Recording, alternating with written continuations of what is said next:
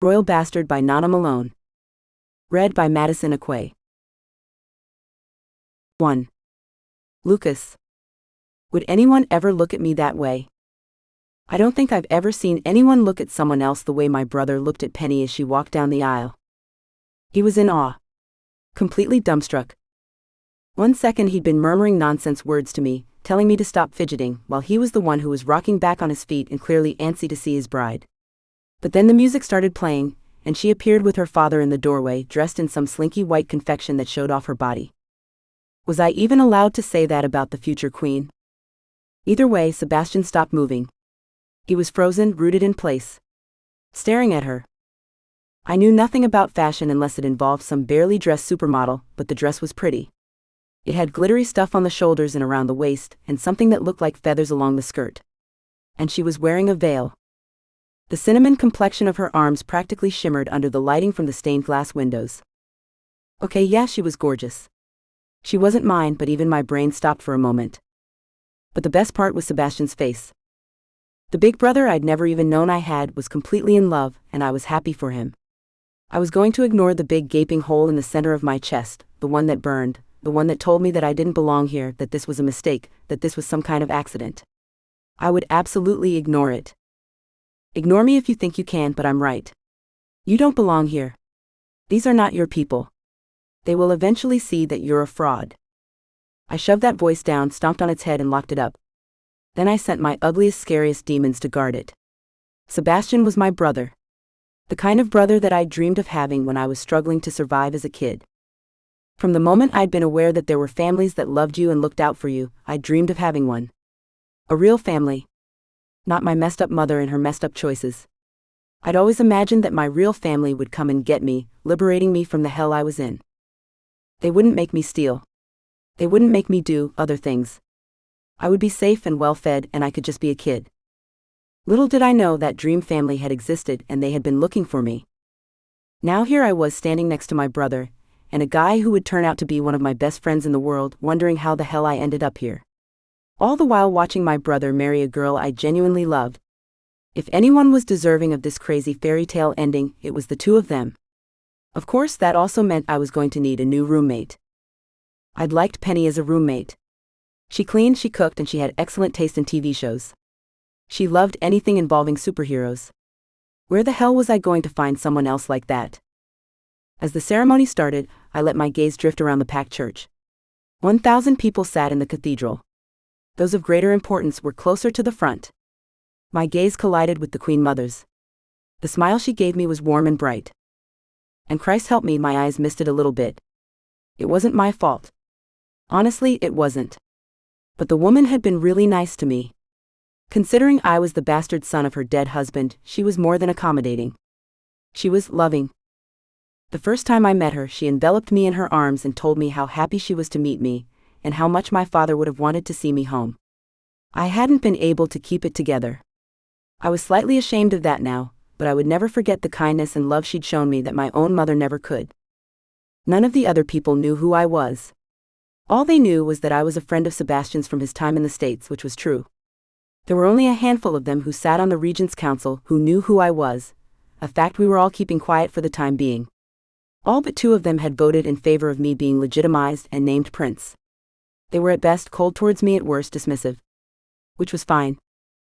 In the 2 additional meetings I'd attended, the plan for the announcement of my title and my knighthood had been met with some arguments. But for the most part, everyone followed Sebastian's lead. Sebastian commanded respect and allegiance without ever having to demand it. That's because he's the king. Even as a prince, they would follow. It was true. And who was I to be welcomed into the fold? You are the second son of King Cassius Winston, commander of the royal armies. My heart squeezed just thinking about him. It was ridiculous for me to mourn a man I'd never met. I knew that. But still, Sebastian and his mother insisted that I had a right to it, that I could feel sorrow for the man who would have loved me. And I did.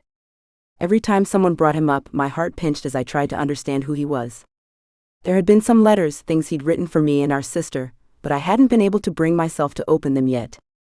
And maybe I never would because I wasn't sure how I was supposed to feel about them. When the choir stopped singing Ave Maria, Penny's choice of song as opposed to Pachelbel's canon, I lifted my gaze to look at Sebastian. The way he was looking at her, the way he bit his lip and then broke out into the broadest of grins, proved he was a man in love. He was a man who knew his place in life, who knew that he had family. He was the man who I hoped to be like, because the boy I'd been once knew how lucky I was. Sebastian had given me the life I'd always wanted, the life I'd dreamed of and never thought I would get. I would do anything to show him that I was deserving of it. I would give my life for my brother. I would give my life for this country. There was no way in hell was I ever going back. The old me was dead, and nothing was dragging me back into the darkness. Sebastian. I fidgeted with my military uniform, pulling at the hem of it, adjusting the pins. I just wanted to hear the music of Ave Maria, and know everything was okay. Rune leaned over. Relax, mate. She's coming. I shifted my glance over to him, and he gave me a reassuring nod. Lucas, however, winked and gave me a smirk. The little dam had seen me running back from Penny's parents' house on the grounds. Yes, I might have been screwing my soon-to-be bride on our wedding day.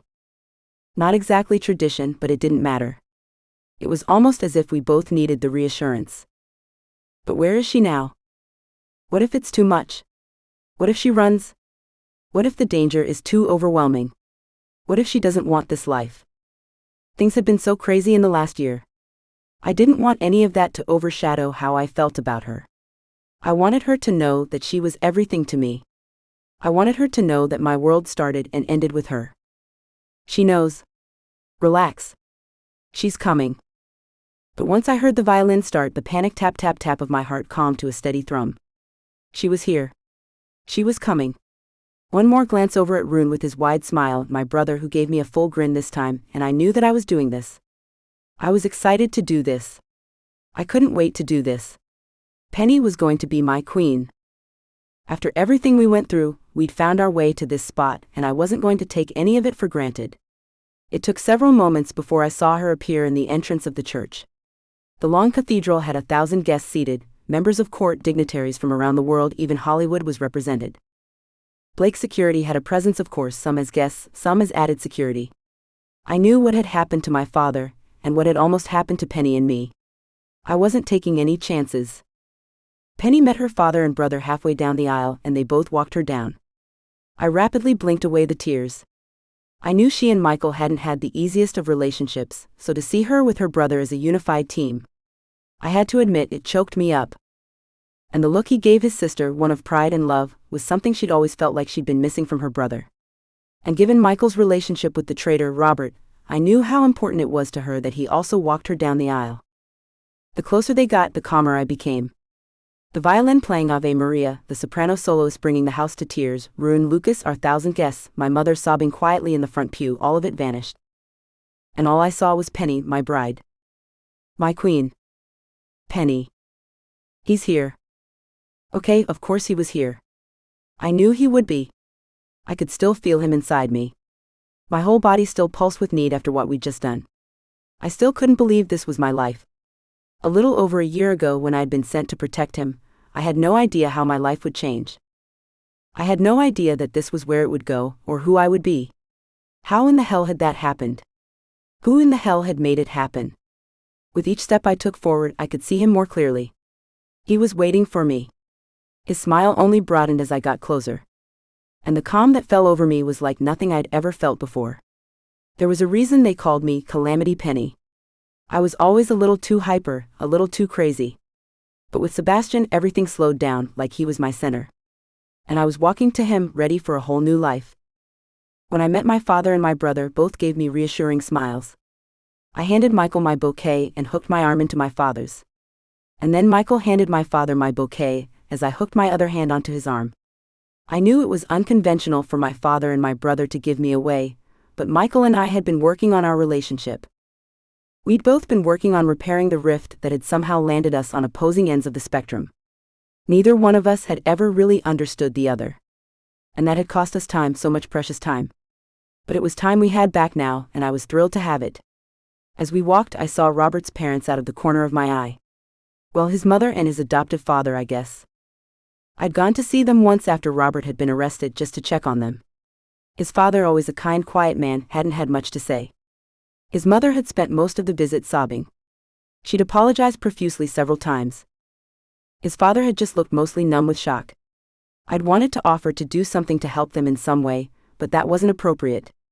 After all, their son had tried to kill me, so offering to help them wasn't really going to fly. And I didn't want to help Robert. I didn't so much care about what he'd tried to do to me, but I did absolutely care about what he'd tried to do to Sebastian. For myself, I wasn't fussed. I was used to being overlooked and undervalued, sometimes by the people whom I loved the most. Robert had systematically tried to hurt me and belittle me, but again, I didn't care about that. What I cared about was Sebastian, my husband-to-be. The closer we got, the more at ease I felt. My mother was at the front pew, next to the Queen Mother. They were both clutching onto each other, sobbing. What was it about moms and weddings? Ariel was waiting up front, and her grin said it all. Oh my God, we did this. And I wouldn't have been able to do any of it without her. But then my attention fell on Sebastian and it stayed there. Everything else faded away. The priest in front of us was asking something. Then I felt my father move away and hand me my bouquet as Michael let me go. They both gave me brief kisses on the cheek, and I couldn't even respond appropriately because my eyes were glued to my future husband. His gaze swept over me. Well worth the wait, he whispered. You look sensational. I couldn't help the tug of a grin over my lips. He always had a way of making me feel like I was the only person in the room. When he held out his hand, I took it, ready for our new adventure, ready to be his wife, if not so ready to be queen. Either way, together, we were going to do this. But even as the warmth and the bubble of love and light wrapped around us, I could feel the tension, the anger, the enemy at our back. Today was about us, about love, about everything Sebastian and I were to each other. Tomorrow, we returned to the fight. 2. Bryna. I knew what this looked like. It looked like I was escaping. Who the hell ran away from a wedding ball? Me. Little Miss Crazy. My parents had said it all. I was ungrateful, I was taking this opportunity for granted, I was looking a gift horse in the mouth. But I had to get out of there, so I was making my escape, out of a window, in my canary yellow satin and tulle ball gown. I wasn't entirely without guilt. I winced a little when I thought about it. My mother would be disappointed, but what else was new? My father would be furious. Again, not new. I only came to the stupid ball because they forced me. Dad threatened to keep me from going to New York if I didn't comply. Little did he know I was way ahead of him on that. I was already prepared for such a threat. After all, my parents and I had been dancing to this tune for years. I had something I wanted to do, and they would dangle it as a carrot. When I would do what was asked, poof, the carrot vanished or moved. I had an internship at Turntable Records that started in New York the following week. It was unpaid and had to be done in conjunction with some business courses, but it was a dream internship. I'd worked hard to get it, and finding fresh, undiscovered musicians was a total passion for me. The plan was to travel with my parents. But as this was not my first rodeo, I wanted to make sure New York happened. I stared at the window. Okay, first things first. Shoes out. And then bag, because a girl is going to need her cell phone and cash to get out of this joint. Next, bunch up the dress and climb out. Except the office window was slightly higher off the ground than I'd anticipated, so I had to hoist myself up to get on the sill. By the time I swung my legs around, the jump looked downright dangerous. Suck it up, Bryna. You got this. Either that or suffer here in another situation you don't want. Take charge of your life. Or let someone else do it. That did it. Without looking, I jumped and squealed. As I fell, I tensed every muscle I had. There might have also been some expletives and silent prayer to every deity I could think of. Then I landed with a thud and a crunching of leaves and branches with a gardenia up my, dear Lord. I'd normally expect dinner before anything got shoved up my ass. Was that too much to ask? Somewhere to my right there was a giggle accompanied by a low, rolling chuckle. Then a low melodic voice said, "Wow, you must be desperate to leave." I didn't think the music was that bad. That's flipping Mark Ronson on the ones and twos. From my spot in the middle of the gardenia bush, I whipped my head around toward the male voice I'd heard. The voice was too low to belong to the giggle. Oh hell. Who the hell is out here? You're the one sneaking out a window, and you're asking us who the hell we are. The owner of the voice stepped forward, dragging a pretty blonde behind him. I recognized them from the ball immediately. He was a friend of the king's. One of the groomsmen or something. I didn't know his name. But the girl? I knew her name all right. I generally called her other names I couldn't repeat in public. Because to be fair, my ex's inability to keep it in his pants wasn't her fault. But her pursuing him was. At any rate, her actual name was Charity Fellows, and it was no surprise to find her out here with some random hottie. It took a moment, but I was able to prop myself into a sitting position, gardenia still lodged where the sun doesn't shine. Unfortunately, the tulle of my yellow dress was wrapped around my feet and the bushes, and I couldn't extricate myself. "Do you need help?" the guy with the voice like sin and chocolate asked. I slanted him a glare. "I got it." Mr. Tall, Dark, and Holy Hotness leaned against one of the pillars. "Oh, sure you do. This I have to see." Charity turned to him and said, "She's fine. Can we go? I thought you were going to show me the sights of the garden." When she said sights, her gaze drifted over his broad chest. "I think I just threw up a little in my mouth," I muttered to myself. "Oh, come on. This will only take a minute since she's got it." Charity pouted. "You're serious?" His gaze narrowed at that. Then it was like he was seeing her for the first time, and he found her lacking. "Yeah, pick your bedfellows wisely. This one is a viper." When he didn't budge, she threw me a look that was all daggers and stomped off. I tried to extricate myself, and I heard a ripping sound. "My mother is going to kill me." Nah, Darfur was the newest IT designer, and this dress cost a fortune, I'm sure. "Sweetheart, do you realize that most women are trying to sneak into the ball? Not out of the ball." I finally just hiked the damn dress all the way up to my waist, kicked my legs over, and hopped out of the bush. I could feel his gaze skim over me as I stood. As the heat spread out from the center of my chest, I dropped my skirt, squared my shoulders, and deliberately glared at him. "Thanks for the help." "You said you had it," he said with a wide, cheeky grin. "Little membered twat monkey," I whispered under my breath. His bark of laughter filled the still night like an unexpected firecracker. I tried to dust myself off and tug my dress into place. For some reason it was pulling in places. "Can I ask you a question?" Tall and dark, with a jaw so chiseled it could be labeled as jaw porn, he raised his brows. "I get the impression I couldn't stop you if I wanted to." He was right, he couldn't stop me. I pointed at the retreating back of Charity Fellows. "White girls like her. I mean, those girls are obvious. Sure, she's beautiful because, well, guys are visually motivated. I get it. But she's also clearly a viper. There is nothing honorable about a girl like that. And let me guess, you didn't make the approach she did." He took a step back, even as his brows furrowed warily. "Well, I didn't let him finish. What was the point? You were having a glass of champagne, enjoying the festivities, thanking God that it wasn't you who'd gotten married today, and she sidled on up, and then what? What could she possibly have said that made you instantly think, hey, let's go out to the gardens and bone like minxes?" Then he did the unexpected. He laughed. A sharp crack of laughter that transformed his face and made him look younger, more approachable, less smug, arrogant, and charming. I hated that word, charming. To me it meant liar. Blatant bald face, saying one thing to your face while doing another kind of liar. Heartless. But with the moonlight beaming down on his face while he laughed unashamedly, he was a gorgeous man who looked amazing. If I hadn't been so mad, I might have been awestruck for a moment, even though I knew better than to be struck by how handsome someone was. I mean, let me guess, she offered to show you a good time and do something that no one had ever done for you before. I hate to break it to you, but really there's only like a set playlist. He chuckled then. His gaze was full of, I don't know. Was that wonder? Or maybe he thought I was insane. He was examining me like he'd never seen someone like me before. Or he'd just never seen anyone with a brain before. Yeah, that was more likely it. Oh my God. Are you like this all the time? Because this is awesome. I blinked. Awesome? You think it's awesome that I've clocked that you're completely ruled by your hormones? He shrugged. Well, I am a guy. I'm sure you've met one or two. Boy, have I ever.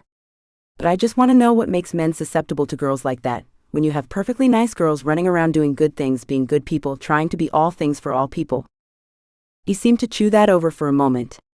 Then he scrubbed his hand over the light scruff on his jaw. Honestly, she's crazy. Guys know that girls like that are up for anything.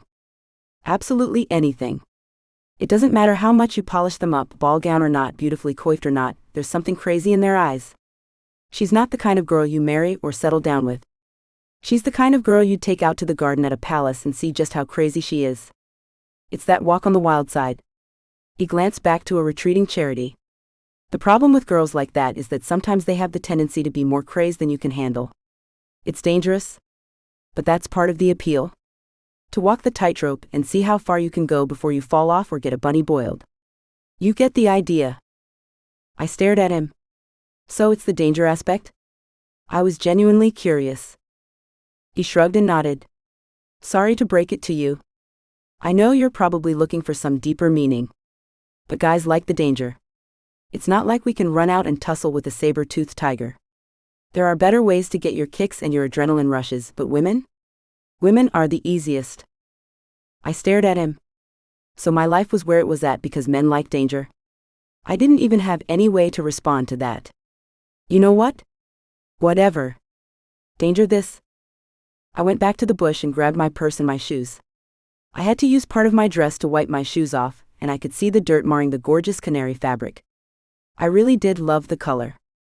There's work to be done. You don't get to play princess. And then I was stomping off toward the garden. Unfortunately, Mr. Tall, Dark, and Totally Worth a Bone followed me. Where are you off to in such a hurry? None of your business. Well, considering you were sneaking out of the wedding reception, and nobody in their right mind who was invited to party with royalty does that, I have to assume that you're up to no good, which means that you're maybe a spy. Or he smirked at me, then lifted a brow. You're a thief. If so, you have the worst egress route in the history of man. A thief? I stopped and glared at him. My eyes were round and my mouth hung open. I've never stolen anything in my life, thank you very much. The corner of his lips tipped up in a wry smile. So say all thieves when they get caught. He jogged to catch up with me as I kept on stomping. Where the hell was the parking lot? Was it that far away? I'm serious, what did you steal? Please tell me it was something good. I have been missing a really good lift lately. Diamond necklace? I glared at him and ignored his chattering as I made my way out of the garden. Tell me, was it a brooch? I'll bet it was something where you can pop the diamonds right out, and you wouldn't even need a loop. I frowned. What the hell are you talking about? His gaze slid over me again, then finally met mine. You're not a thief. Give the man a cookie. He's a genius. Of course I'm not a thief. Who would dare steal from the king? You know there's a rumor that they have dungeons here, right? He shook his head. They don't. Oh yeah? Then where do you think they're keeping the traitor? Everyone knew what had happened last year. One of the royal guard had launched a plot to kill King Cassius and Prince Sebastian. All because he thought he could somehow take the throne for himself. He'd been successful in killing King Cassius, but Prince Sebastian was saved, all thanks to his royal guard Penny. I wasn't a romantic, but the whole idea of a royal guard saving the wayward prince then falling in love. I wasn't immune. That was a fairy tale I could get behind. The rumor was that Robert Sandstorm was one of the missing royal heirs. There had been rumors for years that the former king Roland had illegitimate children. He'd been a bit of a womanizer. It was part of the reason he'd abdicated the throne. There were too many restrictions to being king. The Regent's Council had passed a law to legitimize royal heirs. Now the rumors in the islands ran rampant. Everyone claimed to be a royal now, but so far the palace had not announced who they were. And no one had actually seen Robert after he had been arrested. Hence the dungeon theory. My unwanted companion scowled then. What do you know about the traitor? I blinked rapidly. What? Nothing. I know nothing about the traitor. I assume the traitor is in the non-existent dungeons, as would any would-be thief. He sighed. Okay, you're not a thief. But where are you going in such a hurry? And why aren't you using the front door? Are you in some kind of trouble? He asked a lot of questions. It's a long, stupid story. This royal thing is just not my scene. I wasn't telling this random stranger the reason I was running. While I'm sure that King Sebastian is great and all that jazz, I think that he's likely a product of a spoilt upbringing. I don't know the guy, but I can assume. His brows lifted. Oh really? Do tell. I planted my hands on my hips. Come on. Even you must have seen all the tabloids from before. He was running around acting like a doofus. Granted, when he met Penny, everything changed. And from what I've heard, she's pretty badass. Actually, she's one royal I wouldn't mind meeting. She's like a real person, you know? So I tended to a little excited when I talked about the future queen. She was like a hero. First of all, she didn't need any guy to save her. She'd been the one to save him because she was a royal guard. Okay, had been a royal guard. There was speculation about whether or not she would stay in the royal guard or serve in some kind of advisory capacity. As queen, she would obviously have a whole other set of duties. But I kind of liked the idea of her still being royal guard. A queen with a job, a real job, in charge of protecting the islands. She was my kind of feminist hero. Anyway, after she and the king had met, that had been lights out for her. And even though I despised romances, it was sweet. Then she'd saved his life, and they'd uncovered his murder plot together. God, she was everything I ever wanted to be. Just as soon as I figured myself out. The guy in front of me laughed. Wow, you are incredible. I scrunched my nose. Why do you say that? You should see the way your eyes light up when you talk about Penny. She's like your Shiaro or something. You know, when you're referring to her, you can just say hero. You don't have to feminize it up or something. He held up his hands. Easy does it. Where are you headed in such a rush? I feel like I already said it's none of your business. Besides, stranger danger. I promise you, I don't bite. His teeth glided over his lower lip. Unless you ask real nice. I lifted a brow as I slid him a get real glance. Seriously? He blinked in surprise, then shrugged. That usually works. On who? You. It works on you. My lady part started pulsing. Does it? Well, you can stop it. Seems I'm immune. The corner of his lips tipped up. And I will admit it was sexy, if you like that sort of thing. He clutched a hand over his heart. You wound me. I couldn't help but laugh. I would only believe that if I somehow discovered that you had a heart, Tin Man. Ouch. But he said it with a laugh. I eyed him again. There was something familiar about him. I couldn't place it though. Did he go to the university here? Is that where I recognized him from? Aren't you going back to the party? Having him follow me was a little disconcerting. He shrugged. I'm just not one for these kinds of parties. No one in there is real. You're the first real person I've met all night. How do you know I'm real? He laughed. The sound was low and rumbling, and it poured over me like sin and bad judgment mixed in with chocolate and topped with whipped cream. Well, for starters, I caught you climbing out of the window. None of the debutantes in there would dare mess up their makeup or their nails or risk their pretty dresses. So you're at least a real person. Now, how about you tell me your name? I shook my head. Not a chance. Sorry, see you around. I took a left, sure I was headed toward the parking lot, but then I heard the chuckling behind me. I turned around and glared at him. Just what are you laughing at? Are you trying to get to the parking lot? Yes, if you really must know. The laughter only deepened. You realize you exited the South Tower, right? Parking is the other way. I blinked at him. No. No. No. No. I left the ballroom, I made a left, then I made the other right, and then, oh damn. I'd been in a hurry, and I hadn't gotten my original bearings right. I was in the South Garden, for the love of Christ. He was right. I yanked off my shoes again. I could go faster if I didn't have to avoid the gravels in my heels. The only problem with that idea was that I was barefoot on gravel. Awesome. You don't have to laugh, you know? His chuckle had turned to a full belly laugh as he clutched his hand around his middle and doubled over. I'm sorry. It's just your face, your expression. Jackass. Oh, come on. Play nice. I can give you a shortcut. A shortcut? Why would I trust you? He shrugged. That's the thing about trust and faith. It's sort of a blind thing. Do you want the shortcut or not? I had no choice but to follow him. Fine, but first, what's your name? I'm going to text my friend, just in case you turn out to be a kidnapper or murderer or something. At least my bestie is going to have your name. Lucas. I'm Lucas Newsome. I sighed. Fine. Let's go, Lucas. He grinned at me, and I was temporarily stunned by his smile. So now that we're friends, is this a good time to tell you the back of your dress is stuck in your thong? Lucas. Money, money everywhere, and not a bauble to steal. I downed my scotch, and man did that go down smooth. My brother had fantastic taste. I leaned back against the balcony, the ocean breezes wafting the scent of hibiscus around me, the lapping waves just off in the distance making me long for the warm azure blue water. Had the brunette found her way to wherever she was going? The look on her face and the fury in her eyes when I told her about her dress, the thought of it made me smile. She was a sassy pain in the ass, and what a fine ass it was. I watched Sebastian and Penny glide over the dance floor. He looked happy, like that bone-deep kind of happiness. Meanwhile, I was desperately trying to avoid the one thing that would make me happy, or at least feel more like myself. Stop thinking about the jewels. My brain flashed to the brunette with the wide dark eyes and the pouty kissable mouth. That yellow fabric had glowed against her tan skin. It made her skin look luminescent. Alas, this line of thinking was no more helpful. I'd blown my shot at something quick and dirty earlier to chase the brunette, so better not to be horny right now. The jewels on display were a good distraction.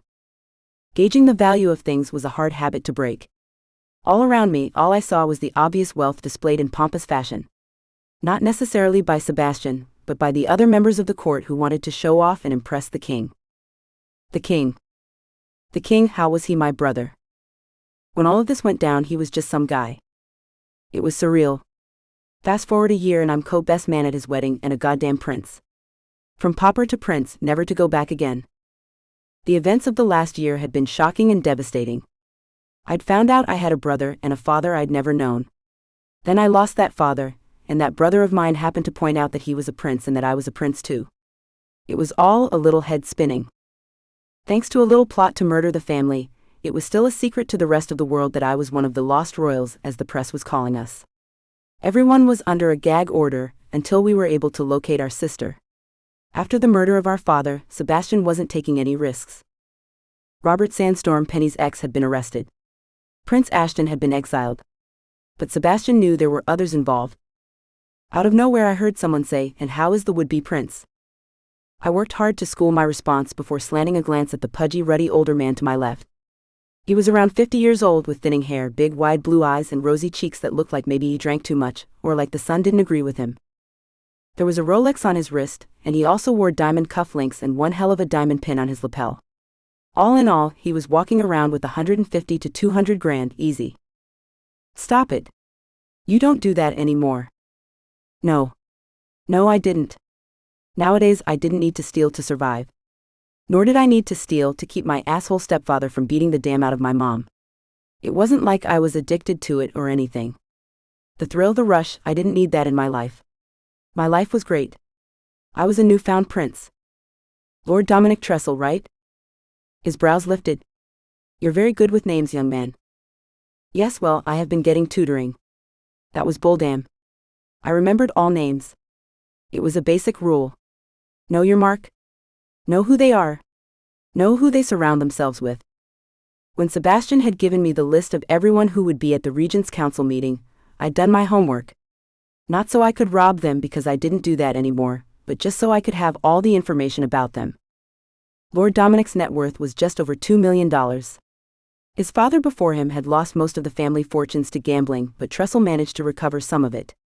It seemed that the son had spent most of his years trying to make up for his father's losses.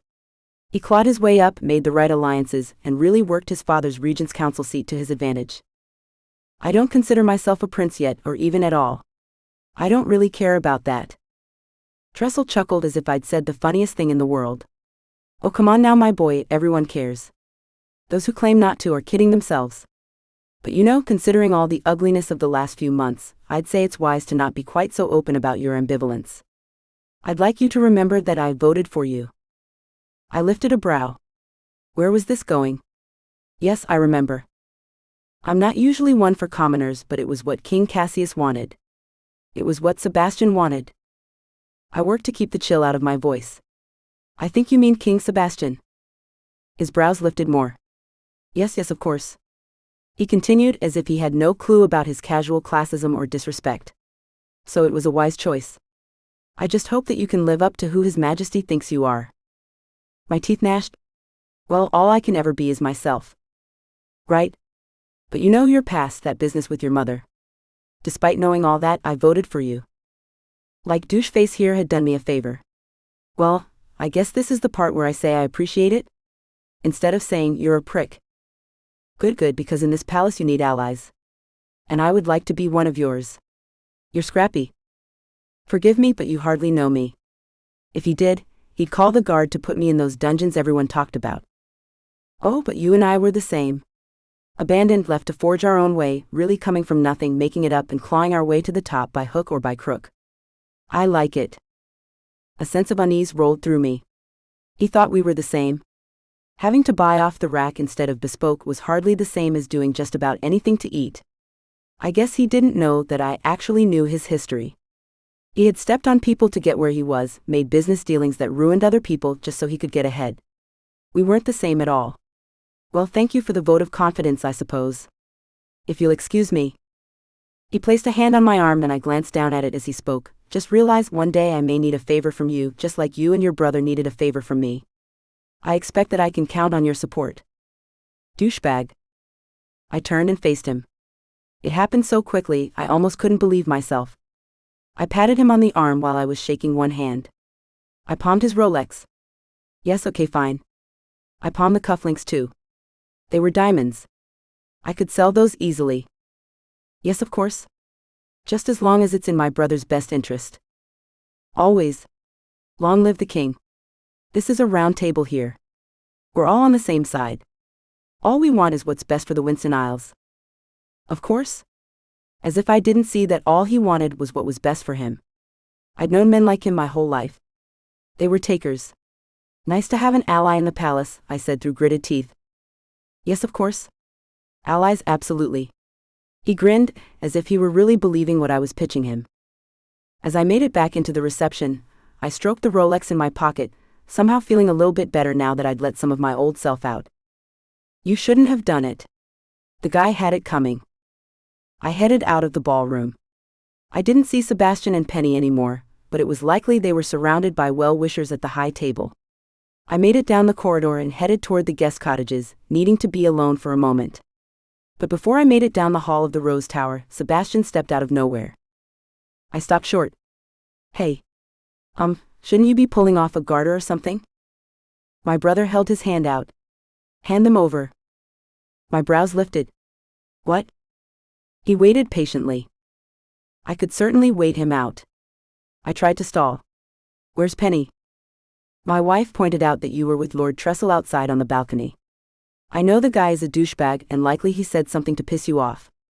I happen to know what you do when you get pissed off, so I want you to hand them over. He had me there. I sighed and rolled my eyes. Come on, Sebastian, he was an ass. I know. But you still can't steal from him. Right now, he's an ally on the Regent's Council. I can't get rid of him.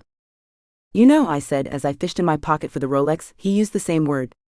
Ally. Yes, well, I suspect we have different definitions of the word. He inclined his head. Follow me. I followed him, our polished wingtips clacking on the marble floors that led to his office. When Sebastian was seated, he stared at the Rolex. God, he really is a jerk. I wish I didn't have to give this back. I chuckled, still stroking the cufflinks in my pocket. I know, right? Listen, Lucas, everything is going to change soon. I know. You don't have to tell me that.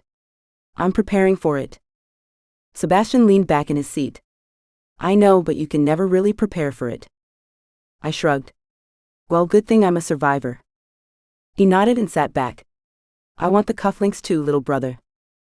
My mouth hung open. How did you even know? My lift was clean. Sebastian grinned. I might have just met you a year ago, but I know you well. Also, I want to ask a favor. I sat back and waited. What could a king need from me? It's yours. You know the artistic trust that Penny and I started? I nodded. Yeah. It's made Penny so happy. Every time I see her, she's trying to get me to see some new artists. Sebastian's smile was fleeting, but it was so full of love and hope, it even made my heart ache a little bit. Would I ever look at anyone like that? Not likely. You would need to open your heart first. Yeah. Same for me. Except half the time she's showing me someone's work on the laptop or trying to show me some Instagram photo. Yeah, that sounds like her. What do you need? Sebastian shifted in the chair. It was the first sign I'd ever seen from him indicating he was nervous about something. This was his world.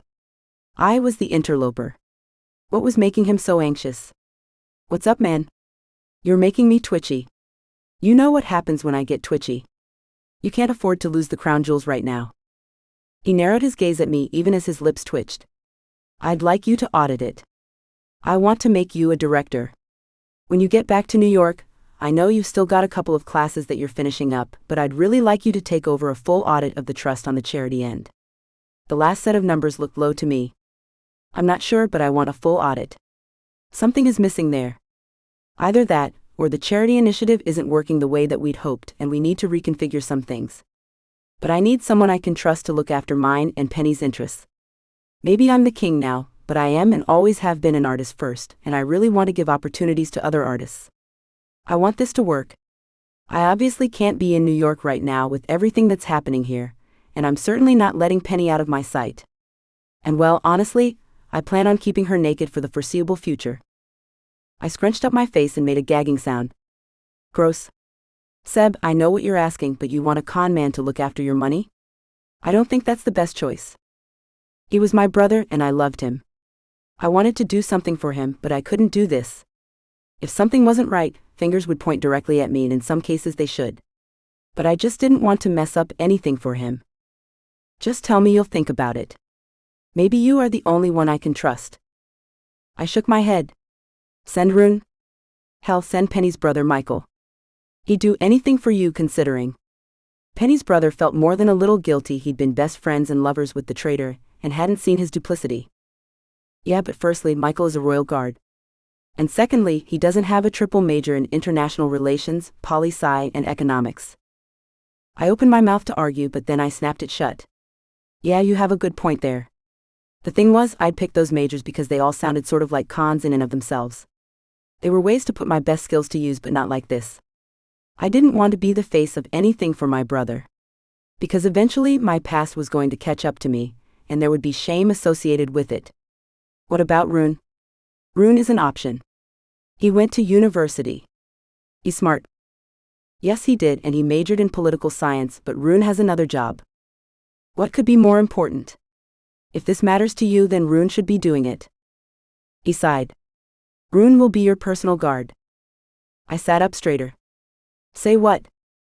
He nodded and put up a hand before I could even argue further. No arguments? At the end of the day, while we still haven't officially named you as a crown prince, the truth is you are. And there is still a threat out there, so you're getting a guard. Like it or not. And in this case too, because I know you. I sputtered. You don't know, damn. I do not need a guard. Most of all, I didn't want someone watching my every move. Rune was my boy. We were thick as thieves, mates, as he would say, but I didn't need him watching me and reporting back to my big brother. Sebastian sighed. Look, they're not watching you or babysitting you or any of that, damn. It's not like that. They're strictly there for your security. As a matter of fact, they work for you. Look at it that way. They'll only report back if there are any security threats, and that's all. I've made it clear I want nothing else reported back to me. I have zero intention of spying on you. I breathed a little easier then, but I still felt the tightening noose around my neck. Look, I appreciate it, but I don't need protection. And this job, like I said, my past is going to come back to haunt us at some point. You don't want me in any position that's going to embarrass you. Just think about it. In the interim, I'll do what I can from here, but he chewed his bottom lip. Okay, Truth? I nodded. Trestle. The very same man you just lifted some cufflinks off of. He's on the board. He manages the charity donations. I need someone looking over his shoulder. And I figured, his voice trailed. It takes a thief to catch a thief? I wasn't sure how I felt about that. Not a thief, necessarily. But if anyone can spot a thief, it would be you. Besides, the Trestle thing is a sensitive situation. He's on the council. He voted in favor of you. We still want his final signature once we locate our sister, so it's going to be tricky. I shook my head. I want to do this for you. I do.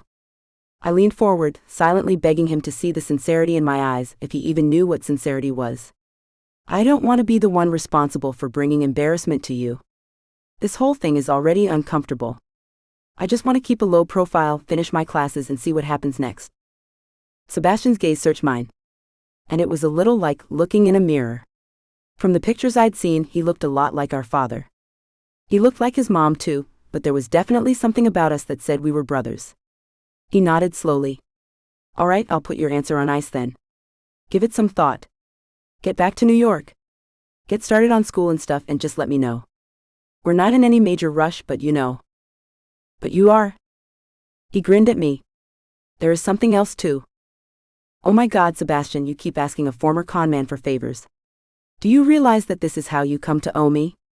And then I come and ask for the crown jewels or something. He chuckled low. This one is right up your alley. Fine, lay it on me. It's Tressel's daughter, Bryna. She's going to be in New York starting an internship. He knows you live there and he wants you to look out for her.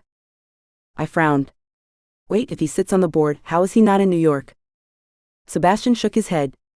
I know they keep a residence there. His wife goes back and forth a lot, but he's based here mostly.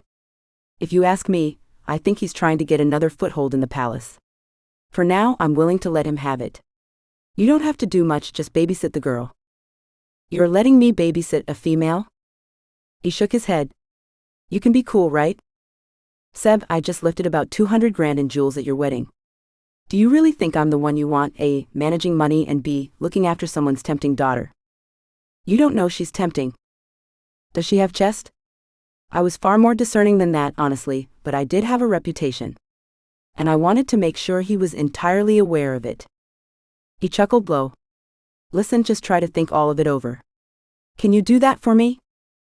After what I'd just done, I owed him. I nodded slowly. When I didn't say anything else, he continued. Listen, you're not your past. Sooner or later, you're going to realize that. He had far too much faith in me. I'll think about it, okay? Okay, that's all I can ask. I could see the disappointment etched on his brow. But I knew I was doing him a favor by declining. I was a liability. Eventually, he'd see it too. Can I go now? Sebastian shook his head. I'm going to take that lapel pin you took off of him too. I sighed and handed over the pin and the cufflinks. Way to ruin a perfectly good night. I was unaccustomed to feeling a twinge of shame. I guess you're regretting having me here now. On the contrary, if I had half your skill, I would have robbed half the people in their blind by now. None of them deserve their money, but when you're a king you don't do such things. He chuckled. Try to stay out of trouble, okay? Don't do something I wouldn't do. I shrugged. I'll try. But remember, I'm not a real prince yet, right? So far I'm just the royal bastard, so I'm not supposed to behave. Sebastian half grinned at that and said, Lucas? I gave him my best smile. Okay. I got it. It was going to be a hell of a fight against my instincts to behave. But for my brother, I would certainly give it a shot. Bryna. When I arrived at the ferry landing, I found Jinx pacing by her car. Where were you? I adjusted my corset and tried to set my boobs back into place. Long story. Sorry. Am I too late? You just missed one ferry, but you're in luck. There is another one leaving at 11, and you can catch a shuttle that will take you to the charter flight. Thank God. I jumped out of the wrong window. That's why I'm late. Then there was this guy, and he was with Charity. And I totally lost it. Then I had my dress and my thong. I was a mess. Jinx barely suppressed a giggle. We don't have time right now, but I want that story. I took the duffel she handed over to me, and quickly climbed into the backseat of her car as I unzipped it. I unhooked the side of my corset and slipped it right off, sighing with relief as the restrictive material fell away. I was in my bra, long-sleeve t-shirt, jeans and comfortable tennis shoes in no time at all.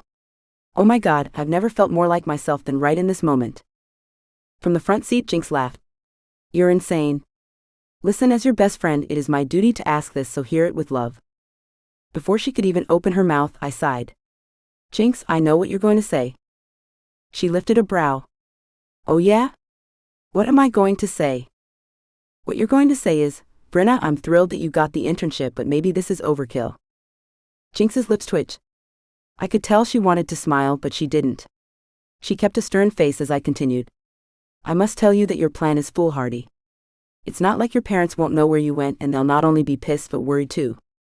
And as your father has connections to the palace, it could be an international manhunt. This time she didn't grin but furrowed her brows. Fine. Okay, but I would have said incident instead of manhunt. Well, can it be both? She sighed. Look, I'm down to ride or die, but you know they will flip out. Why can't you just talk to them? It was my turn to lift my brows. Look, all I'm saying is this seems extreme, even for you. I'm not the extreme one. No, I know you're not. And I know that the parental units have gone a little far in the past. My mouth fell open. Far? You mean like Braxton and the forced engagement thing? I couldn't even think about my ex without the sharp edges of rage closing in. Jinx winced. Yeah, okay, that was dirty. I shook my head. Sometimes I swear I'm adopted, you know. I don't even look like them.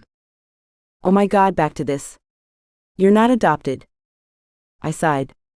It was my favorite fantasy, that somewhere my real parents were looking for me and somehow I'd been sucked in by these pod people of a family. Yes, my parents were mostly good people. They just had a different set of values and didn't seem to understand mine. They would do anything, and I meant anything to get and stay on good terms with the royal family.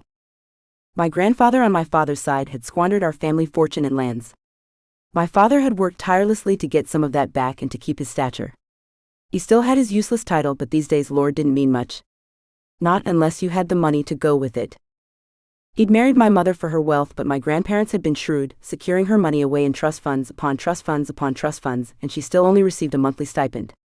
They even bypassed her entirely, and gave me my inheritance independently, as if they knew what my parents would do with that money. Jinx, I hear you. I really do.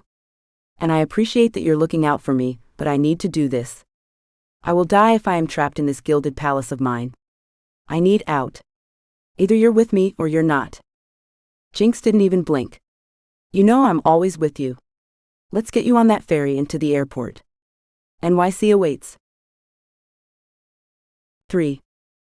Bryna. Sweat trailed down the nape of my neck all the way down my back, barely slowing at my bra, and still I dragged the suitcase up one more step, then another. It was unusually warm for September in New York. Beads of sweat rolled off my temples under my tank top and down into my boobs, pooling right there in that catch of the bra right where it clasped in the front. My tank top clung to me and my hair matted and curled on my exposed skin. This heat wave in New York was really no joke when you lived in a 6th-floor walk-up. I'd already dragged my suitcase up 3 flights of stairs. I had 3 more to go. How hard could this be? I could do it, right? When I arrived, I was so excited, but the damned elevator was out due to a brownout or something, and so was the air conditioner. Cue me sweating my chest off. New York, they said, follow the fun and adventure.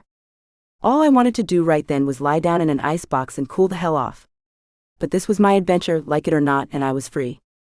No one would tell me what to do or who I was supposed to be. I was on my own, and it was going to be great. Just as soon as I got into my apartment, I let myself in the front door, vibrating with excitement despite my sweaty state. My roommate and I had been talking through email and chat for 3 weeks. Her name was Charlotte. She'd grown up in upstate New York with fairly well-off parents, but she was also looking for freedom and excitement. I was pretty sure the two of us were going to get on like a house on fire. Unfortunately, when I unlocked the door to my apartment, all I heard was a deep, low, sharp bark. I immediately jumped back and flattened myself against the wall in the hallway. Oh, Rufus, stop it. I peered at the short, pixie-haired girl in the doorway. This was not Charlotte. Charlotte said she was 5 feet 10 inches. In her picture, she was a blue-eyed blonde. Who the hell was this? Who are you? I squeaked out. I'm Dana. Where is Charlotte? Maybe I was a little paranoid, but this was just the kind of stunt my parents would pull. Oh, there was some kind of roommate switch-up or something. That girl, Charlotte or whoever, her program tuition wasn't paid for the term, so they shuffled me in here. And considering I almost didn't have student housing, I'm lucky as hell. This is Rufus. There had been a block of residences that had been reserved for intern housing close to campus and my new job. The program was run in conjunction with the NYU graduate program. The flat had cost a pretty penny, but it was totally worth it. Or would be without the killing machine in the doorway. I stared at the massive Great Dane she held by the collar. You have a dog? Yeah. Look, don't narc me out, okay? He rarely ever barks. He mostly thinks he's a lapdog. I didn't have anyone who could look after him for the next month until my mother can take him. That's it, then he'll be off. I swear. It's fine. He's huge. And also, I wasn't really a dog person. Not so much didn't like, but more terrified. I'd been bitten when I was 6 and still had the damn mark on my ankle. Yes, the dog was a Chihuahua, but it was vicious. The stupid Duke of Essex's daughter, Bridget, had let the dog run amok. Ever since then, I hadn't really warmed to man's best friend. Dana waved me in. It's okay. I have him under control. It's fine, okay? Just don't tell. Breathe, relax. It was fine. Control what you can control. I sent some boxes ahead. Do you know if they arrived? I was still sweating and needed a cool shower. She nodded. Yep. Hope you don't mind because I have Rufus, I chose the bigger room. But he got into your room. Ate some of the food. And destroyed some of your things. I blinked at her. He what? She shrugged as if that was the end of the conversation and continued, it only makes sense. He's so big. I stared after her. My instinct was to let it happen. After all, that's how I'd always been.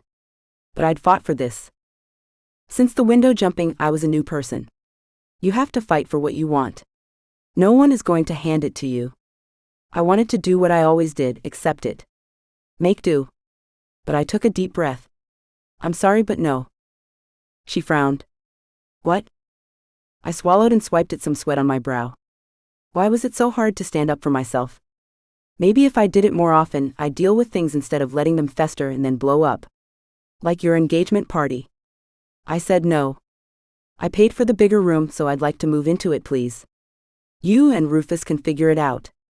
And please keep him out of my things.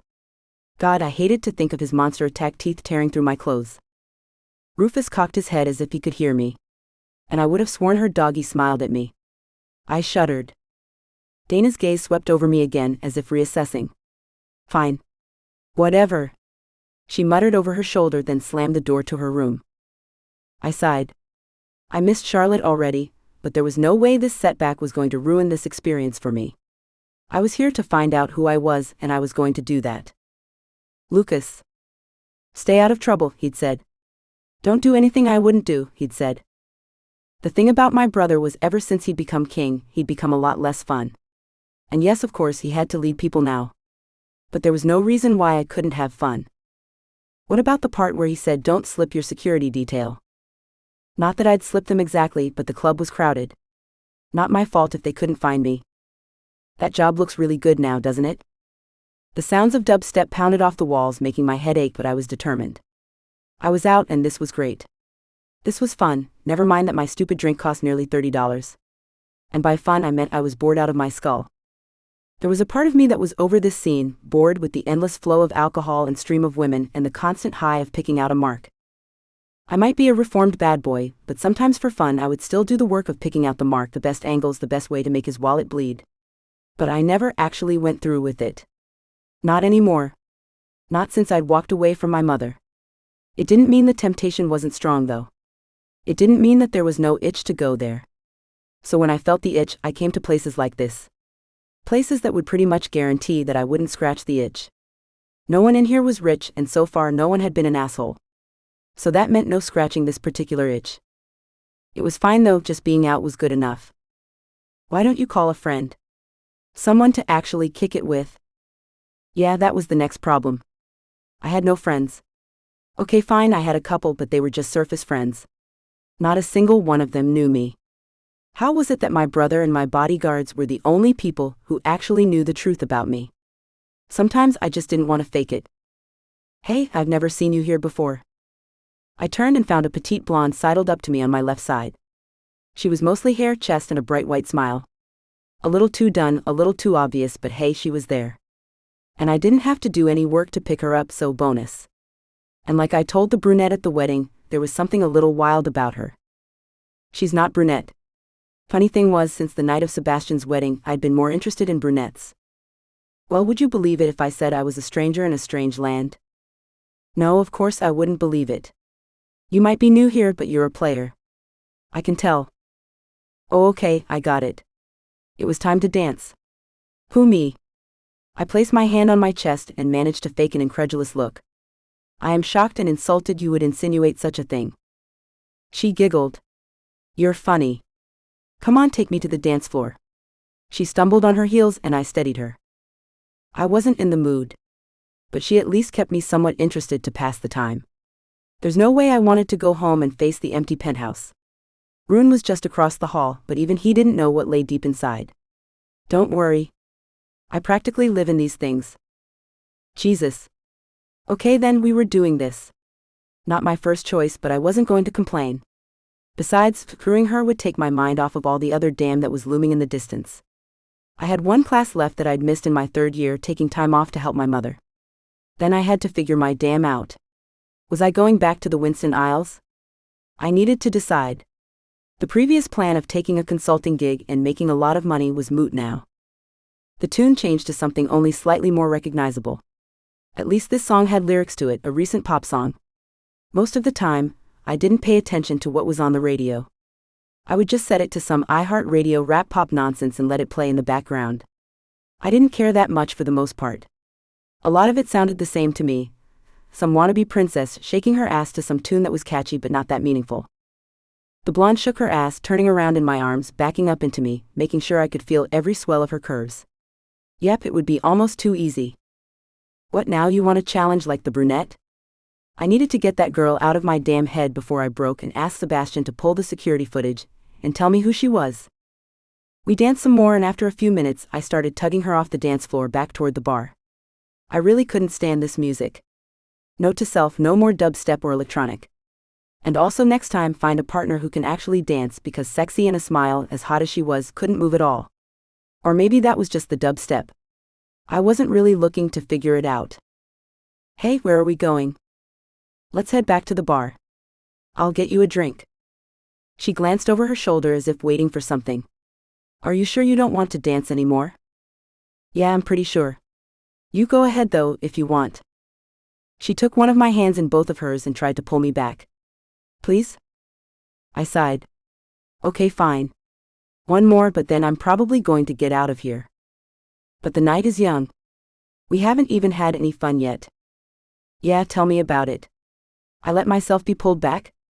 It was fine. But mostly my attention kept wandering over the crowd. And then I felt it. Like the faintest hint of a brush. But in that moment I knew I was light one wallet. Son of a bitch. My head snapped to the left, and I saw the guy turn and wind his way through the crowd. Oh no you don't, you jerk. I didn't even let Miss Chest and Smile know where I was going. I just headed straight for him. She tried to tug me back, but I shook her off. I was irritated now that I'd slipped Rune and Marcus. Hey, where are you going? I spotted my babysitters' heads over the crowd. They'd spotted me. Neither looked pleased. I didn't even slow down, but instead I followed the guy through the throng of people toward the back of the club. In one of the darkened hallways I made a quick move, kicking out my leg and hooking it through his legs onto one of his feet. He immediately stumbled forward, crashing to the ground. Hey, what the hell are you doing? Hand over my wallet. We don't have to do this. I couldn't even muster actual anger. I don't know what the hell you're talking about. I'm just here looking for the bathroom. No, you're not. You lifted my wallet on the dance floor. I have to tell you, your pick needs work. I felt you. I swear who's teaching you kids these days? Hand it over. The last thing I needed was my ID out in the wild. Not the brand new one I'd been using for the last year that called me Lucas Newsome. Or the other ID I had, the one that was from the Winston Isles. It's not like it said, hey, this guy is a prince, but it did have the family crest on it, and then an in case of emergency call number. I didn't need any of that damn getting out. You have 3 seconds. The guy pushed himself to his feet. Or you'll do what? Or Rune and Marcus were going to be on him like white on Wonder Bread. I really think it's not necessary to elaborate on that. Look man, I'm not in the mood. All I'm telling you is your lifts are weak. If you really want in on the game, I have some people you can train with, but you're not going to make it very far if you keep messing up passes like that. Give my wallet back. The guy scowled, and I could tell this was going to be a fight. To be honest, I was not looking for one. I swear to God. The guy made his move, coming at me with a wild pseudo hook punch. I blocked that easily enough and sent an open palm straight for his nose. He howled and staggered back. You broke my nose. You broke my nose. I sighed. Plus you suck at self-defense. Hand over the wallet. Did he listen? Nope. The world would be a lot easier if he had. But oh no, he came at me again, this time with blood spurting out of his nose and sliding down his chin. He tried to just plain old push me, then grabbed me around the waist and lifted. I delivered a series of elbows over his shoulders and on the back of his neck. He let go quickly and staggered a little bit. Yeah, asshole, I'm not your average lightweight. And I wasn't. From the time I was a kid, I'd learned to fight and fight well. I refused to be deadly about it, but I knew how to defend myself. It was one of the few perks of growing up with my mother's boyfriend. We don't need to do this. Hand over what's mine and you get to walk away. No harm, no foul. I won't even call the cops." He staggered as he came for me again, and I sighed. Why couldn't he listen? He came with another feeble attempt at a punch. I delivered a steady rhythm of combination basic punches, and he went down like a sack of bricks. He groaned a little as I stepped over him. "See, this is what happens when you mess up. I just want you to learn this lesson right now. This was your doing. I had nothing to do with this. Next time, make better life choices." I reached inside his jacket and found my wallet. Everything was still intact, cash, cards, IDs. It seemed that the guy had been a little busy tonight, because I found 3 other wallets too. I considered lifting them from him just to teach him a lesson, but hell, the kid had to eat, right? I turned to find the blonde in the middle of the hallway staring at me.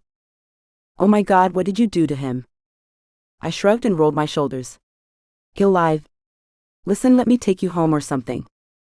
She looked from me to him and back to me again. "Okay, but listen, I kind of find it hot what you just did. I thought it was really sexy. Where did you learn to fight?" I frowned at her. Was she insane? She started rubbing herself all over me, and look, I'm not proud of it, but it was pure adrenaline. It was coursing through my veins. And well, her chests were pretty much out. It wasn't my fault. I swear. I lifted her up and planted her on the filthy counter nearby. My tongue slid into her mouth, and the adrenaline that led to most bad decisions of my life basically took over. Yes, I was making out with some random chick I would most certainly never be calling again in the back hallway of a club. Yeah, pretty princely, I know. And so much for me worrying about this girl's virtue, because she was basically taking off my shirt, hands all over my skin, cold, a little bit clammy, but part of me didn't care because this at least was familiar. I felt like me, the old me. "Let's get out of here." She moaned and nodded her head. "Let me just head to the bathroom. I'll be right back." I nodded and leaned back against the wall, giving her space to shimmy around me. "What are you doing?" All in all, a really good question. But right then I didn't care because I just wanted to drown it all out. It was only after she'd been gone several minutes that I looked at my watch. Hell, she'd been in there 10 minutes already. I knew the lines to girls' bathrooms were ridiculous, but come on. And then it struck me. I patted myself down for my wallet. It was still there, but when I opened it, I cursed. My IDs were intact, but the cash was gone. Son of a bitch, I'd been played. By her? I started after the petite blonde headed for the front door, but a meaty hand pressed on my chest and forced me backward. Only then did I look up. Rune. At 6'3", the guy was barely an inch taller than me, but he had more muscle. If I wanted, I could evade him, but it was going to cause a ruckus, which despite the contrary, I really didn't want. "Let go." He shook his head and rolled his eyes. He leaned around me to look at the guy on the ground. "That your handiwork?" I shrugged. "He started it." "Mature, mate?" "Real mature." 4. Bryna. One whole day in my new life and I was ecstatic, despite the evil roommate and the monstrous attack dog. She hadn't been kidding when she said Rufus had gotten into my things. He'd eaten bags of plantain chips. And the homemade marmalade. He'd torn through my underwear and shredded it. How was I supposed to live with him for a month? The doorbell rang and Dana didn't budge. She just sprawled on the bed. She was probably still pissed I'd insisted on taking my room. Rufus, though, barked like someone had taken his bone. When I opened the door, I stopped short.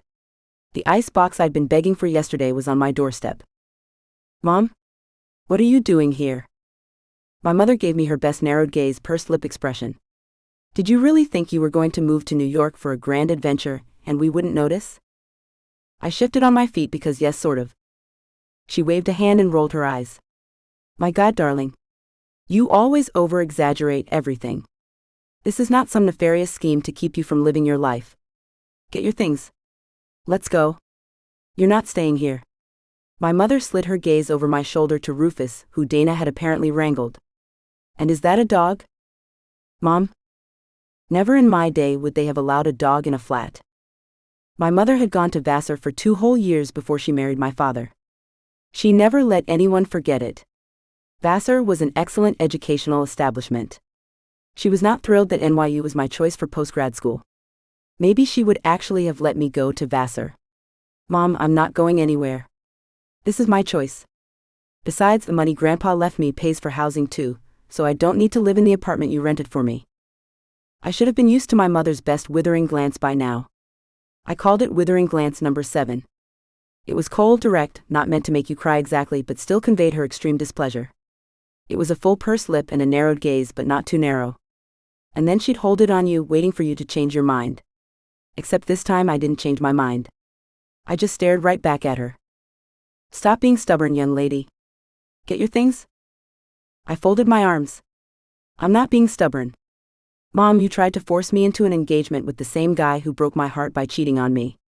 There he was as my +1 at the king's wedding, and you guys acted like nothing had happened. She shifted on her feet. Do you know how embarrassed we were when you didn't return to the table? Braxton was willing to take you back after the unpleasant mess. I mean? I cut her off. Take me back? Yes, I had taken all his clothes, put them on his parents' lawn, and set them on fire. But I'd caught him screwing 2 of my would-be bridesmaids. Charity had been one of them. Then I'd posted the D-pics he'd sent to Charity's phone on the projector at our rehearsal dinner before dumping him in front of everyone.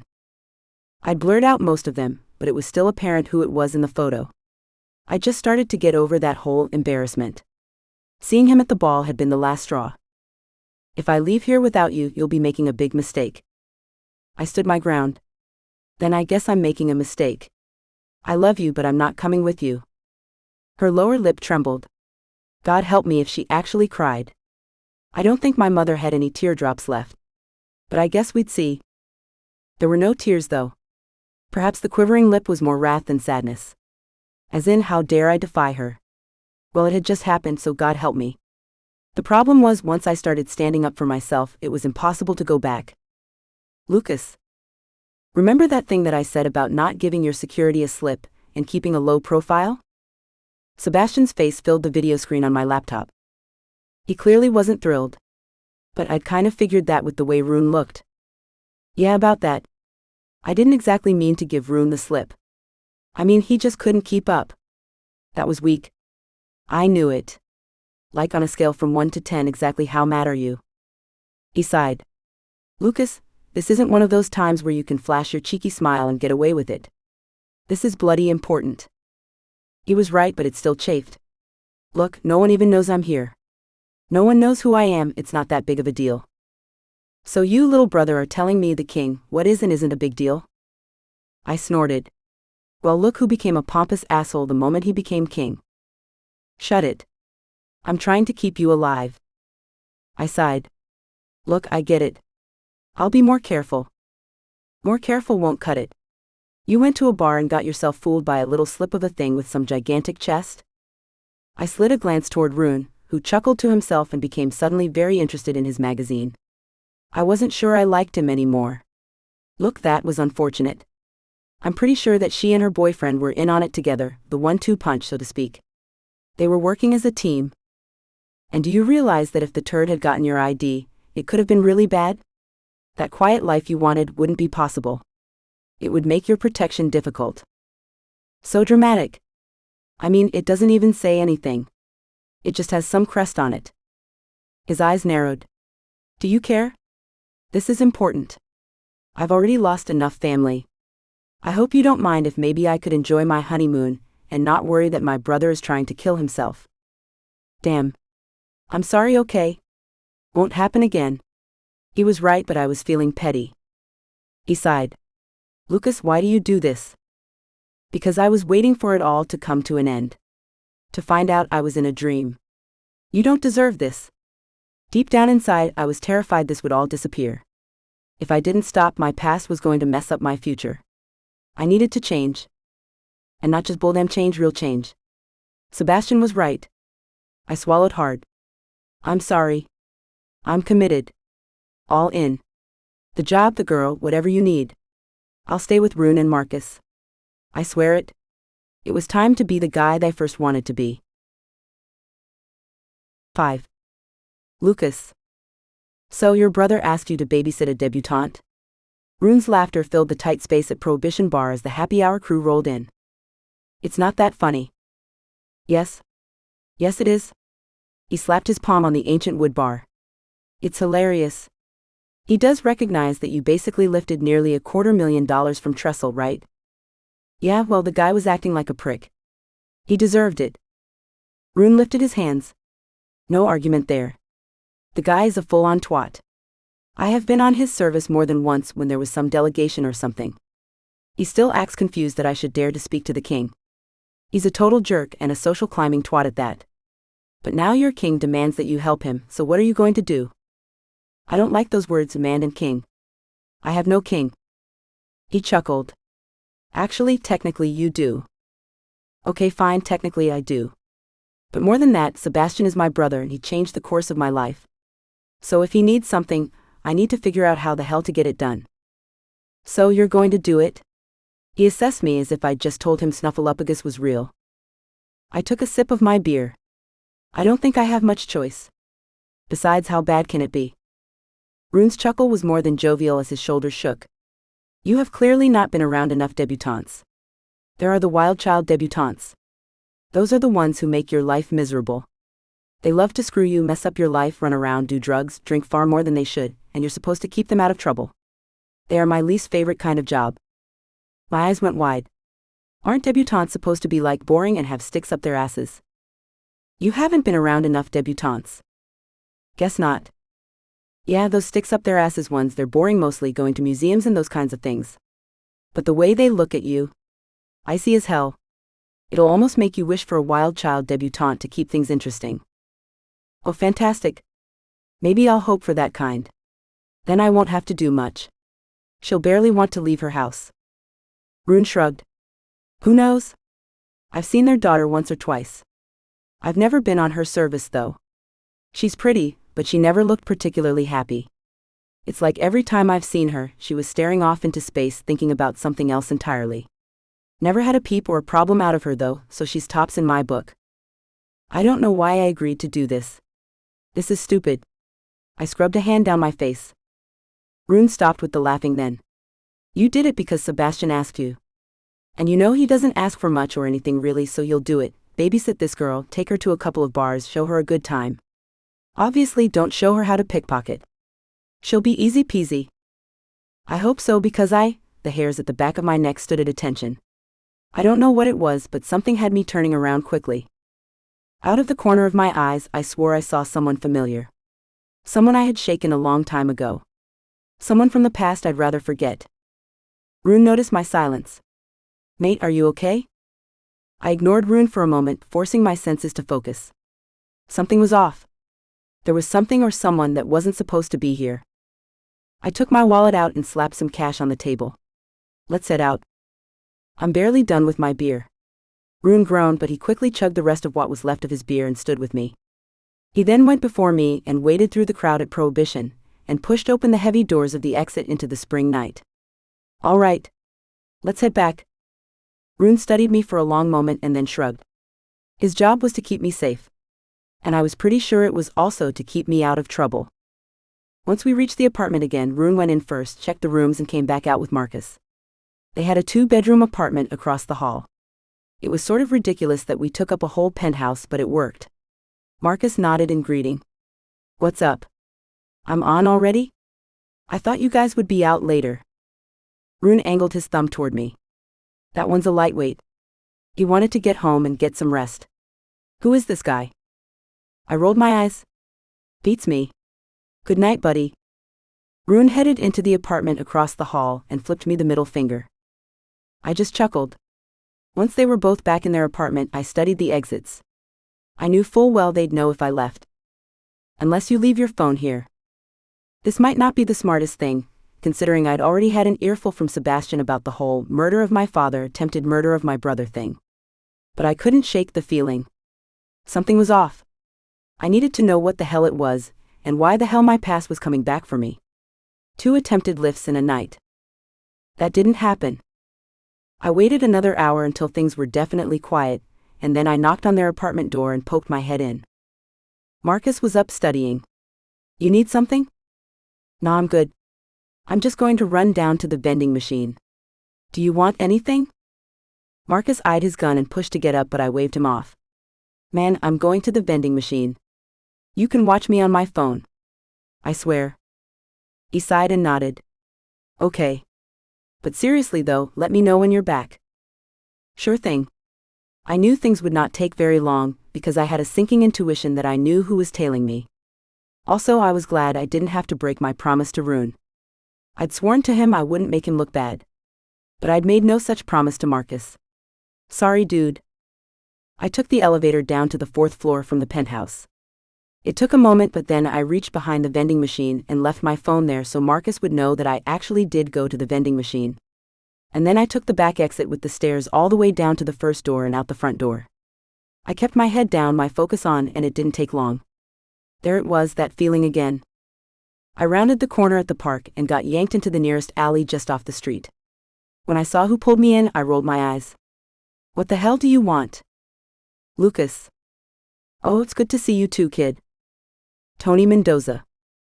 I twisted out of my stepfather's grip and then shoved him back hard. Just a little reminder that I was stronger than he was. There was a time it wasn't always so, a time when he'd knock me around if my mother wasn't there to be a punching bag for him. By the time I hit 14, I'd grown several inches and gained some muscle strength. It wasn't so easy to knock me around then. But still, I didn't really fight back because if I did, that meant bad things for my mother. And as I'd learned pretty early on in the relationship, she was never leaving him, so I stayed to keep her safe, and to do that I had to behave. But given all our underworld contacts, I learned to fight along the way. I preferred more peaceful means of getting out of scenarios, but if I had to, I could do it. I had seen enough violence in my life to choose not to inflict it, if I didn't need to. What do you want? Why are you here? Imagine my surprise when a year ago, I came back from my little business trip down to Mexico City to find that you'd taken our cut from the Pulaski job and split. You're such an asshole. I told you the Pulaski job was my last one. I only came back because Mom begged me. I put my life on hold and helped you pull that off. I took my cut and made a clean break. I'd maybe also taken his cut and my mother's. Here's the thing, kid, you don't seem to realize that there is no break. You are part of this family, and it's one of those lifelong membership things. I call you come. I leaned back against the brick in the alley, letting the cold seep into my t-shirt. No, you don't seem to get how this works. I left. My mother, she's on her own. I want nothing to do with you. I've been living peacefully on my own for over a year now. Yeah, about that. Your digs, they're nice? What con are you running? Rent boy? Down on his luck, college kid. Are you shacking up with some rich co-ed? This was what I'd tried to warn Sebastian about, but he'd been insistent. He'd said that Tony wouldn't be able to find me. He'd said he'd worked with the guys at Blake Security to really scrub my cover and my trail. But still, here was a blast from my past, insistent on tainting my future. That's none of your business. You and I, we're done. We've been done a long time. You keep believing that. But let me make it very clear, we are never done. Real soon, I'm going to want part of whatever you got going on here. Let's assume I'm getting my 2/3 cut. Over my dead body, because there is no scam. I'm just a college kid. A college kid with a penthouse? He shook his head. You don't really think I'm that dumb, do you? I know you're a college boy and all. But I got smarts too. Street smarts. Real soon, I'm coming to collect. Either I get a piece of what you've got going on here, or you do a job for me. It's big. Not that penny ante dam we've been running for years. I shook my head. I'm not interested. Whatever you've got going on, it's your gig. I'm not getting pinched on American soil. Are you joking? Especially not now that I knew who I was. I wasn't bringing the shame down on Sebastian. Not for anything. This was my dam. And I'd deal with him. Tony stepped in real close. He knew by now not to touch me. If he put his hands on me, it wasn't going to end well for him. Much like the last time. Last year, when my mother had called me to Mexico, begging me to come because she was ill, I discovered that she'd been diagnosed with stage 2 breast cancer. The drugs and booze certainly didn't help with her recovery. When I arrived, she was thin and ill, the chemo doing a number on her. But the thing was, she hadn't called me home because she was sick and wanted to see me, or wanted me to take care of her. Oh no. She'd called me because she was too sick to pull a job with Tony. And it was a 2-man gig. It was then that I'd realized my mother was long gone. Somewhere her life had taken a drastic turn and she couldn't right the ship. I'd also learned somewhere along the way that it wasn't my job to right it for her, despite the niggling, gnawing urge to do so. There would always be a part of me that wanted to go back and fix her life for her. Get her off the pills, off the booze, and take her away from Tony. I'd managed it once. When I was 16, I'd earned enough money from a job to get us new names, new identities, and a different place to live. She'd been sober for 6 whole months, and it had been one of the best times of my life. But then she called him, and that had been the end of that. He made her pay for leaving too. And at that point I watched my mother start to slip away again. By the time I was 18 I knew she was gone. I fought for another couple of years, but eventually I gave up. After that last job in Mexico, once I realized why she'd put my life on hold, I vowed to never do it again, even if it meant saving her life. I got to tell you, man, that breath of yours, it's kicking. Mind backing up? See, that's your problem, kid. Always so glib, always quick with a joke. Let me put this in terms you'll understand. You do this job or I kill your mother. You do this job or I kill you. I don't really care which. But either way, you're doing the job. I forced myself to lift the corners of my mouth into a nasty grin. That's where you're wrong. I'm done with you. If you even come near me again, I'll kill you. He chuckled low. You think you could? If you lay a hand on me, it means very bad things for your mother. I turned my back on him and headed out of the alley. I was going back to my new life. Nothing was dragging me back into the darkness. I was a prince now. I wasn't the pauper. I wasn't the con artist willing to do anything and anyone just to survive. Not ever again. I was Lucas Newsome, and I was a goddamn prince of the Winston Isles. 6. Bryna. She's crazy. I'm convinced she's cooking up some kind of witch's brew in her own room while I sleep. Jinx chuckled over the line. I still can't believe that dog. I swear this would only happen to you. How long did she say the dog would be there? She said that he'd only be here for another month, but I'm telling you, I saw her bring a dog bed in here. That dog is staying for a while. What am I going to do? Well, you could report her. But hey, at least you got your room back. Yeah, there was that. But as much as he terrified me, I couldn't report poor Rufus. I said I wouldn't. I just want him, not here. Jinx laughed. Any hot guy action? Nope. Rufus's constant crotch sniffing is the closest anyone has come to my snatch. Besides, it's hard to look fresh and sexy with boob sweat. It's 90 degrees in the shade. No one looks good that sweaty. Don't go ruining things for me. I will dream of sweaty guys serenading you. I laughed. Okay, you do that. I'm going to get a snack. Love you. Love you too. I'll call you tomorrow after work. I really wanted a snack out of the fridge, but I was too terrified to go to the kitchen in case Rufus was waiting for me. Maybe it'll be fine. I was a grown woman. I was not afraid of this dog. I owned the place. Well, not owned it, but I was renting it, so it was fine. With my shoulders squared, I pulled back the door and marched into the living room. Rufus had taken up his familiar spot on the couch, all laid out and acting like he was some kind of lapdog. Pretty sure the dog outweighed me at this point. I was pretty sure he was also taller than me. But whatever. I grabbed a glass of milk and started searching for my comfort cookies. Damn it, I couldn't reach the damn Oreos. I stretched up into the cupboard, standing on my tippy toes and propping myself up on the counter. Just another inch, just another, and then my fingertips grazed the plastic wrapping. Success. But when I turned around, there was Rufus, staring at me, looking at the bag of cookies. Okay, no, we're not going to do this. You are not going to jump on me, attack me, sniff me, or take my cookies. You hear me? I used my firm voice. I was firm, damn it. But Rufus ran right for me. I squeaked and jumped back, trying to push myself onto the counter, but oh no, I didn't quite make it. So there we were, Rufus with his nose straight up my crotch and me with the Oreos above my head, half crouched on the counter, half crouched on Rufus's nose. At that moment in walked my roommate and some tattooed guy I'd never seen before. Kill me now. I officially had the roommate and the hound from hell.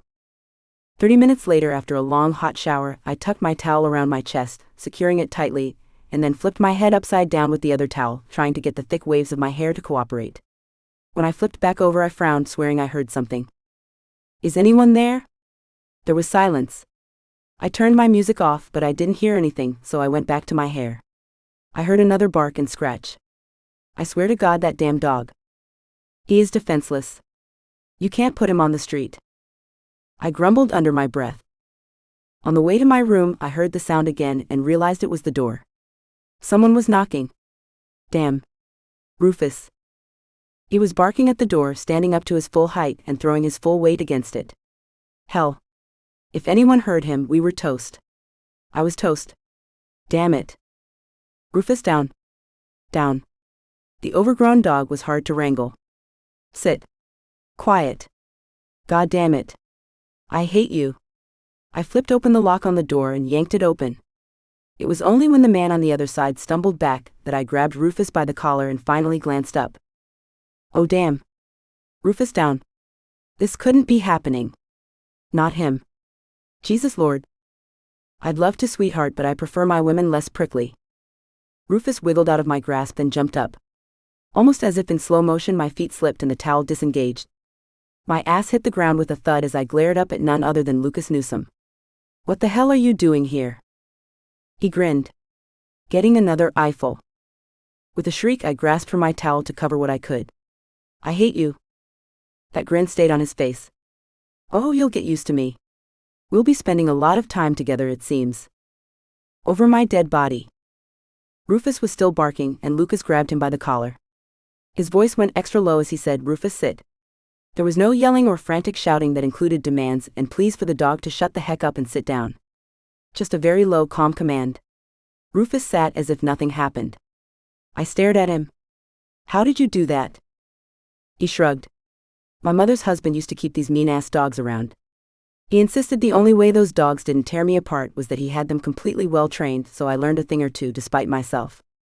Rufus now settled, I stood awkwardly, keeping the towel over my cooch. I'm just going to get dressed.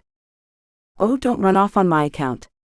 I figure one of these days we're just going to see each other naked anyway.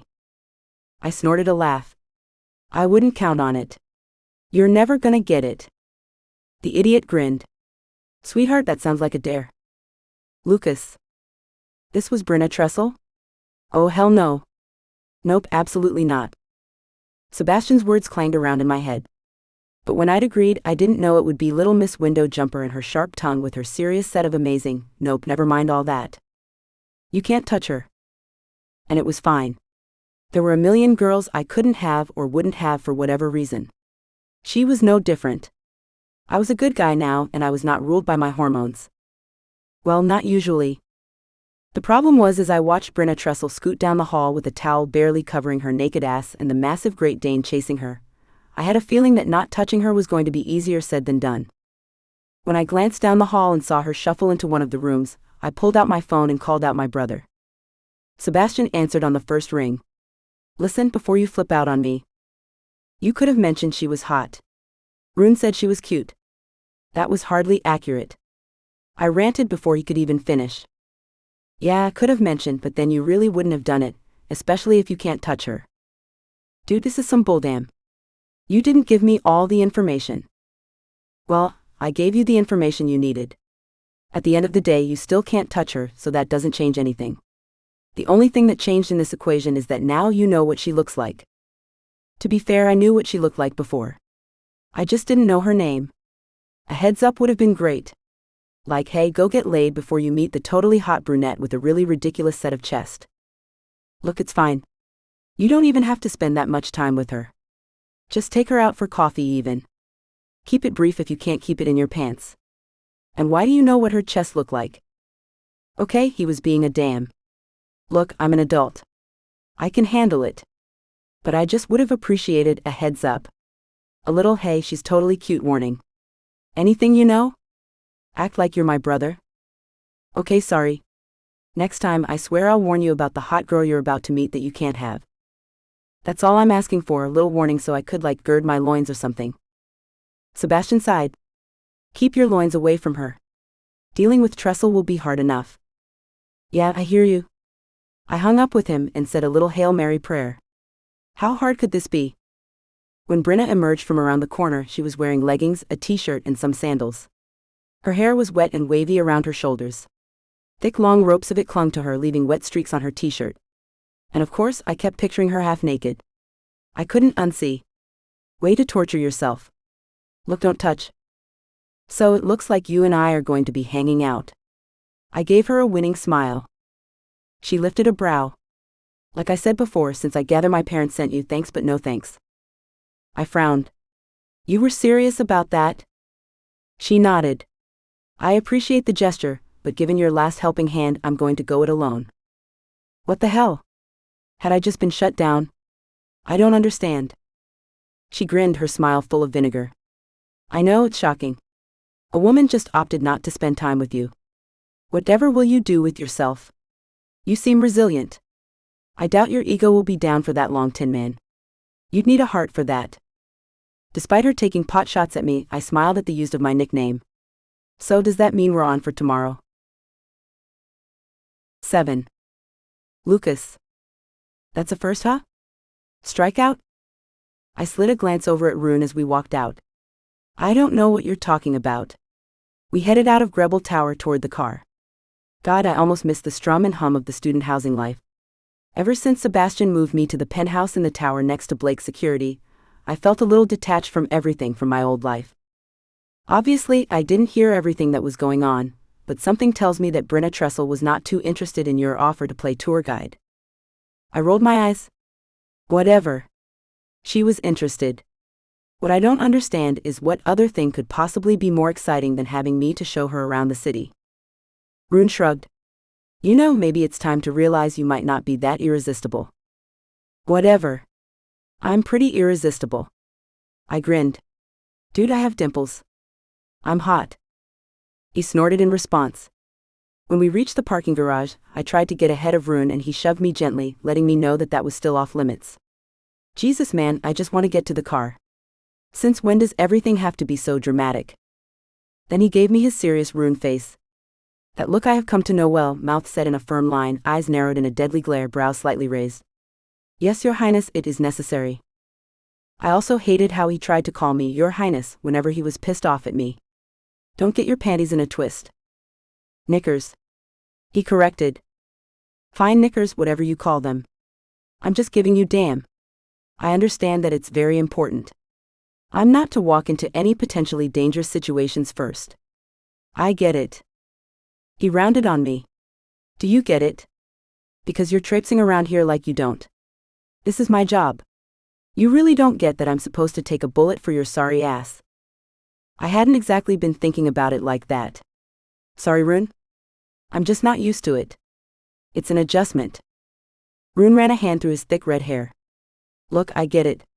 You and Sebastian have to deal with things, and I get that, for you especially. It's a huge adjustment to your life, and it's not something you were looking for or sought after. But it is what it is. So I'm begging you, just make everyone's lives a little bit easier. If this doesn't work out, Sebastian will call you home. One simple call to the paparazzi, and they will make your life so miserable here you'll never want to leave home. And that will mean far more guards than you have ever seen. The noose tightened even more around my neck. Yeah, I hear you. Sorry. I didn't mean to make your job more difficult. You guys never do. What's that supposed to mean? Rune laughed as he led the way to the stairwell in the 3rd floor of the building. Look, mate, Sebastian isn't a fool. Nor is he a wanker. He just doesn't always think it through in terms of what may or may not be more difficult for the people guarding him. His whole life he's had people watching him, and I get that he doesn't want that. But it is what it is. I get that you are not used to it, so you think it's cute to run off and ditch your detail, but if something happens to you, that's my nuts in a sling. I frowned. I hadn't really ever considered that. Not that I was that insensitive, I just hadn't given it much thought.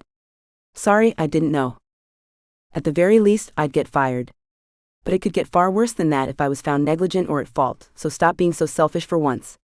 I know you don't even mean to be, but by virtue of you thinking about yourself first, that's called selfish.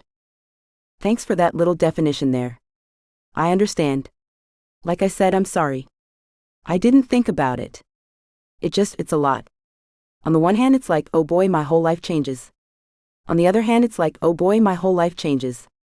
I don't think anyone can be quite ready for that. Tell me about it. Rune mumbled. Just try not to die on my watch. Marcus is sure. Just not mine. 8. Bryna. The first few days in New York were maybe off to a shaky start, but my first day at work had been bustling and challenging, and a little scary. But I was excited. I already had an assignment. I was to go check out a busker in Central Park. Some teenager. Right up my alley. I was on my own and I couldn't wait. Now all I had to do was figure out my living situation and everything would be fine. Dana was a less than ideal roommate, and as it turned out, she spent a lot of time at her boyfriend's place, which left me to care for Rufus. But I wasn't going to dwell on that. Today had so far been a great day. I was feeling so good that I stopped to look up. Like a total cliché. But the thrum of the city made me vibrate, like I was totally alive for the first time. The smell of the exhaust and the food carts, the constant thrum of people, and the sunlight glistening off of skyscrapers were all dazzling to me. Of course, I forgot that this was New York and not the Winston Isles. I was jostled and shoved aside and someone muttered, "Tourist." I shouted after him. "Hey, that was rude." A voice from behind me chuckled low before saying, "Yeah, well, that's what you get for standing in the middle of the sidewalk, face tilted up, staring at skyscrapers like some kind of noob." I whirled around. "Lucas. Oh my God, are you following me?" "No, but if you keep doing things like that, I might need to follow you to make sure that you stay out of trouble." "What do you want?" "Well, I was asked to look out for you. I would like to do the favor and see it through. You're making it really difficult to do that.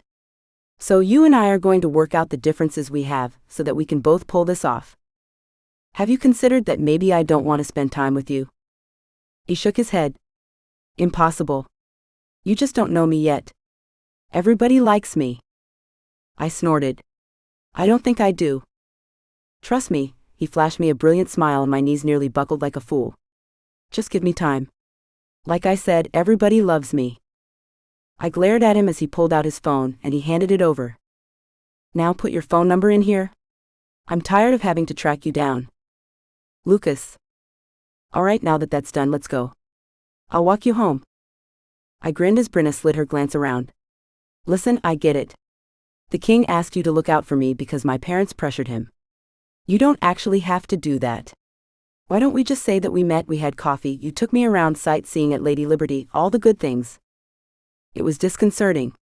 My success as a con man was predicated on people liking me, or at least believing the me I presented. "Listen, we could actually do all those things. Why can't we do that?" She blinked up at me with wide dark eyes, shook her head, and tucked the loose strands of hair behind her ear. "It's not that I don't like you. You seem fine. Nice even, or whatever. I just have things I want to do, and you're not really the kind of guy the first one to have help me." I frowned. "What kind of guy is that?" "Look, in case you didn't know, my mother is doing the whole time to find Bryna a husband thing, and you're just the latest in the long line of guys she shoved at me. So it's not about you personally. It's just about that whole scenario. I kind of just want to be left alone, you know, because you're exactly the type to be too good looking for your own good.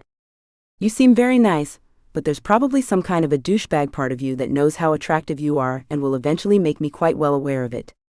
We could just pretend that we did the whole you show me around thing and we can both be on our way."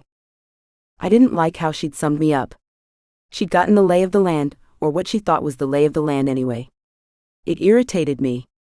I was even more irritated that there was a part of what she said that was valid. Yeah, I knew what I looked like. I have used it to my advantage more than once. And yes, perhaps I've spent half of my life being some asshole F-boy. So she might be right, and that ticked me off. Rune followed at a discreet distance, but I knew he was there as I jogged to catch up with her. "Look, maybe we could actually try to explore together. Just coffee even. At least let me walk you home. I'm not used to women telling you no. So now you're going to insist," she finished for me. I didn't like that tone. "No. I'm trying here. As far as I know, you're still new to a strange city. Damn, I was this up. The one thing Sebastian asked me to do. The one thing. I needed to get this damn right." She rounded the corner and I recognized her dorm. "Look, I'll call my mother. Even though she's pissed off right now, I'll tell her you were lovely. Then we can be done with this." I threw my hands up. This girl was infuriating. I was offering to help her, but she wouldn't even give me a shot. I got it. She didn't need to be saved or whatnot, but for some reason she'd taken an immediate dislike of me. Not possible. Or maybe she sees who you really are. Just tell me why? I'll leave you be. I'll walk you to your door and then you never have to see me again. I'm just curious. Why? Because she sighed. Several students exited the front door and she shuffled into the opening before it closed. I followed her straight into the elevator and she frowned. Look, I knew someone like you once. Very good looking, charming, sweet even, but it turned out that he wasn't really. And I didn't recognize those signs until it was too late. So right now, this whole charm offensive thing that you're doing, I'm done with it. I get it, my parents are bothering you to do this, but it's unnecessary. I'm sorry some guy screwed you over, but I'm not that guy. Let's just do this. It's important to me. Please? She tipped her chin up at me. You realize that's the first time you've said please to me? I frowned. I had said please before, hadn't I? That's not true. I was sure of it. Oh yeah, it is. You showed up at my doorstep, then you flirted with me outrageously and stared at my boobs and my crotch. I coughed a laugh. Jesus Christ, she was direct. I wasn't sure if it was intentional or a product of verbal diarrhea.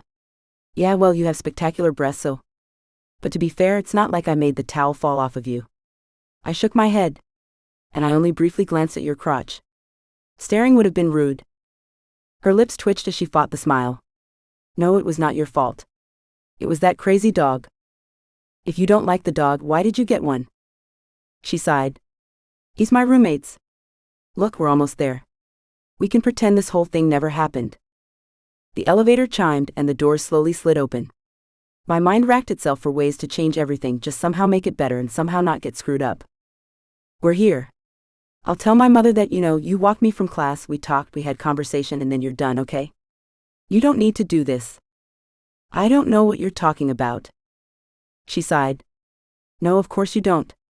And then she stepped into the apartment and closed the door in my face. That's right too. Lucas.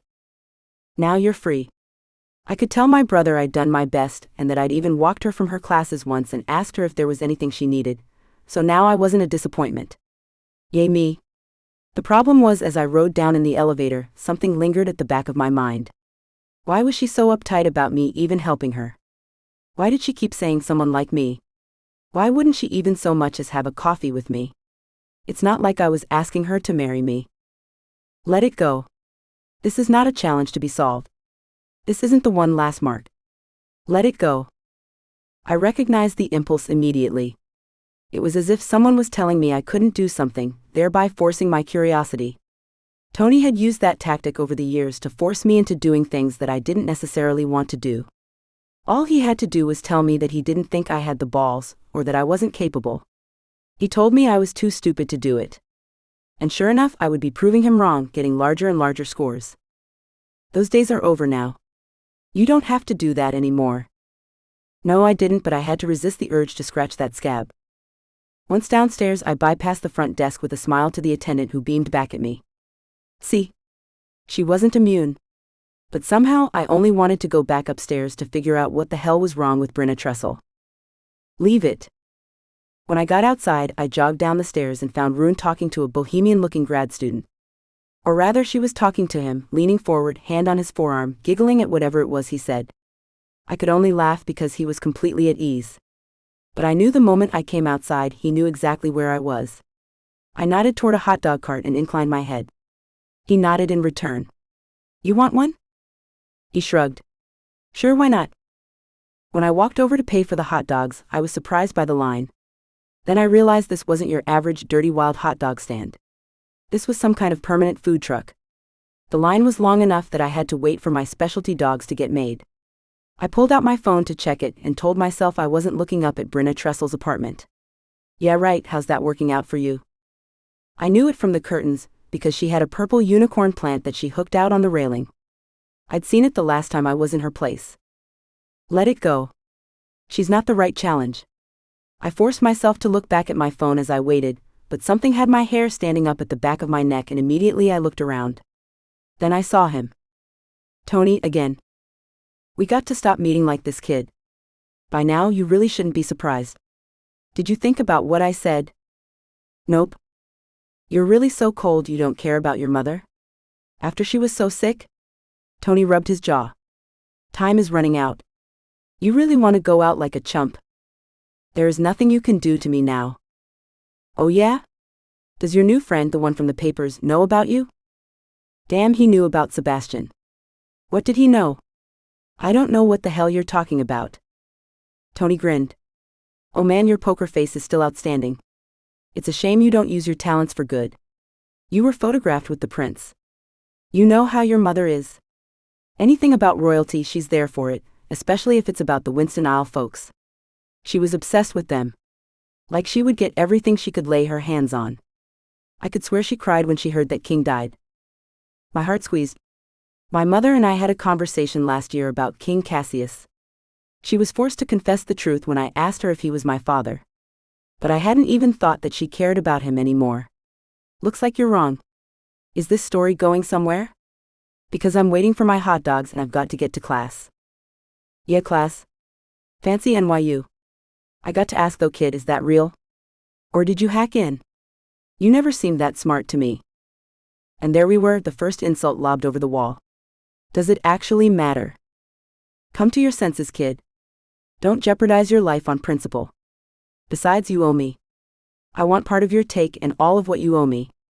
This kind of mark looks good for it, or you can do the job I want. I don't know what you're talking about.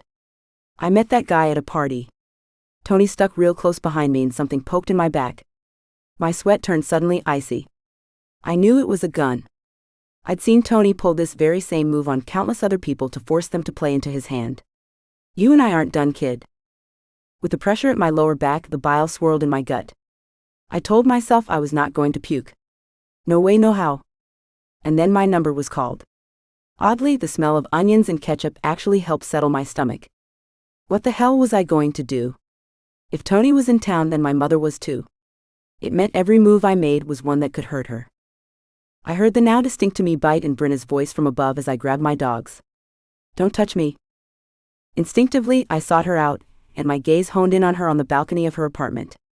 I couldn't see clearly, but there was a guy out on the balcony with her. Damn. I didn't even stop to think. I dropped the dogs and ran. 9. Lucas. I hadn't run that fast in ages. Hell, I'd probably only run that fast once, when Tony was going after my mother. I'd been determined to protect her with my life at that point. I ran like that now. Sweat on my brow, legs pumping, heart racing in a not-so-steady gallop. Ruin all but forgotten. When I reached her room, I knocked on her door. Pounded really. I could hear the dog inside barking. Bryna, open up. I heard things crashing to the floor inside the apartment. Screw it. I stepped back and kicked my foot to the door jamb where the lock would be. All that happened was me falling back and landing flat on my ass. That damn looked easy on Law and Order SVU. What the hell? I heard more thrashing around inside. I reached into my back pocket and pulled out my lockpick set. This was a simple door. I could do this in seconds. If you don't mess up. Stay calm, open the door. I pulled out the slim tools, and hearing the metal clang together was almost reassuring in a way. All of a sudden, calmness washed over me and I took a deep breath. This was my wheelhouse. This I knew how to do. Slide in one, slide in the second, bend the apparatus and turn. The door opened without any fuss. I found the asshole pressing his body into Bryna's against the rail of the balcony. I didn't even think. I grabbed the nearest weapon I could find, which was a wine bottle, raised it over my head and whack, right across the face. No glass shattering, but he did swear as he fell away from her. I didn't give him any time to recover. I grabbed him and dragged him back inside the apartment. Then I was on him, fists flying. I picked him up and shoved him against the wall. His head made a satisfying cracking sound as it dented dry wall. You have two choices, get lost or spend the next several nights in jail. I swear to God, I will make your life a living hell. His eyes went wide and he tried to struggle out of my grip, but I applied pressure across his throat and he wheezed and coughed. Very calmly, I lowered my voice so Bryna couldn't hear me. I will find you, and I will end you if you come anywhere near her again. Do you understand me? I knew there was something in my voice, something in my eyes, something that said that I was dangerous. And I was. Those lessons I'd gotten long ago from Tony had included how to get my hands dirty. But no one needed to know that. I let the piece of damn go, and he stumbled away, glaring at Bryna as he went. It wasn't my first choice to let him go, and if I had been thinking straight, I would have called Rune and given him the guy's description to detain him and take him to jail. But I was worried about her. She was shell-shocked in the corner, just staring at the door, her tiny body pressed against the wall. Bryna, are you okay? She stood there still staring, unmoving. I snapped my fingers in front of her. I didn't want to touch her without her being fully okay with it. Hey, are you okay? Suddenly she blinked, shook her head, frowned, and then squared her shoulders. Yeah, I think so.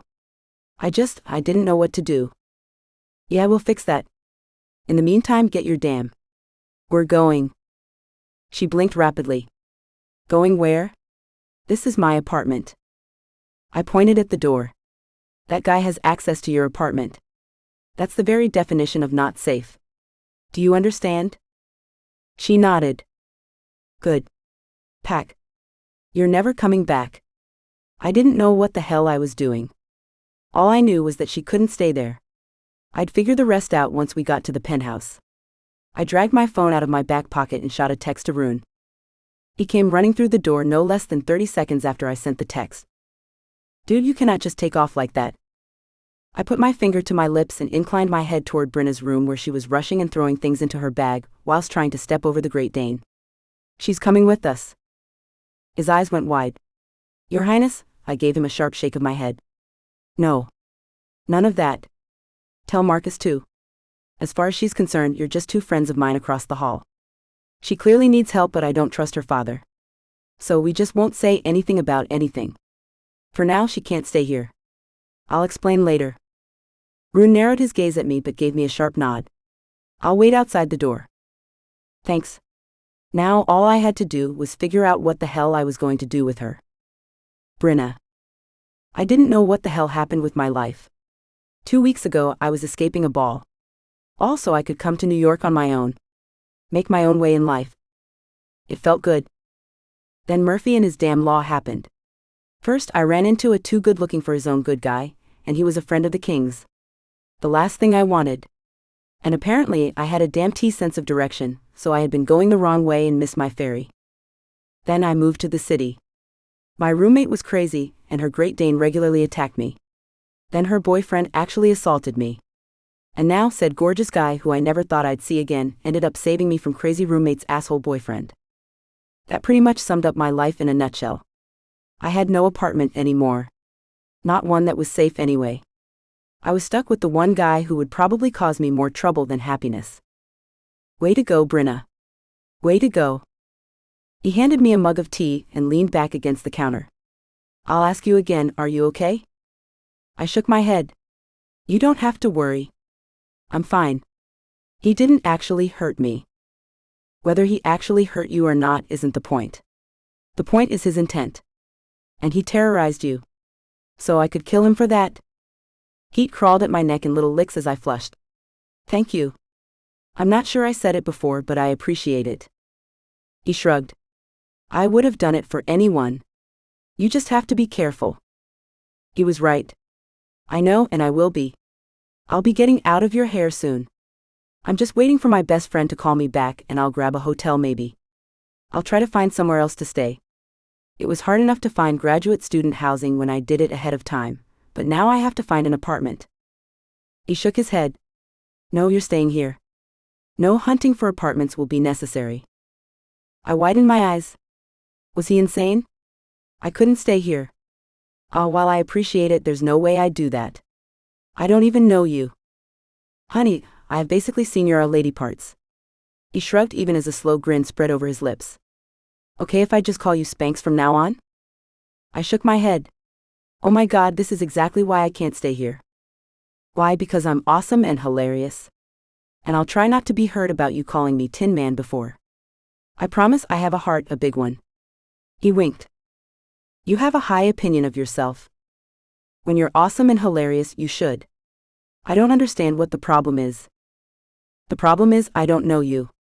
And while you promised my parents you'd look out for me, this I think is above and beyond.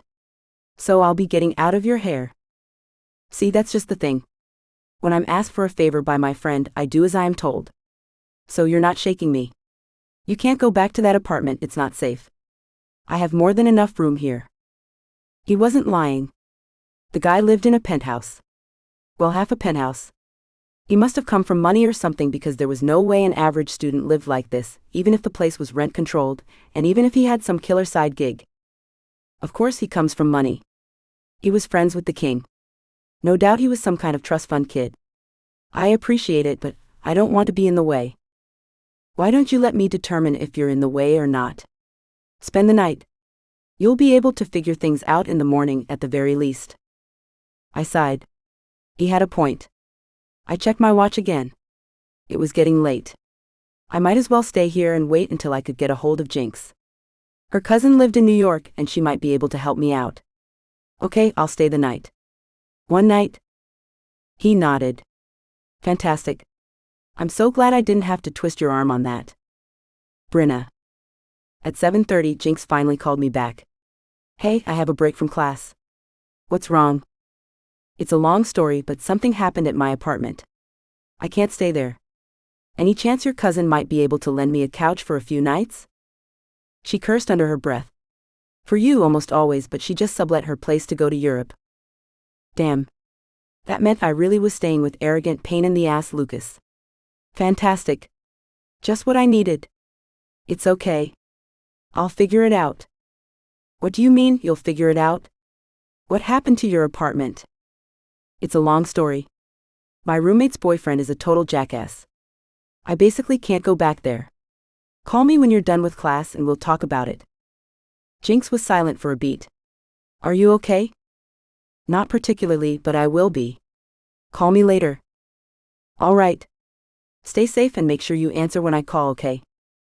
You got it. When I finished with her, Lucas was leaning against the sink with a cocky smirk on his lips.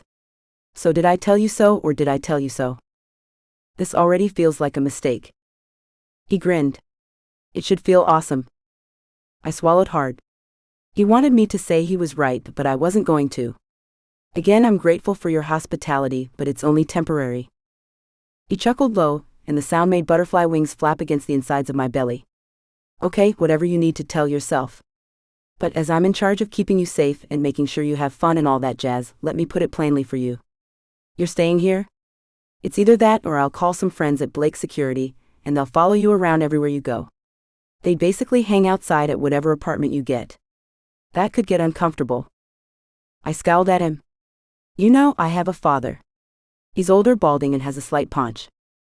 Thank God I'm not him. He lifted up his t-shirt in a hint of tease and looked down. If I ever lose this six-pack, please shoot me in the head. Jesus Christ. I wanted to lick it. Look away. Oh my God, you don't suffer from ego problems at all, do you? There it was again. That cheeky grin. Nope. So now that we have that settled, come on down here. I've got 2 master bedrooms. Each has its own bathroom. I sighed. He was annoying, but he'd just saved my ass. Seriously, thank you. I appreciate it. He nodded. Sure. Let's not go around telling anyone that you know I'm a secret softie and damn. Besides, this won't be complicated. You've made it clear you barely like me. Though I have no idea why. And you're not even my type. Liar. So we can be roommates. I pursed my lips. Don't worry, your secret is safe with me. As a matter of fact, I'll just go ahead and call you a jerk. You know, to keep up appearances. His crack of laughter filled the cavernous space, ricocheting off the walls in the hallway by the bedroom. I'm glad I can keep my secret with you. Way to do me a solid. I'd have more women knocking down my door. Then he continued. You're going to be fine. I promise. We'll get you all settled. He led the way to the bedroom and left me to settle in, the scent of him swirling around me. There went those damn butterflies again. The moment I sat on the bed trying to get my bearings, something about Lucas lingered and I could really smell him. It was a crisp and clean scent mixed with a little musk and all Lucas. No way was I going to examine why I knew exactly what he smelled like. Completely divine. This was going to be a lot tougher than it seemed. 10. Bryna. I slept like a baby. It was pretty fantastic. I didn't know anything about Lucas or who he was. He was basically stranger to me, but yet somehow I felt entirely safe in his home, in his bed, which by the way smelled amazing. Why was that? Newsflash, it's called hormones. Hormones I didn't plan on doing anything about. In the morning I had a quick shower, tossed on my jeans and a t-shirt, and headed for the door. After class I was going to track down the kid in Central Park. I knew he played in one of 2 subway stations, so I hoped it wouldn't be too hard to locate him. I stopped when I heard grunting and a low throaty moan. Something deep in my belly clenched like that moan was a call to my long buried lady parts in an attempt to raise them from the dead. Oh Jesus, what is going on out there? I heard another thump and then what sounded like a curse muttered through clenched teeth. More moaning. Groaning. Holy damn, he wasn't. Was he actually doing the do in the common areas? He'd said I was welcome to stay, but what the hell? He wouldn't, would he? There was only one way to find out. I put my hand on the door. I couldn't help myself. I had to know. This is your problem. You're too damn curious for your own good. Yes, that was a problem of mine, but that was fine because maybe I had it wrong. Maybe. I twisted the door handle and yanked it. And yes, there was a very sweaty Lucas looking gorgeous and delicious, and wow. No, we are not going to ogle our new temporary roommate. But he wasn't naked, much to my disappointment. Instead, he was in a sweaty tank, grappling with the other guy from the wedding, the other friend of the king's. That guy looked a little older, mid-20s, maybe a little older. He had his arm around Lucas's neck in a headlock, and then Lucas twisted an arm up over his head and got the other guy under the nose. The next thing I knew, the other guy was flat on his back, groaning on the ground. Then I was worried that Lucas may have hurt him. Had Lucas hurt him? But no, within a second and a half, the other guy jumped to his feet, and the two of them were trading fists. I didn't know what else to do, so I grabbed the nearest heavy object, a glass vase of some sort, decorative but nice and heavy. Yes, I knew I shouldn't have butted in because hey, for all I knew, Lucas had stolen the guy's girlfriend or something, and this was payback. Sweaty, gorgeous, hot payback, but still payback nonetheless. But Lucas had done me a favor, so there was no way I was letting any guy kick his ass. Although I had to admit that Lucas was holding his own. Bracing my hands and raising the vase like a baseball bat, I charged into the fray. Let him go, you asshole. Both of their heads whipped around. And quicker than a flash, the bigger, older guy charged right toward me, arm raised. Behind him, Lucas yelled out, "Run, no." Every instinct in my body told me to run, but it was already too late because my body was charging in that direction and I had a weapon raised. I had no idea how to stop myself. But it seemed that the guy called Ruin knew exactly what to do. He was coming for me, and there was no way to stop either of us. Even as I squeezed my eyes shut, prepared to deliver some sort of fatal blow, or if not, at least a maiming blow, he easily gripped my wrist with one hand and grabbed the vase out of my grasp with the other. Then he gently turned me around and wrapped an arm around me. In a heavy British accent he whispered, "Easy does it. Put it down. I don't know what he promised you, but clubbing him in the head isn't going to get him to deliver." I frowned. Him? What? He thought I was going for Lucas? I wasn't going to club Lucas in the head. I was going to club you over the head. I could feel the guy turning around and chuckling. "You've got this one trained well, Lucas." "Shut up, you asshat." I struggled in his grip. But there was no way I was breaking free. He certainly wasn't letting me go, so I did the only thing I knew how to do. I raised my foot and stomped my heel hard into his instep.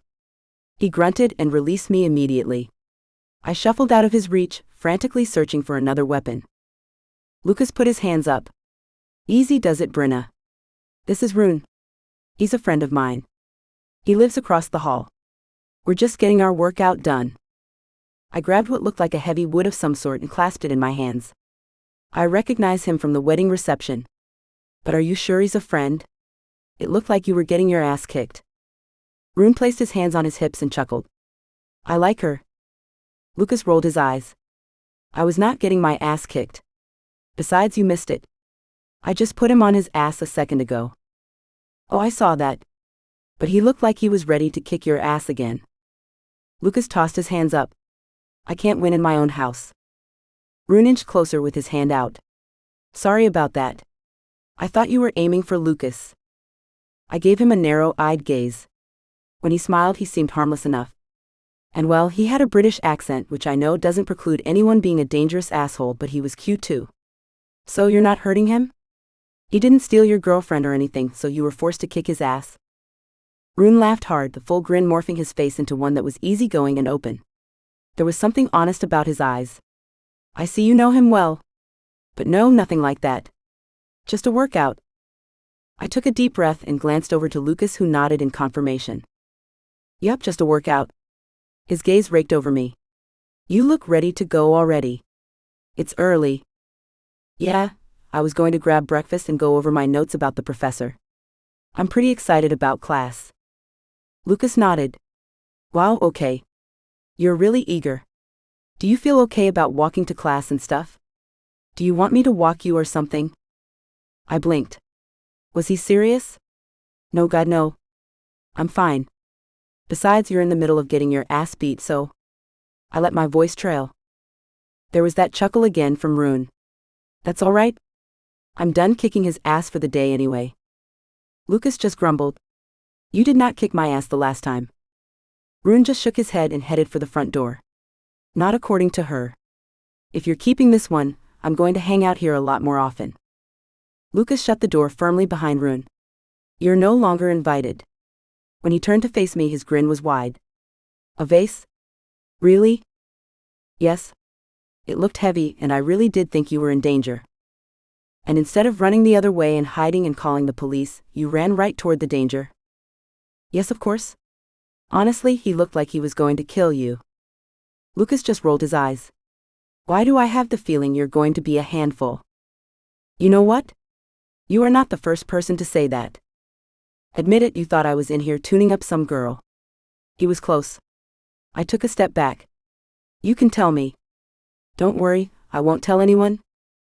My eyes flared and I diverted my gaze from him. That's exactly what I'd thought. He took another testing step forward. Please tell me. It will be our little secret. Too bad for him, I wasn't a runner. Instead, I squared my shoulders and tilted my head toward him. Does it matter? He grinned down at me. Only that you opened the door to see what was going on. He leaned closer and I hoped he could smell my perfume. The thought stupidly made me salivate. Was he wondering if I smelled like that everywhere? Stop it. You know what happens with a guy like this. Guys like Lucas were born to seduce. And he was so damn good at it. My God, you really think you are God's gift to women? I mean, I could see it that night of the wedding, but in the clear light of day. Wow, it's staggering. Do these lines actually work on anyone? His smirk deepened and out popped that delicious dimple. Well, you know. Once or twice. He leaned closer, his heat wrapping around me and making my mind foggy. So tell me, Bryna. Are you disappointed or relieved that you were wrong? Relieved. I couldn't care less either way. You're not a very good liar, Bryna. He chuckled low. That's okay. I'm going to go with relieved then. Lucas. Oh, she wanted to act like she wasn't into me. Fair enough. But I was sure as hell was going to test that theory. I took another step into her space, and she backed up into the countertop. Then I bracketed one arm next to her left hip and watched her closely. Her pupils dilated, her lips parted slightly, and I could almost see the pulse at her neck quicken. Yeah, she felt it too, the pull of attraction. I bracketed my other hand next to her other hip, effectively trapping her. Are you mad that I saw your ass in the ball gown? Is that what this is about? That broke the spell. She was all Spitfire and Hellcat again. Oh my God, you are impossible. It was an accident. I clearly wouldn't have flashed you on purpose. Well, I don't know that. For all I know, you were literally dropped from heaven to torture me. Oh my God, please stop. You're just making a fool of yourself. I will have you know that many women find me charming and hilarious. Clearly they don't have eyes. I chuckled softly and felt rather than heard her short intake of breath. That one soft whispered sound had my blood thickening and my pulse raised. Feeling her want me was one hell of a turn on. Now there was just something to be done about her attitude. You can act like you don't like me all you want. I know you do. That just earned me a tilted chin. I don't. And while I appreciate you giving me a place to stay, I don't particularly care for you very much. I'll be finding my own place soon enough. Yeah, you're welcome to do that just as long as everyone approves the arrangement. Her mouth fell open. You said you wouldn't say a word to my parents. Well, as long as you're doing something safe, I'll keep my words to myself. The moment you step out of the safety zone, I will call in the big guns. Her dark eyes narrowed. I swear to God I will make your life hell.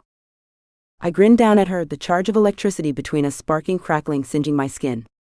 You're welcome to try, sweetheart. I should have known those words were the equivalent of throwing down the gauntlet because her eyes sparked fire, and she smiled beatifically at me like the Cheshire Cat. Oh yeah, I was in a hell of a lot of trouble. Bryna. So it turned out that living with Lucas was going to be a problem. I wasn't sure why, but just being in his presence had me all itchy and agitated and made me want to throw things. Okay, fine, I was already prone to throwing things on occasion, but with Lucas everything was just worse. I think it was that smirk he always had on his face. That cocky one, the one that said he knew exactly what I was thinking when I looked at him. Gorgeous, sexy, confident. The thing was, guys like Lucas depended on their looks and expected girls to fall at their feet. Well, not this girl. Are you sure about that? You've been thinking about him since you left the apartment. Whatever. From now on, no extraneous thoughts about Lucas. And find a new apartment. It would be fine. I'd just have to petition the school to get my housing funds back, which would mean ratting out Dana. But her boyfriend was dangerous. He could harm someone else. I knew it could take a while to get that money back. But it was fine because I would be getting a stipend, though minuscule, for my internship. Plus, I had managed to save some money while working for a fundraising organization. My mother had thought she was so slick volunteering me for her charity functions. Well, the joke was on her. I'd parlayed that into a job, and I had a few $1,000s saved so I could make do until I figured things out. But the money wouldn't last forever. Transportation back and forth to campus was costing me more money than I'd planned for. I stopped at the ATM, inserted my card, and tapped my foot impatiently while busy students buzzed around me with their backpacks on, jabbering on their phones, clutching their Starbucks lattes. I tapped in my PIN number and then waited. A loud beeping alerted me, and I stared at my balance. I tried to withdraw $200, but the message said insufficient funds. That had to be a mistake. The machine beeped at me again, and I frowned and tapped the monitor. Maybe that would help. The message appeared again. I was sure that I wasn't seeing correctly, but there it was, insufficient funds. What the hell? I took my other card out and tried again. Nope. Insufficient funds. I panicked and tried another card, the one tied to my parents' account. I typed in my PIN, and then the machine started beeping at me again. Not just insufficient funds kind of beeping, but loud honking beeps. I canceled immediately and yanked out my card. What the hell had happened to all of my money? A small line had started to form. Just 3 people, but they all stared at me curiously. The woman at the end gave me that sad-eyed, oh you poor dear look, as if to say, yes, we've all been there before, honey. This was not my life. I actually had money. Not my parents' money either. It was money I had worked hard for. So what the hell had happened to it? I hated to do it, but I needed to call my parents or at least call the bank. When I checked my watch, I groaned. I had 10 minutes to get to class, call the bank, and call my dad. Despite all of their nonsense, I was worried about my parents. If my money was gone, that meant theirs could be too. And I knew that there was nothing that made my mother worry more than a lack of funds. I made the first call as I hustled down the street, narrowly missing being struck by a yellow taxi. Damn. Watch where you're going. His response was less than friendly. It involved middle fingers and several 4-letter words. When my father answered, his voice was a lazy drawl. Yes, what seems to be the problem? Dad, have you checked your accounts lately? All my money is gone. And then he did something that chilled my blood to ice. He laughed. Yes, well, that's what happens when I drain your account. I stopped. Right there in the middle of the sidewalk, never minding that I was hit and struck and jostled by the rushing pedestrians around me. You did what? I drained it. You forgot that your account's still linked to our main accounts, so I simply went in and took the money. Not to worry, your mother and I won't touch it. After all, what's your measly $5,000 going to do for us? But this will teach you that you really do have to listen to us. You took the money that I worked for? You took it from me. In other words, you stole it? His voice dropped an octave and went cold and flat. Watch your mouth, young lady. You did this to yourself, running off to New York. Your mother said you wouldn't even talk to her. You insisted on living in some student dorm. What kind of nonsense is that? If you'd have just followed our instructions, you could be living in the lap of luxury right now. Doing what you wanted involved marrying my ex who cheated on me. His sigh was heavy. I swear to God, whose child are you? Your concerns are so pedestrian. You know how this game is played. He could have made sure you had an easy life. But now you have no money. I have no money because you took it. Yes, well, it's for your own good. It'll teach you a lesson. As soon as you call your mother and go stay in the apartment on the Upper West Side, all of this ends. You'll get your money back and you'll have access to ours again. Until then, I have canceled your credit cards as well, just in case you're wondering. What is wrong with you two? I'm your child. I'm not a pawn for you to control. That's where you're wrong, and it's where your fundamental view of life is going to get you hurt. The sooner you realize life is all about having power and control, the sooner you'll be happier. Until then, things are going to get very difficult. Let me know when you've called your mother and when you're ready to have your things moved. I'll be in the city next week. I love you. I'll talk to you later. Then my father hung up on me. The man had robbed me, made me destitute, and he thought I was going to just do as he said. Well, he had another think coming. Still shell-shocked, heart beating too rapidly, brain a complete blur and fuzz of what the hell am I going to do and how the hell did this happen, I charged to my class, Principles of International Marketing Management. I blindly took a seat, not even seeing the other students jostling around me. To me they were just bodies, a sea of them, all acting as some obstacle in my way. I was numbed, unable to move, unable to perform. My life was over. One guy stopped in front of me and smiled down. I barely even registered what he looked like. "Hi there, are you okay?" I only gave him a curt glance and nod. I was not looking for connections with strangers today. All you have to do to get it back is do as they say. What's the worst that could happen? That was it. That was just the thought I needed to snap me out of it. The worst that could happen had several times at their hands. They had literally taken my passport from me, kept me from leaving Europe, and kept me beholden to them. They had practically insisted that I marry someone I didn't love, and when I found out he had cheated on me, they not only blamed me but insisted it had been my fault and I should take the turd monkey back. Well, not again. It was just not going to happen. I would do what everybody else had to do. I'd get a job and figure it out. I didn't need them. Never mind that they'd stolen from me, that was a different matter altogether. I wasn't caving. Never again. "So were you even going to say hi?" My head whipped around at the familiar voice that sent a flare of heat spiking through my body. "Lucas?" He lifted a brow and there was that signature smirk. The right corner of his lips tipped up, hint of dimple, mischief dancing in his green eyes, full lips looking ridiculously soft and absolutely kissable, face smoothly shaven, dark hair curling slightly and falling over his brow. While he was sitting there looking gorgeous and at ease, my life was falling apart. And he had the nerve to smirk at me. "If you know what's good for you, I wouldn't say anything." "Oh boy, looks like you're in a fantastic mood, roomie. That makes two of us. Tell me, are you as sexually frustrated as I am? Honestly, we could just bone and get it over with. I mean, I'm offering this one, free of charge." I rolled my eyes at him. I had bigger fish to fry. Lucas Newsome was the least of my problems. 11. Lucas. What the hell was wrong with me?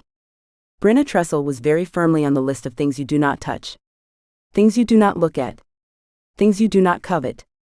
But since that morning, the way she charged to the living room as if expecting to find me naked, just thinking about her made me twitchy. Who are you kidding? You've been twitchy about her since you realized she was the one you need to look out for. The moment Sebastian had asked me to do this thing, I hadn't wanted to do it. But the second I had seen it was her, the girl from the wedding with her canary yellow dress tucked under her thong, I was very on board. I wanted to touch her. I don't know what it was, but I remembered the exact smell of her on the island. Ocean breezes, the scent of hibiscus and gardenia mixed with her sweet and spicy scent. I didn't know what it was, but I remembered it curling around me, holding me trapped while that raging buttercup read me the riot act, insisting I tell her why men were pigs. Back then she had been some random hot girl. But now she had a name, and I was tied to her whether I wanted to be or not. Who are you kidding? You're the idiot who invited her to move in. Yeah, well, it seemed like a good idea at the time. Besides, I needed to prove my worth, that I deserved the faith Sebastian was putting in me, so I could do this. I could keep my hands to myself. How hard was that? You mean besides the fact that you have impulse control issues? Sitting next to her all day in Principles of International Marketing Management had been torture. Whatever her perfume or shampoo was, it was driving me mad. And I just kept picturing her perfect ass as it marched ahead in her yellow dress, giving a nice jiggle with each step. God, there was something wrong with me. And then it never just stayed at the ass. Of course, in my best fantasies, somehow the whole dress had just ripped right off.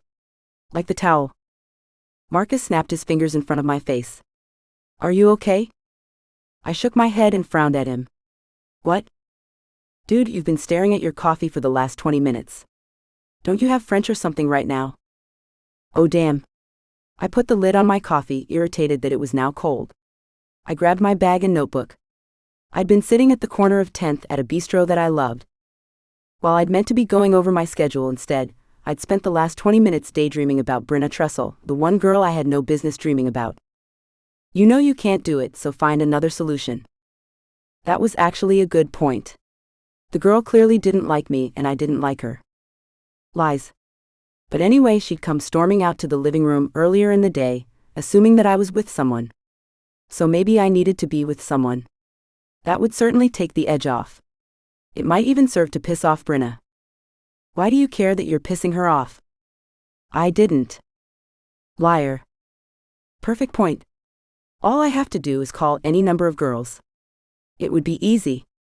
Then I could stop thinking about and focusing on Bryna Trestle. Bryna. This was the day from hell. And it looked like it was never going to end. I made it through class, despite the fact that I'd somehow managed to find a spot right next to Lucas. Like, legitimately right next to him. During class, I could feel him breathing. Not going to lie, it drove me absolutely insane. With the events of the morning still fresh in my mind, sitting next to him was just adding insult to injury. After class, I'd called the bank too.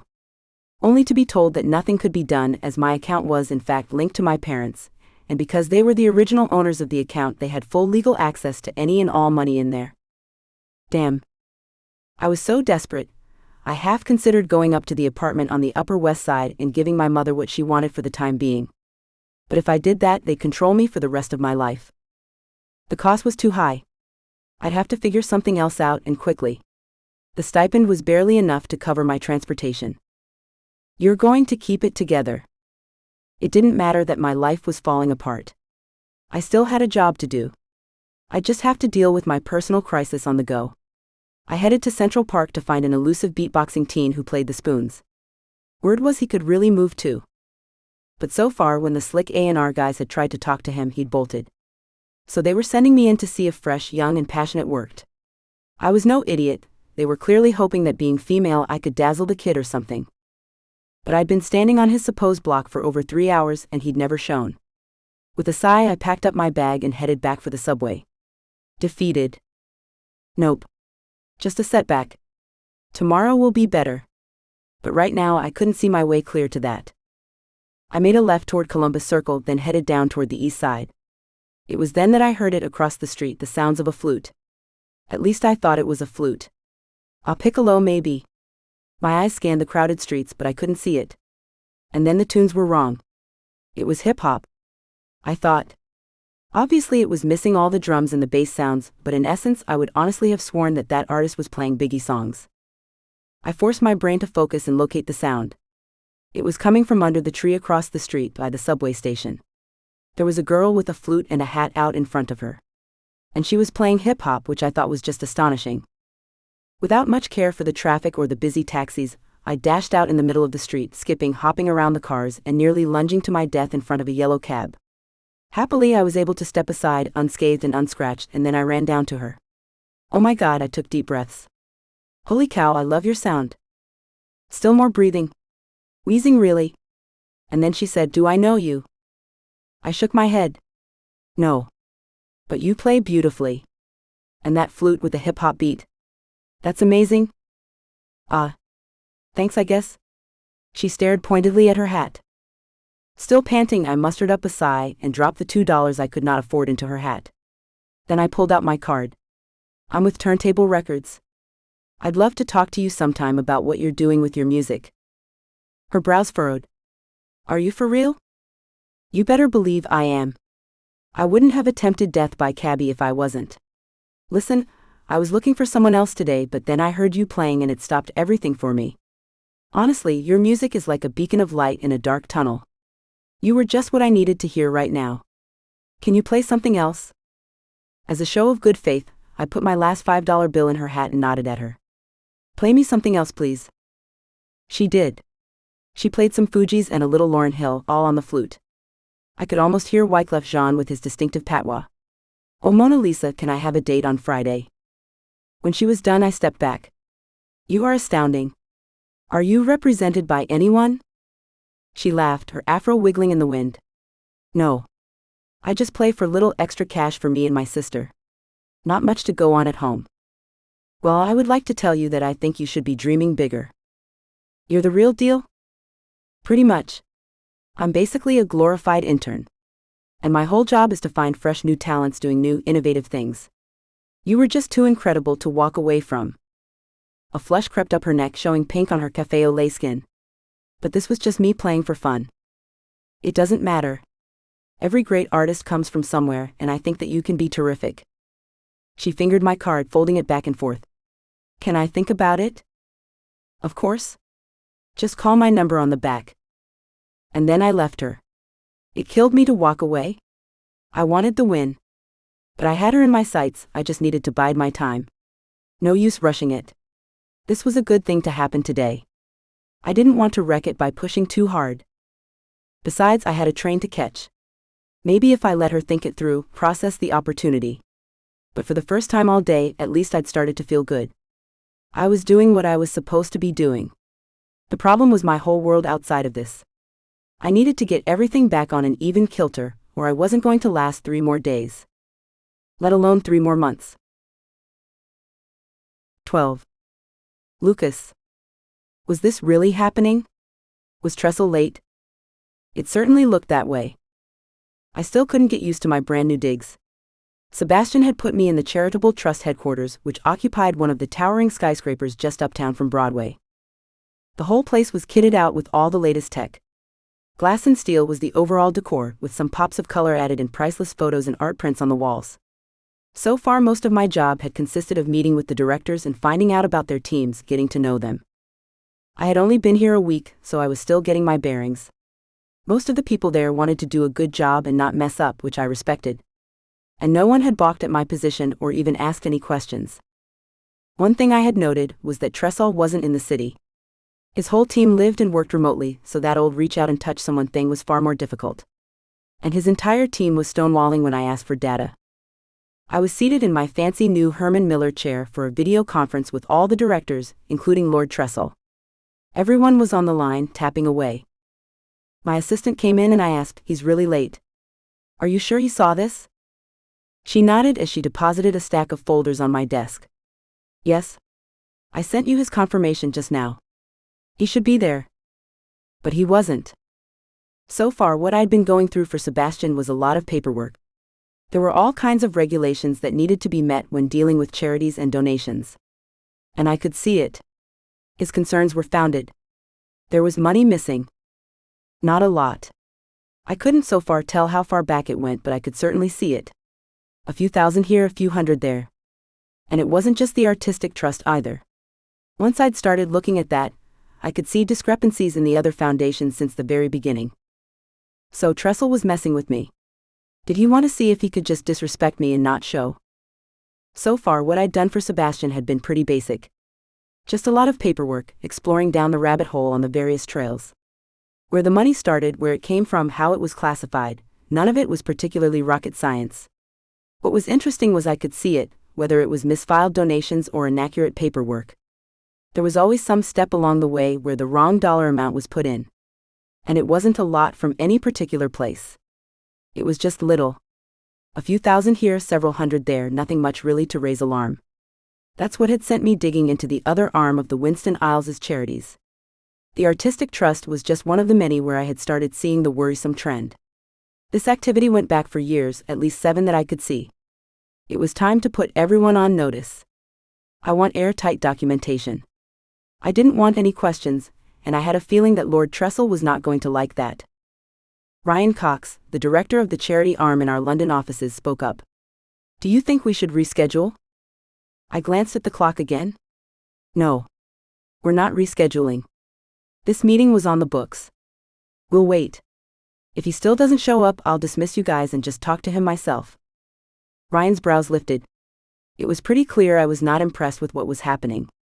I hadn't been here long enough for them to form an opinion probably, but I was going for tough but fair. I'd been friendly, accommodating when asking for information, and fair about giving them time to do it, but I'd made it clear that when I said I wanted something, I most definitely wanted it. And they had all been instructed to give me everything I needed. So far, we hadn't had any problems.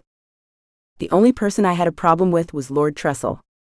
His office often gave me the runaround, making it clear that he was oh so busy. He couldn't always give me what I needed when needed it. The kicker of it was, I couldn't come right out and accuse him of anything untoward because I didn't have enough proof. I didn't have enough information. I didn't have enough documentation. And to boot, I wasn't sure how things went on the back end or how much access he had, but something was definitely fishy. He was the only one who hadn't given me all his financials. Then the alert button on the monitor told us that he was coming online. Finally, Trestle appeared, looking not at all hurried or concerned that he was late. Yes. Is everyone here?" I took a deep breath. Yes, we've all been here, Lord Trestle, for the last 25 minutes. He only shrugged. You know, I got tied up. What's all this about? I forced calm into my voice that I didn't feel. Well, Lord Trestle, we're meeting because you have discrepancies in the charity funding. Incorrect amounts filed, inaccurate paperwork. Yes, well, everyone is using the old antiquated system that the Winston Isles Charity Trust has always used. There is so much paperwork, every department has to bring different information. It's no wonder. I'm glad you pointed that out, Lord Trestle. I seem to find the most discrepancies come from your department. I pointed out the accounts, small amounts, discrepancies, and things that people could easily overlook. We need to be able to account for every cent. I want every discrepancy found and accounted for, and documentation of where in the process we've made mistakes. They were all busy taking notes when I glanced up. All except Trestle, who looked like he might have swallowed his tongue. Do you have any idea how much time it will take to unravel years of bad data? I gave him a brusque nod. Yes, I do. Forensic accounting is a field I happen to excel in. I turned my attention to Bill Wexler. He ran the most active charities division. Mr. Wexler, your paperwork is outstanding. The guy pushed up his glasses and nodded vigorously. We pride ourselves with getting things right, sir. Wexler looked like he was an actual IRS accountant, glasses, hair parted just so, nothing out of place. Mr. Wexler, if you could so kindly remind me of when you joined the Winston Isles Trust? 4 years ago, sir. You've done a remarkable job. I could find nothing wrong with your files. The man practically beamed. I'd have said he was about 30. And he certainly loved a bow tie. Thank you, sir. When I started, I made some notes about things that were sloppy and I tightened the ship, changed the processes. That's exactly what I'm looking for. If you don't mind sharing the process documents with the other directors, that would be fantastic and would at least help us plug the holes. Then we can do a deep dive on any discrepancies. Trestle was having none of this. You think I will just bow to what you say? Who died and made you king? No one else on the video conference knew that was a direct jibe intended for me. King? No one. But the president of this trust, the actual king of the Winston Isles, directed me specifically to do this work. If you have a problem with it, you can take it up with him. Until then, I expect your report at the end of the week. I was done playing with him. If it was going to be war, I was ready. Guys like Trestle had been looking down their noses at me my whole life. For once, I was on the right side of things. If he wasn't, I was going to give him hell. Aren't you complicating things since his daughter lives with you? Yeah, well, my life was made slightly easier by the fact that he didn't know Bryna was my roommate. And she didn't want me to tell him, so I wasn't going to. But yeah, my life was just about to get all kinds of complicated. It looked like instead of an ally, I'd made an enemy. Lucas. After a day like I'd had, I needed a break. I didn't need the guys giving me damn. We'd braved the happy hour crowds at Prohibition, one of the city's oldest speakeasies. It had been modernized and upgraded, but the place was an institution. It had original oak wood with modern steel accents. It was my favorite spot in the city.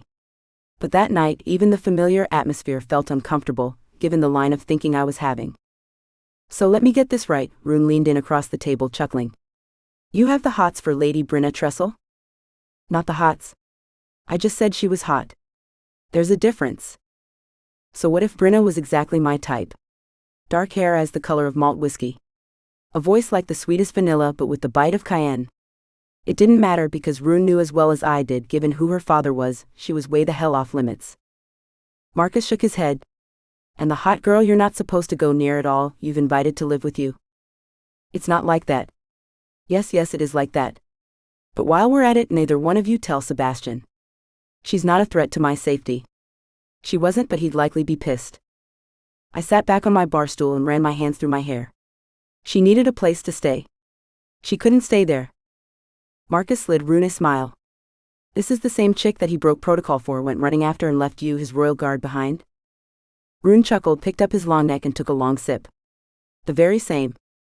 Marcus was usually a lot more reserved than Rune was. He didn't laugh easily. He was all about the job, but he actually started to chuckle. No, that wasn't a chuckle. That was a full-fledged laugh. As a matter of fact, it was a guffaw. I didn't think I'd ever seen him guffaw before. And I wasn't a fan that it was at my expense. Shut up. It's not like that. Both Marcus and Rune shook their heads, but it was Rune who said, I can't wait to tell Sebastian. You aren't telling Sebastian, damn. So when Sebastian asked you to look out for her, you realized he meant you weren't to sleep with her, right? Rune asked. I scowled at the both of them. Oh, ye of little faith. It's easy.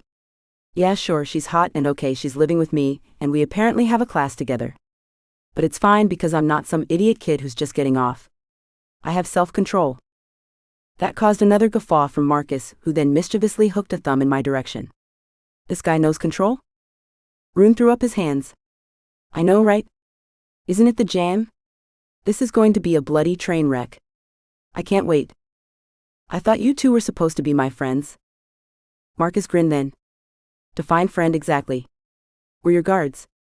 And I like taking your money at poker, but that doesn't mean I'm not going to give you damn. It was Rune's turn to grin then. And I actually would call you my friend, which means I will be giving you all the damn in the world. You're the one who insisted she stay. Yeah, but come on, she's hot. You didn't for 1 second think that this was going to be a problem? Marcus asked. The thing is, I sort of agreed to do this for Sebastian before I'd seen her. I figured she'd just be some average girl I'd show around the city, point out the coffee shops, and my obligation would be done. How was I supposed to know it would be her? Marcus frowned then. You said that like you know her from before. I rolled my eyes and then quickly recounted my first meeting with Bryna. The more I talked though, the more Marcus started to shed that stern, serious exterior, and the more he laughed. He actually laughed so hard he almost fell off his stool. Rune had given up the ghost and had jumped off the stool and laughed so hard he had to move around to walk off the stitch in his side. Marcus held up a hand. Wait. So you've seen her bare ass? Yeah. I left out what else I'd seen. Look, that's not the point. The point is I'm not going to do anything stupid. Rune held out his hand. Want to make a bet on it? Marcus reached for his wallet. I'll take that bet. Rune nodded. Okay, we'll both put 50 in. You keep your hands off her, you get 100. If you don't keep your hands off of her, you pay us each 100. Jesus Christ. Steep betting odds. But I knew one thing that they didn't. Bryna was prickly, a pain in the ass who went off on wild bouts of cussing me out. She was basically a porcupine. One should not screw a porcupine. I'll take that bet. Besides, how hard can it be? All I have to do is keep my hands off her. She was hot though. The safest thing to do would be to find someone else to start immediately. Stay the hell away from Bryna Tressel. I could do that. Easy money. Besides, I'd promised my brother. A hell of a time to start being the good guy. 13. Lucas. Never taunt the gods. Why? Because when you taunt the gods, they screwed with you. There was no way in hell I was ever admitting to Rune or Marcus that they might be right, but I was a little out of my depth. That night after I got home from Prohibition, I walked in on Bryna doing yoga in the living room in those tight little yoga pants. As if she didn't know she was torturing me. I mean, she was actually trying to kill me. Or maybe she has no idea. She mumbled some kind of sorry I'm in your way, and then packed up her little yoga mat. The problem was I'd already seen her. Tight pants, sports bra, midriff showing, smooth tan skin. It was hard not to imagine her in that canary yellow dress tucked into her thong, with her nearly bare ass on display. No, never mind that. You will be good. Your brother asked you not to be a jerk, so try not to be a jerk. I could do that. It was fine. Easy even. But the next morning, she was sitting at the dining room table in the shortest pair of shorts I have ever seen in my life. I told myself to look away. Apparently, my brain did not send the message to my eyes because I couldn't look away. Thanks to her, I was suddenly prone to hard-ons in my own house just by walking around. It was like I was 13 again. When I walked out of my room, she looked up, eyes wide and brows lifted. She started to gather her things. Sorry, I spread out a little. You're a jerk. You're fine. I told you to stay here as long as you need to. I meant it. I felt like the big bad wolf. Oh, Lucas, what big eyes you have. The better to see you with, my dear. Sorry. I'll be looking for an apartment soon. Now I really felt like a jerk. For some reason, the pit in my stomach bottomed out. Come on. I didn't say you need to leave or anything. Her brows lifted. I'm in your space. You have generously given me a place to crash. I got the impression last night that you weren't too thrilled to find me doing yoga in the middle of the living room. It's probably time for me to go. You've given me a place to stay for a couple of days and I appreciate it, but I don't want to overstay my welcome. See that part where my brother asked me to be a good guy? I needed to remember that. Stop. I joined her at the dining room table, trying to ignore the long span of legs that I could see through the glass. When I said stay as long as you need, I meant it. And like I promised, I haven't said a word to your parents. So there's no rush? She sighed. Thank you. It's just that I'm struggling with the internship thing, and the funds I had saved all vanished in a bonfire basically, so everything is damn tea. She spoke in that rapid-fire way of hers, all the words clamoring to spill out over each other. I'm trying to find a job and an apartment, but I haven't had any luck. My internship only pays a small stipend. Everything else is asking for lots of experience. All I really have as experience was doing this charity work, and that extra commitment is sort of going to take a bite out of my actual college work, and I held up my hand. Relax. One problem at a time. What's the priority? A job, I suppose. She frowned. She looked so cute with that little furrow between her brows and her floppy ponytail. Cute was certainly better than sexy as hell. The big crease on her brow made me want to run my thumb over it and ease the worry. What the hell was that? In my old life, that frown was exactly what I was looking for. I would take advantage of it, manipulate it, and make it work in my favor. But you're not that guy anymore. Her eyes narrowed. Why are you being so nice to me? Where's the smug smirk? I didn't focus on the last part there. Because you look like, wait, I'm always nice. She shook her head. Something tells me that you're not always nice. I am always nice. I'm nice in all kinds of ways. I used being nice to work in my favor. Bryna rolled her eyes, but I could see the hint of a smile tugging on the corners of her lips. Okay, so you said the priority is a job. Well, my brother happens to own a bar. Her brows lifted. You have a brother? There are two of you. Damn. I hadn't even realized that slip. Old Lucas never would have made that kind of slip. You lived a con, you were the con. But somehow after a year with Sebastian, I was making all kinds of mistakes. I was living this open kind of life where I didn't have to lie all the time. It made me rusty. Yeah, there's another one of me. Not nearly as good looking though. Oh Lord. I bet you there are drop panties and angry boyfriends from coast to coast. I couldn't help but chuckle. Is that what you think of me? That I cause drop panties and angry boyfriends? She shrugged. I don't really know you, but from what I do know, I'd say that's probably pretty accurate. I opened my mouth to argue with her, but then I remembered how I'd met her. About to hook up with some chick at my brother's wedding. So that was really all she knew of me. Except that time when you saved her. Yes, there was that. So hey, there was a good guy in there somewhere. I was not a tin man. I did have a heart. God, there were days when I would have hated being considered a good guy. That might be fair in some instances, but not in this one. She shook her head. Whatever you say. I cleared my throat and then I couldn't help it, honestly, my gaze dipped to her chest. And Jesus Lord, was that thing she was wearing see-through? Look away. Look away now. Okay, on the count of 3. 1, 2, nope. Still looking. Her damn t-shirt was see-through. I licked my lips and then forced my eyes to do one thing that they did not want to do. Close. Then I hit the reset button and forced them open to look at her again. She wasn't even paying attention to me. Her gaze was back on her computer and then it flickered to mine. You were serious? You can help? Damn, I was going to need to say something. Not can I lick you? Please do not say can I lick you. Do not say can I lick you. She cocked her head. Lucas? I cleared my throat. Yeah, I was serious. I can help you with an apartment, I mean a job. My brother, like I said, owns a bar in the city. It's not too far from here. Well lit, lots of tourists. It's busy and safe and close enough that if you need anyone to walk you home, I'm right here so I can do it. She shook her head. That's too much to ask. I'll take the job if it's open and you can get me an interview. I'll be super happy to have it. But you don't have to do any of the other stuff. Look, I take my job seriously. King Sebastian asked me to do him the favor. It's no big deal.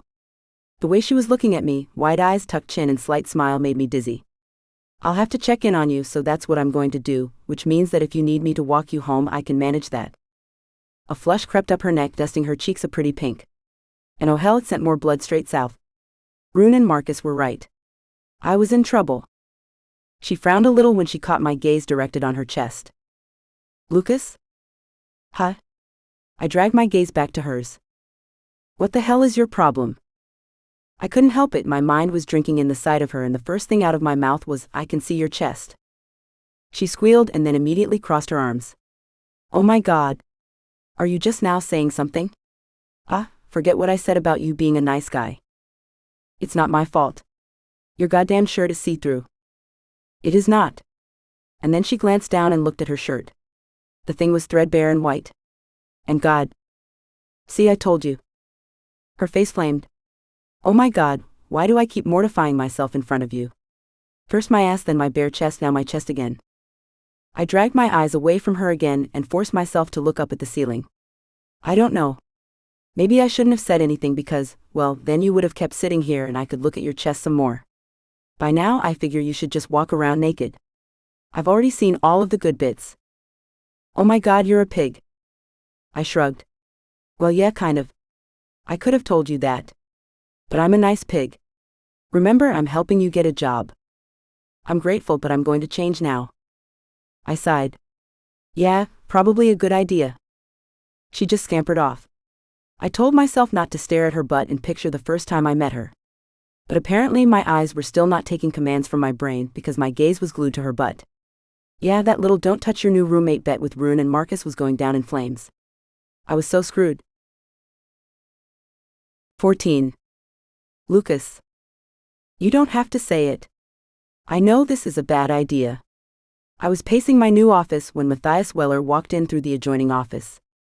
He wasn't even fazed when I asked if we could speak privately. Marcus and Rune had kept Bryna out of their weekly reports back to Sebastian, but me meeting with Blake Security would have raised a lot of questions I wasn't ready to answer. The Blake Security resident tech master shrugged and watched me with shrewd eyes. What's the big secret, mate? I had met him once before. He was mostly quiet, and there was something about him that made my hair stand on end, but he seemed like a decent dude. He and the rest of the Blake Security team had been at Sebastian's wedding. At that time his attention had been focused on his date, a pretty redhead I'd eventually realized was also connected with Blake Security. Sorry, but this requires discretion. He gave me a brisk nod and then rolled his shoulders. What do you need? Wow, that was easy. Just like that, and what do you need? No questions, no recriminations, just a what do you need, and a how the hell do I get it done? I couldn't lie. Having Blake Security on royal retainer was pretty flipping awesome. I just hoped I could get the information without Sebastian being alerted right away. What I was asking for wasn't a security risk or issue, so it shouldn't raise any kind of alerts. I hoped. I just need you to look into someone for me. Adele Joninsky. He nodded, but his brows furrowed for a moment. Anything in particular I need to look for? No. Just the usual warrants, any trouble she might be in. And also Tony Rush. It felt like a betrayal, giving him my mother's name. But I had to know because if Tony was here in New York, that probably meant she was too, which also meant they were likely in real trouble. And if they were coming to me trying to pull me back in with them, it meant big trouble. I made it clear when I left last time that I was getting out. I'd also made it clear that she should join me. I'd begged, but I'd been left standing at the airport with a spare ticket in my hand and she never showed. She'd chosen him. So she was on her own. Sure she is. That's why you're standing here with the renowned hacker trying to see how much trouble she's in. Okay, so my relationship with my mother was complicated. You can't want for someone what they don't want for themselves. Matthias checked his phone, tapped something, and then gave me a nod. Anything else? I frowned. Oh no, that's it. But I had to ask. I had to know. So I just ask you to do damn and you do it? Matthias's lips tipped in a smirk. Basically. As long as it's not illegal, and even then that's a gray area. Anything you need done? We work for the crown, so if you need it, we'll do it. Where were you 2 years ago? I could have used you then. His gaze clouded over. Then? We're here now? Anything else? I shook my head. If you can just give me that information, that'll be good. He opened his mouth and then shut it again, seeming to hesitate. And then he shrugged and decided to go ahead and speak. None of my business, mate, but from the cloak and dagger, it looks like you're trying to unearth some damn. I guess you know my history. He nodded. Of course. I probably know more about you than you think is even possible. Yeah, that did not give me the warm fuzzies. I'm just checking on my mom. She never made good choices, so I'm just trying to look out for her. He gave me a nod. Piece of free advice: you can't save everyone. Some people don't want to be saved. The problem was, I knew that. I knew it well. But she was still my mother, so down the rabbit hole I went. Lucas. After my meeting with Weller, I went to class and tried to ignore Bryna. Everything was fine. I was managing. Not that my new roommate wasn't hot, or that I couldn't seem to get her and her tight ass out of my head. Nope, not a problem at all. As a matter of fact, everything was fine. One row down, Marcus glanced back at me and winked. Turd. Next to me, Bryna took her notes, her glasses sitting perched on the end of her nose. I resisted the urge to reach over and push them up her nose for her, because that was too familiar. Too close. Don't forget creepy. And leaning closer would not help at all with the whole scent thing. Everything about her reminded me of the islands. Her hair smelled like lemon and gardenias with just a hint of hibiscus mixed in. Technically, I wasn't even from the islands, but all of those scents called to me as if they were beckoning me home. Every time she got close enough for a whiff, I swear to God, my brain shorted out. It was torture. But there was no way I was telling that to Rune and Marcus. They didn't think I could do this. And honestly, they might be right. But I had to try, because the guy I'd been before would have been all, I'm gonna do what I want, and to hell with the consequences, and I was not that guy anymore. I couldn't afford to be, honestly. So I clenched my hands around the edge of the desk and prayed for sanity, because how hard could that be? It wasn't like she was deliberately torturing me to death. Can you be so sure about that? Okay, for the most part, she had seemed completely disinterested. Either that, or she was straight up diabolical. Either way, you can't touch her. And I wasn't going to. I could keep my word.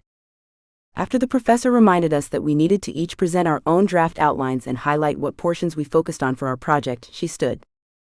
Out of the corner of my eye, I saw the guy that had been sniffing around her the other day, hovering on the edges.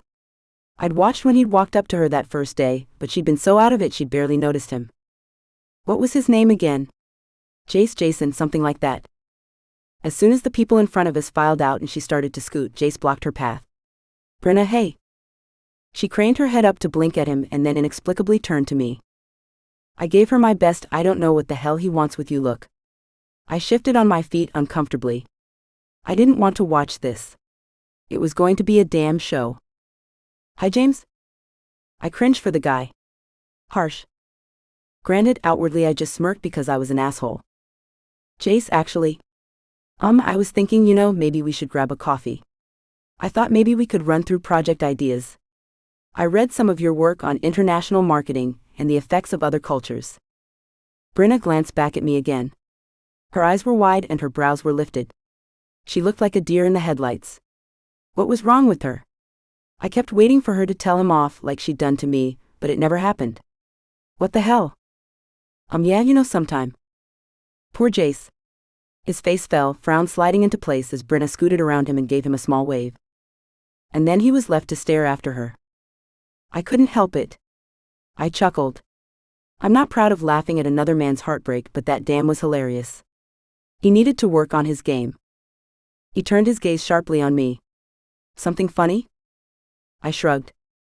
No. It would be easier if you had game, though. I knew it.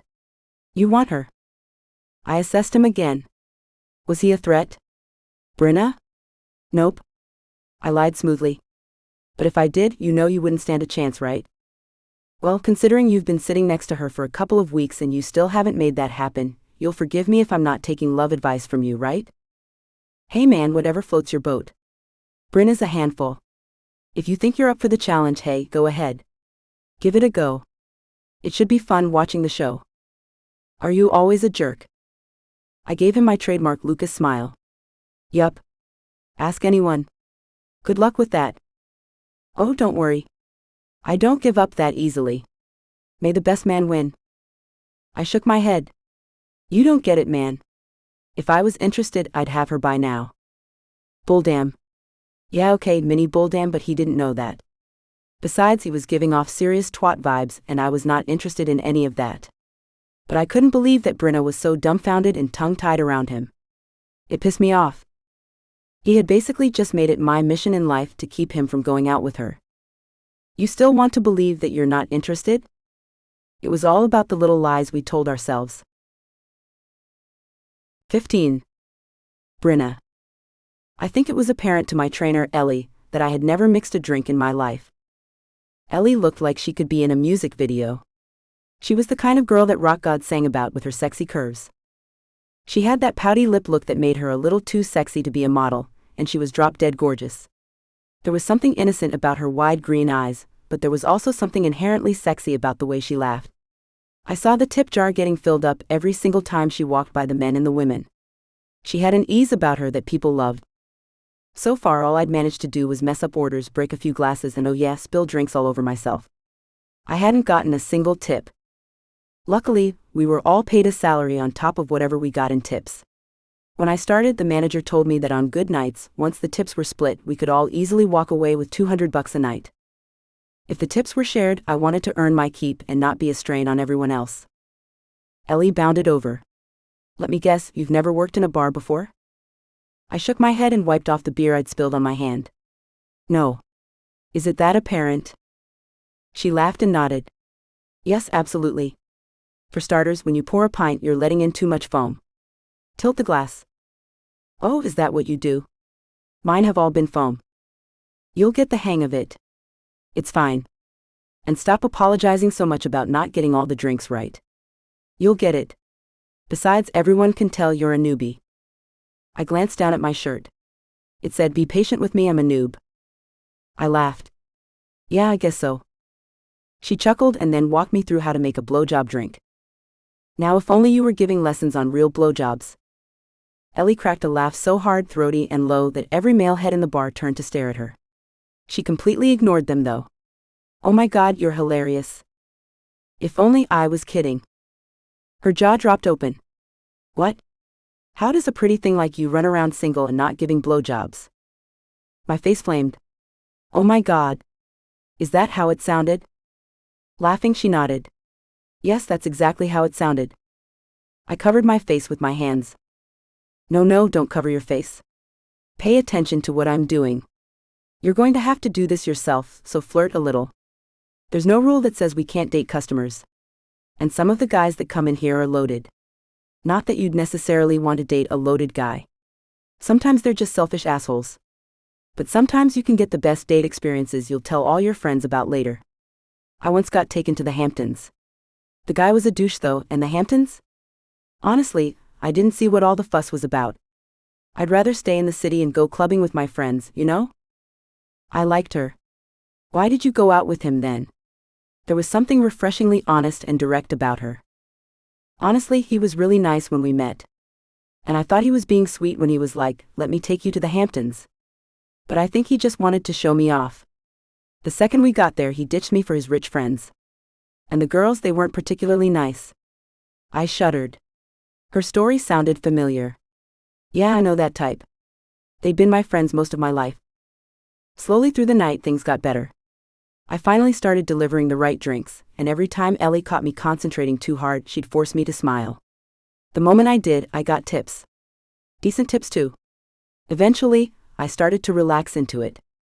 I wasn't going to start rocking it like I was Coyote Ugly all of a sudden, of course. It wasn't that. Besides, no one would want to see me shake my ass, but I was getting better.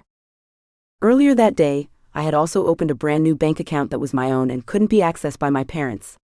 So whatever money I made would go into that. Then maybe I wouldn't get robbed by my own family again. Bonus.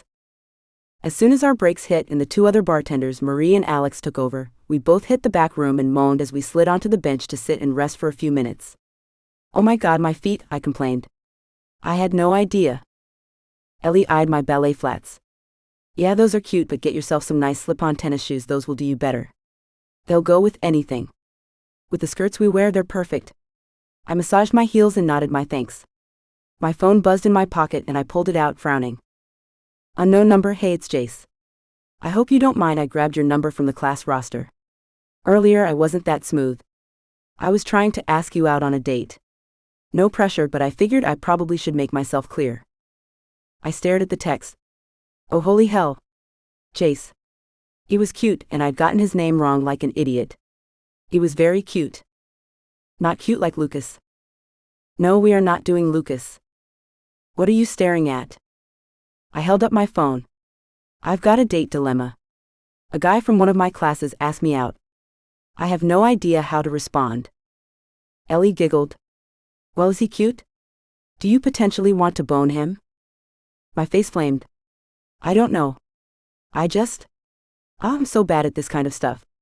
I mean, I've had boyfriends, but it's always been kind of a set-up situation. I left out the part where my parents set me up because life was humiliating enough. Come on, just reply to him. Say yes. What's the worst that could happen? I frowned. What do I say? Oh my God, just type back, yes, I'd love to. I have plans with a friend from work. Why don't we all meet up? I frowned. I don't have plans. Ellie laughed. We do now. She grinned. Let's double date. I have this guy I'm sort of seeing. It'll be fun. We'll go to one of those adventure things, like when we were kids, play arcade games and all that stuff. That way he can win you a big plush teddy of some sort. And you can get to see how he is during competition and under stress, under pressure. It'll be fun. I think he wants to spend time alone with me, and I don't know. Which is exactly why this is going to be great to see how well he thinks on the fly. It wasn't a bad idea. And it took pressure off me to perform. Actually, you know what? That sounds like a much better idea than me going out with him on like a high-pressure date or something. Text him back? She leaned back. Bryna, hey, sounds like a great idea. I have plans with a friend on Friday. I looked up at Ellie to confirm. She nodded her consent and I continued. Bryna, we should all do something. Maybe at the spot. Does that work? He replied right away. Jace, yeah, sounds perfect. Do you want me to pick you up or meet you there? I turned the phone to Ellie so she could give me the appropriate response. Have him meet us there. That way you can determine if he's a creeper. If he's not, he gets to take you home. If he is, you and I will just get in the cab together. I replied back and suddenly I felt more at ease. I had a new friend, which was helpful considering I'd been feeling alone and adrift since I got here. And I had a new job. That was thanks to Lucas, so I did need to actually say thank you properly to him. I felt like was on even footing again, like everything was going to work out. And now I even had a date. What are you going to tell Lucas? Not a damn thing because I am not interested in him. Liar. 16. Lucas. Where the hell was she going? On Friday, Bryna came home from class frazzled, running in with barely a hello to me on the couch. I was ready for a night of basketball with Rune, but clearly Bryna had plans. 30 minutes later, when she came running out of her room, lips looking all glossy and soft, dark hair curling softly and shining, wearing jeans and a semi-clingy top with a low back, I sat up and took attention. So it was a date. I felt rather than heard the growl. Down, boy. Are you going on a date? She stopped in her tracks as she was hopping on one foot trying to put a booty on. What makes you say that? I lifted a brow. Oh, I don't know. You're running out of here in a rush. You have makeup on. I took a whiff. Yes, I was a glutton for punishment. You have on perfume. If you don't have a hot date, is this all for me? I told you, sweetheart, you're not my style. She narrowed her gaze at me. Yes, I knew I was irritating her. I just didn't care at the moment. If you must know, yes, I have a date. I lifted a brow.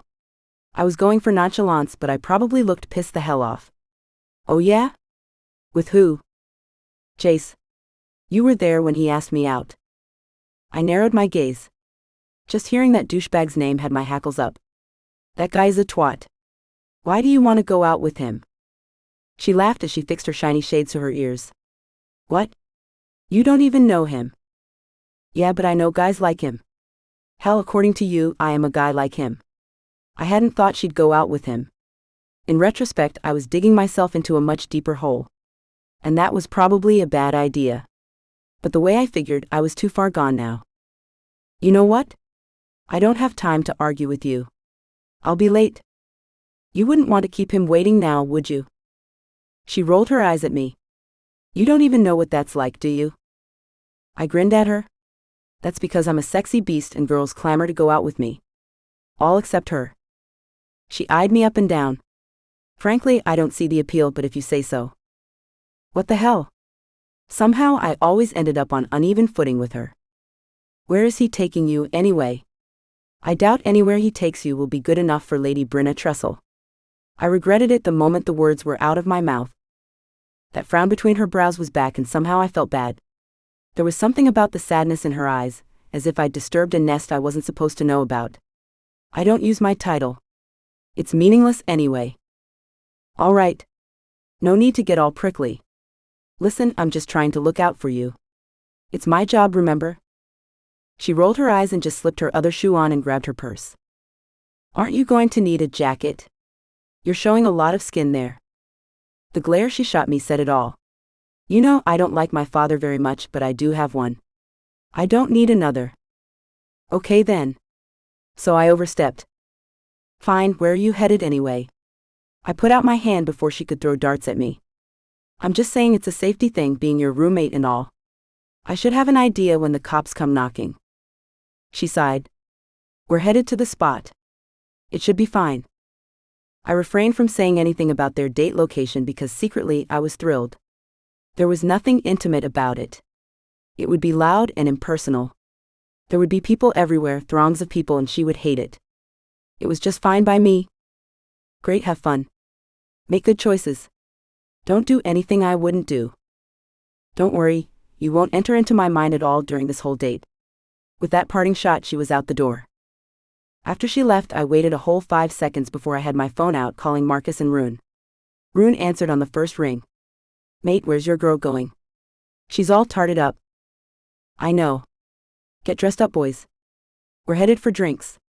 There was no way I was telling them that we were headed to Prohibition, which was, coincidentally, right across the street from where she was going. Not that I was being a jerk or anything. I was just looking out for her. Yeah, all the lies you can tell yourself. Lucas. So explain to me how you were the one who wanted to go out when we had plans to watch the Knicks game, and now you're the one who's barely touched your beer. And you're glaring outside. I dragged my gaze back to Rune. I'm not glaring outside. Marcus chaffed. Yeah, mate, you are. What's the matter? He chuckled low. Are you mad that Bryna had a date? Nope. I lied unconvincingly to myself and to them. The problem was I could see the front of the spot. The place looked busy, like it was hopping. They'd done a whole take on the adult game thing, offering everything from dodgeball and that sort of thing to adult arcade games turned into drinking games and such. Rune spoke up then. Look, mate, we won't give you any damn if you claim you're not into the girl. You can tell us. Of course you're into her. I'm not. She's going out with this guy who's a complete douche waffle. Rune grinned at me. Oh, he's a douche waffle, is he? Yeah, he is. He clearly sees me as some kind of competition or something. Marcus guffawed. I didn't like this new side of him, the one that laughed all the time at my expense. I liked the one who was serious with a stick up his ass. He sees you as competition, huh? Bet you didn't tell him that Bryna can't stand you. She can stand me. She's my roommate, isn't she? Marcus shook his head. Do you have any idea how much apartments in the city cost? You're the cheap option. I rolled my eyes. Of course I have an idea. I didn't become a prince until about 6 months ago, remember? It was times like this that I missed Sebastian. Well, he'd give me damn. Probably endless amounts of it, but he'd likely cut me a little slack too. There had been a time when he'd been my hangout buddy. We'd torn the city up. Like Rune and Marcus, he would give me damn, but I think a part of him would have helped me out. He would be my wingman. There was none of that anymore. Rightfully so, because he'd married Penny and she is freaking fantastic. Marcus leaned forward. Mate, enough with the charade. We know something is up. Why are we here? I glanced at the both of them. Can you both keep your snark to yourself for a minute? Marcus gave me a brief nod. Rune just rolled his eyes and shrugged. Jury is still out, tell me what it is. I sighed. You're such a twat. Bryna's across the street. I don't want her, but there's no way that jackwagon is going to date her. Rune grinned at me. Marcus just shook his head. I can lie to myself, right? It wasn't about how I wasn't able to get her out of my head. It was more about not wanting that guy to date her. She deserved better. Right. Whatever you need to tell yourself. Drink up, boys. We're crashing her date. 17. Bryna. Is there a reason you're hiding in the bathroom? I wasn't hiding. I was merely resting, taking a breather from my oh-so-exciting date. Ellie knocked on my stall door and I had no choice but to open it. She stood on the other side, all sass and brass. You have a perfectly cute guy on the other side of those doors waiting to show you a good old time, and you're in here hiding? I mean, Jace is nice and all, but I just don't feel it, you know? Ellie laughed. Then what are you doing on a date with him? This was her idea. You told me I should open myself up to new experiences. Remember that? She chewed her bottom lip. I did say that, but you said he was cute, so I thought you liked him. He is cute. I sighed. You're right. I should at least go out there and make an effort. She shrugged. Don't make an effort on my part. As far as I'm concerned, we can both climb out the window. Wait, what about poor Brian? I thought you guys were a thing. No. He thinks we're a thing. He'd been trying to lock me in for months now. I keep telling him I want something casual. I tried to break it off because he clearly wants more. But he says he can do casual and then he forgets. So I think I need to just cut him loose. So what do we do? Climb out the window for real? I glanced down at my top. The front was held down with stickies and a prayer, so I was not confident about my ability to jump out of the window without flashing my chest to the world. You've done it before. I don't think I'm wearing the right outfit for this adventure. No, we'll go finish our dates, but then we'll beg off. We're tired girl time, that time of the month, that should do it. I laughed. Oh my God. Actually, Jace might offer to go to the drugstore for us or something. Ellie threw her head back and cracked out a laugh. Oh my God, he does seem like the type. Overly eager. Almost like he's trying to prove how awesome he can be. What's wrong with me? He's a perfectly nice guy, and I can't even get into it.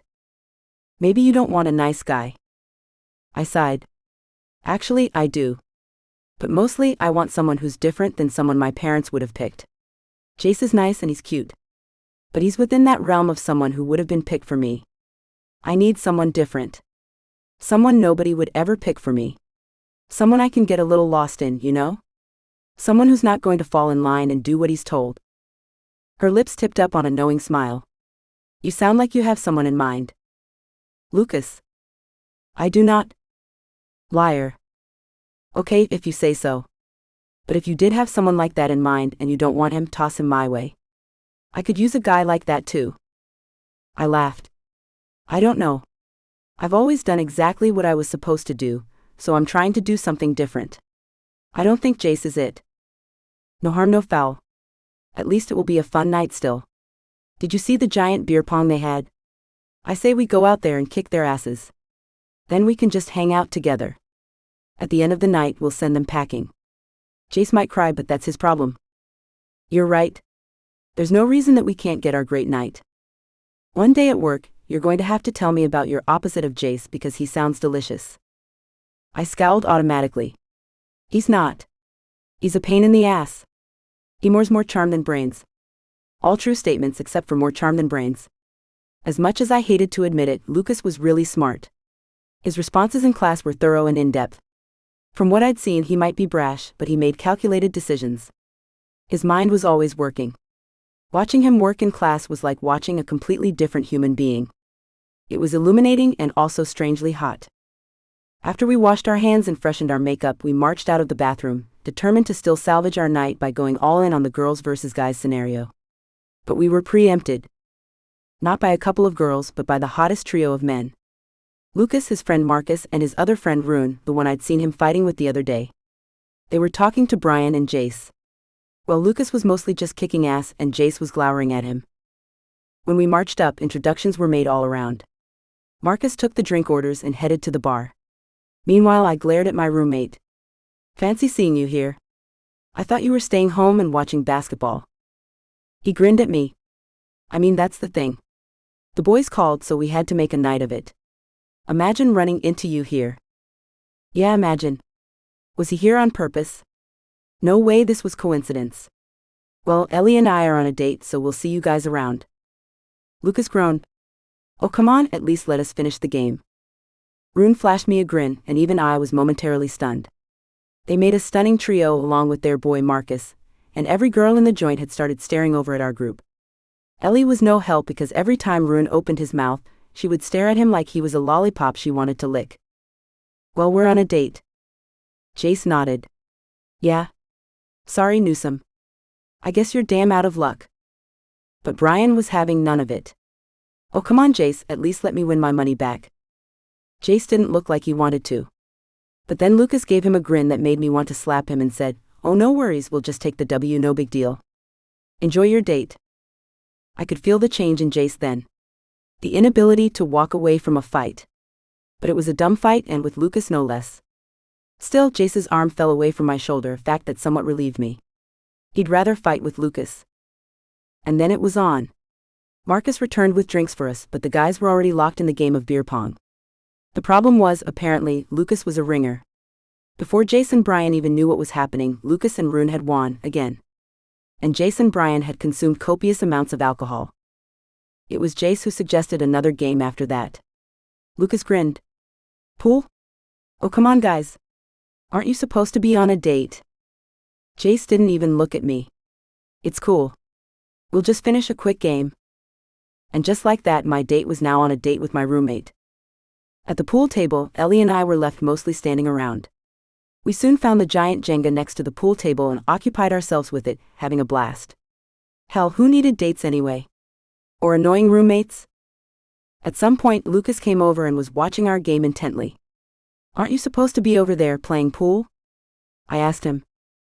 It's taking your boyfriend forever to set up a shot. He's not my boyfriend. Lucas grinned. I know. I just wanted to hear you say it. Why are you such an asshole? What are you doing having a date with that guy anyway? I thought you had better taste. Oh yeah? And who should I be on a date with? Someone like you? I hadn't quite meant to make it sound like a suggestion, but the you came out on a hushed tone that even to my ears sounded like a come on. Lucas's gaze dipped to my lips for just a second, but I saw it. His pupils dilated and something low in my belly pulled. Oh God. Why this one? He licked his bottom lip and swear to God my lady parts clenched. Lucas shook his head. Nah, I like my girls less uptight. Besides, my charm doesn't work on you. It would make it a lot easier if it did. His voice was low, hypnotic, lulling me into compliance, pulling me into falling under his spell. But then I remembered the first time I met him and got the cold shower I needed. Oh, or you could just be an honest guy. No charm, no pretense, just a guy. He laughed. What's the fun in that? Ellie came over with her beer. Your turn. While I went over to ponder my move, I could hear her jabbering to Lucas. So your friend the redhead, like, what's his deal? Lucas laughed. The low rumble of it had a velvety quality that made me want to wrap it around myself and roll all over it, which was obviously a problem. Rune single. Why? Ellie grinned up at him. You know, just curious. I might need to take a ride on that fire crotch. Lucas cracked up so hard he snorted beer up his nose and then started coughing. Jace called over. Newsome, your shot? Lucas nodded, but he was still coughing until I smacked his back and rubbed. Was it me, or did he start to purr? His gaze lifted to mine, his hazel eyes looking green in the light. Looks like you know how to rub me. Right? I snapped my hand back and scoffed at him. I wanted him to run back to his game. Ellie, what did you say to him? She shrugged and laughed. I don't know. Something about fire crotch. The poor thing almost wasted a perfectly good beer. I laughed too. You are impossible. She grinned. Yep, I know. So, are you going to tell me what your deal is with your roommate there? Is he the not Jace? Because the way he looks at you makes me want to bust out my battery-operated boyfriend. No deal. He's just my roommate. He's someone my parents asked to look out for me. Hence why I want nothing to do with him. Why? He's cute, super charming, and he's totally into you. Are you insane? Him? First of all, he's not into me. He just acts like that to annoy me. But somewhere in the deep dark recesses of my mind, my inner diva sat at attention. Just the idea that Lucas might be interested in me made the butterflies in my stomach dance yet again. Stay strong. Second of all, he will sleep with anything or anyone at any time. That's his deal. I don't need some long relationship, but I need to not be one of many. It's just a thing I have. Ellie nodded. I can see that. As it stands, he's very popular here. The waitresses had all been over several times to offer any assistance he might need. He'd even gotten us a free pitcher, just from that pretty mug of his and his never-ending charm. I don't know what it was, but to me it just came across as insincere. I liked him better when he was being real. Are you sure you don't like him? She asked. Not really. No. I promise he's a pain in the ass. Ellie held up her hands.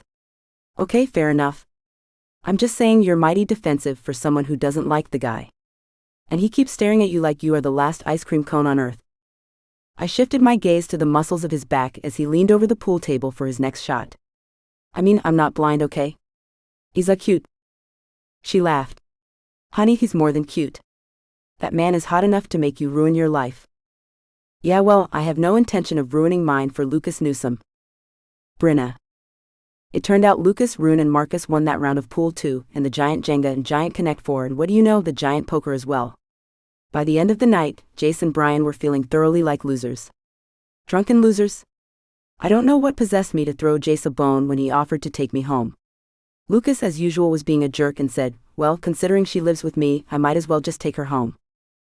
I glanced between the two of them and finally threw out a tiebreaker. Oh my god, we can just all share a cab. Except I didn't really want Jace to take me home, but because Lucas didn't want him there, I absolutely did. It was childish, I know.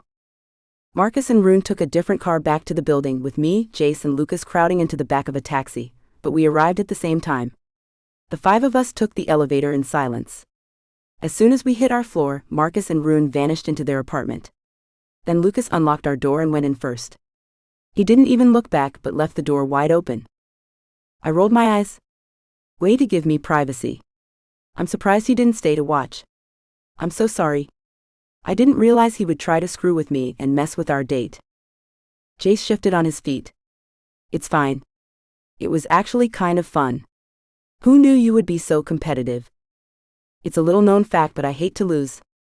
As a matter of fact, I'm not even allowed to play Monopoly in my house. I get a little crazy.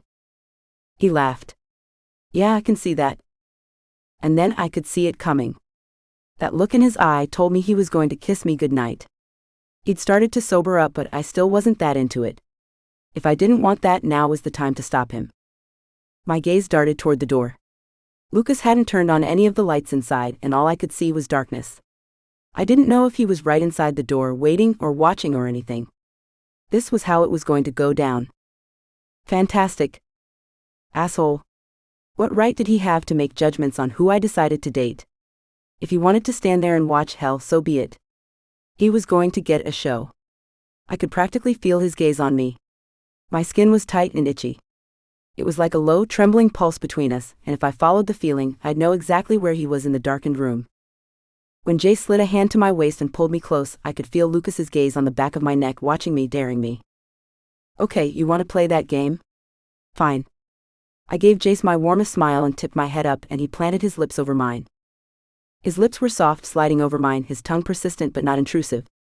All in all, it was a nice kiss. Great. Fine. Except I felt nothing. No heat, no interest, just pleasantly surprised. Just knowing Lucas was there changed everything. I didn't mean to do it, but I started pretending that it was Lucas I was kissing, wondering what it would feel like, his tongue sliding against mine, his hands clenched on my hips. Would he pull me closer? Would his hand slide over my ass, pulling me against him, making me feel every pulse of him? Because Jace's hand certainly didn't wander. When I pulled back, he gave me a wide smile. So I'm going to call you tomorrow, okay? I nodded but said nothing. Because I knew tomorrow when he called, I would either avoid his call or have to tell him that while it was a very nice date, I wouldn't be going on another. As soon as I stepped into the apartment and closed the door, I sighed and leaned against it. I spoke into the darkness because I could still feel him. Did you enjoy the show? He chuckled softly from his spot against the window. Oh, immensely. He looked oh so engaged. But there was something at the end there, it was almost as if he got good all of a sudden. In the moonlight, I could see his gaze directed at me. I could feel him. So tell me, who were you thinking about those last few seconds? You certainly weren't thinking about him. His chuckle was low. Matter of fact, if I had to wager, you were thinking about me, maybe? You wish. Good night. I deliberately marched by him down to my room and closed the door. The second I was on my own, I sighed against the frame and slunk down to the floor. He could completely tell. He knew I'd been thinking about him in those last seconds of that kiss. And I couldn't help but wonder, if that had been Lucas kissing me, would I have been able to even think of anything else? 18. Bryna.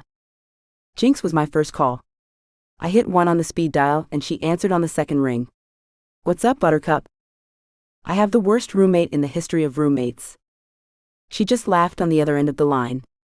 Behind her I could hear the distant sound of Calypso. Was she outside? Was she on her balcony just soaking up the smell of hibiscus? Hell, I missed home.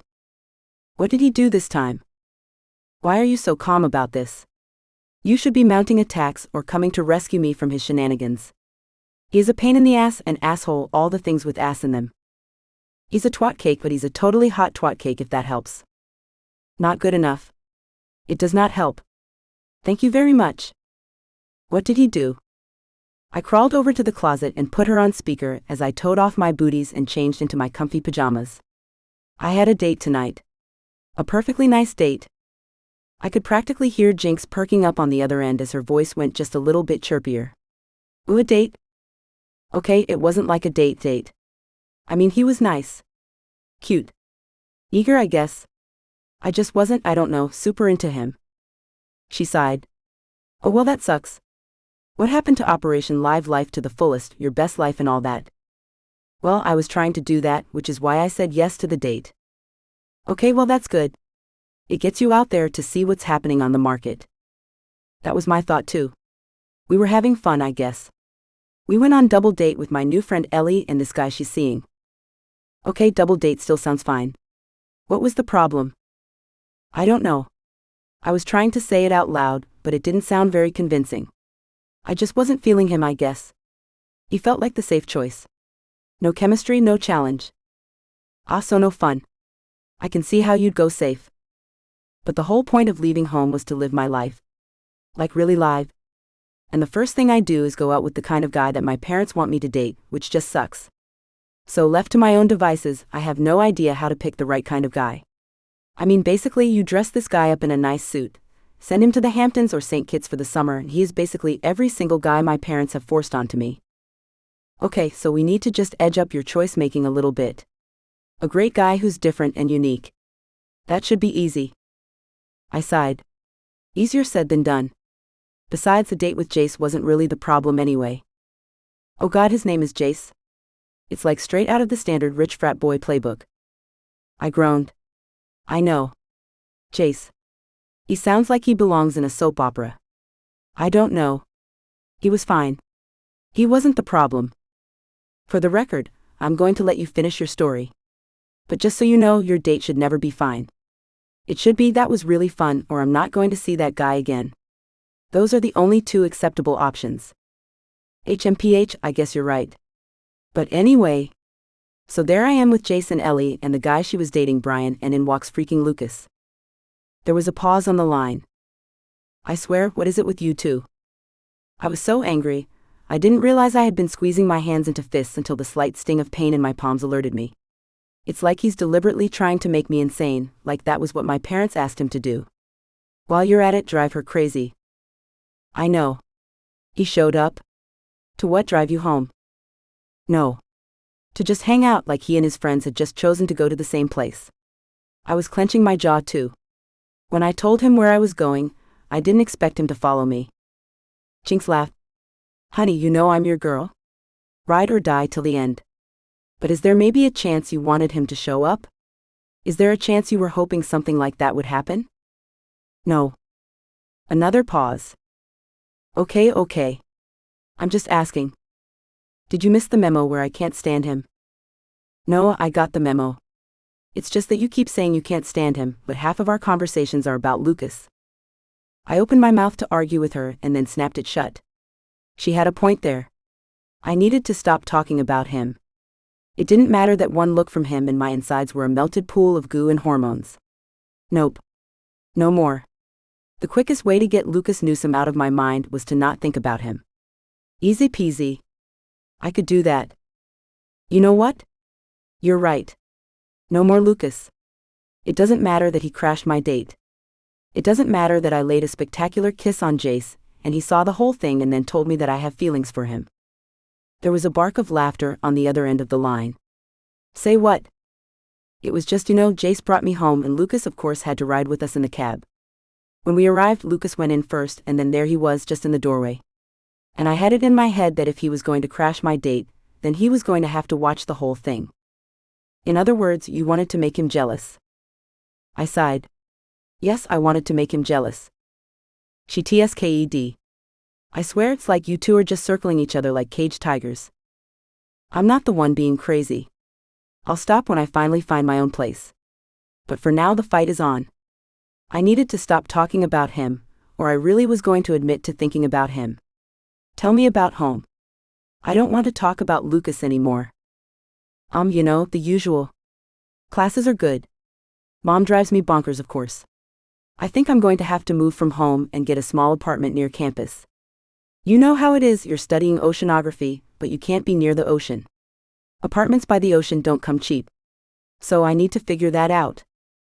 I should have just stayed home and we could have had a place together. As much fun as I know that would have been, under no circumstances would I have held you back from your dream. You couldn't stay here. Your parents will control you too much. You had a great opportunity. I miss you though. Well, my parents are trying to control me now, so nothing has changed. Yeah, but it's harder in New York City. Here it would be easy. It would have been Lady Bryna this, Lady Bryna that. You would have hated it. You're right. So Aunt Willow is making you insane, huh? Yes. She answered my phone and was chatting with the guy that first started seeing. She's crazy. The other day she loaded my clutch with condoms and lube. I think there is such a thing as too progressive. Man, I miss your mom.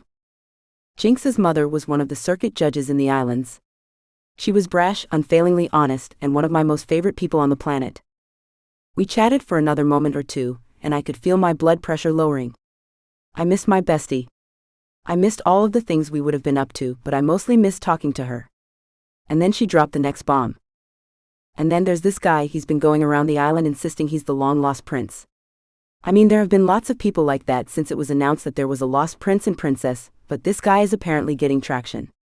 There's like a petition to get his blood tested. He's working this to the end. Apparently, he even got a bank to loan him some money on his claim that he's the next prince. It was a whole hoopla, because the bank apparently wanted the king and queen to back the loan. Obviously, they refused. They asked what proof he had that he was a prince, and basically it was just his word that the bank had gone on. It was awesome. News reports have been going off on him since. Jesus, that guy is a con man. Yep, plain and simple. And a pretty decent one, I'm guessing, if he managed to convince a bank to give him a loan. I swear people are insane with the things they will do to be close to the royal family. It probably isn't even that great being a royal. The restrictions, God, I ran away from those restrictions. Hell, I'm not even royal. My parents were members of the court, but that has nothing to do with me. I can't even imagine all the people coming out of the woodwork to get a piece. I don't envy the king and queen right now. Neither do I.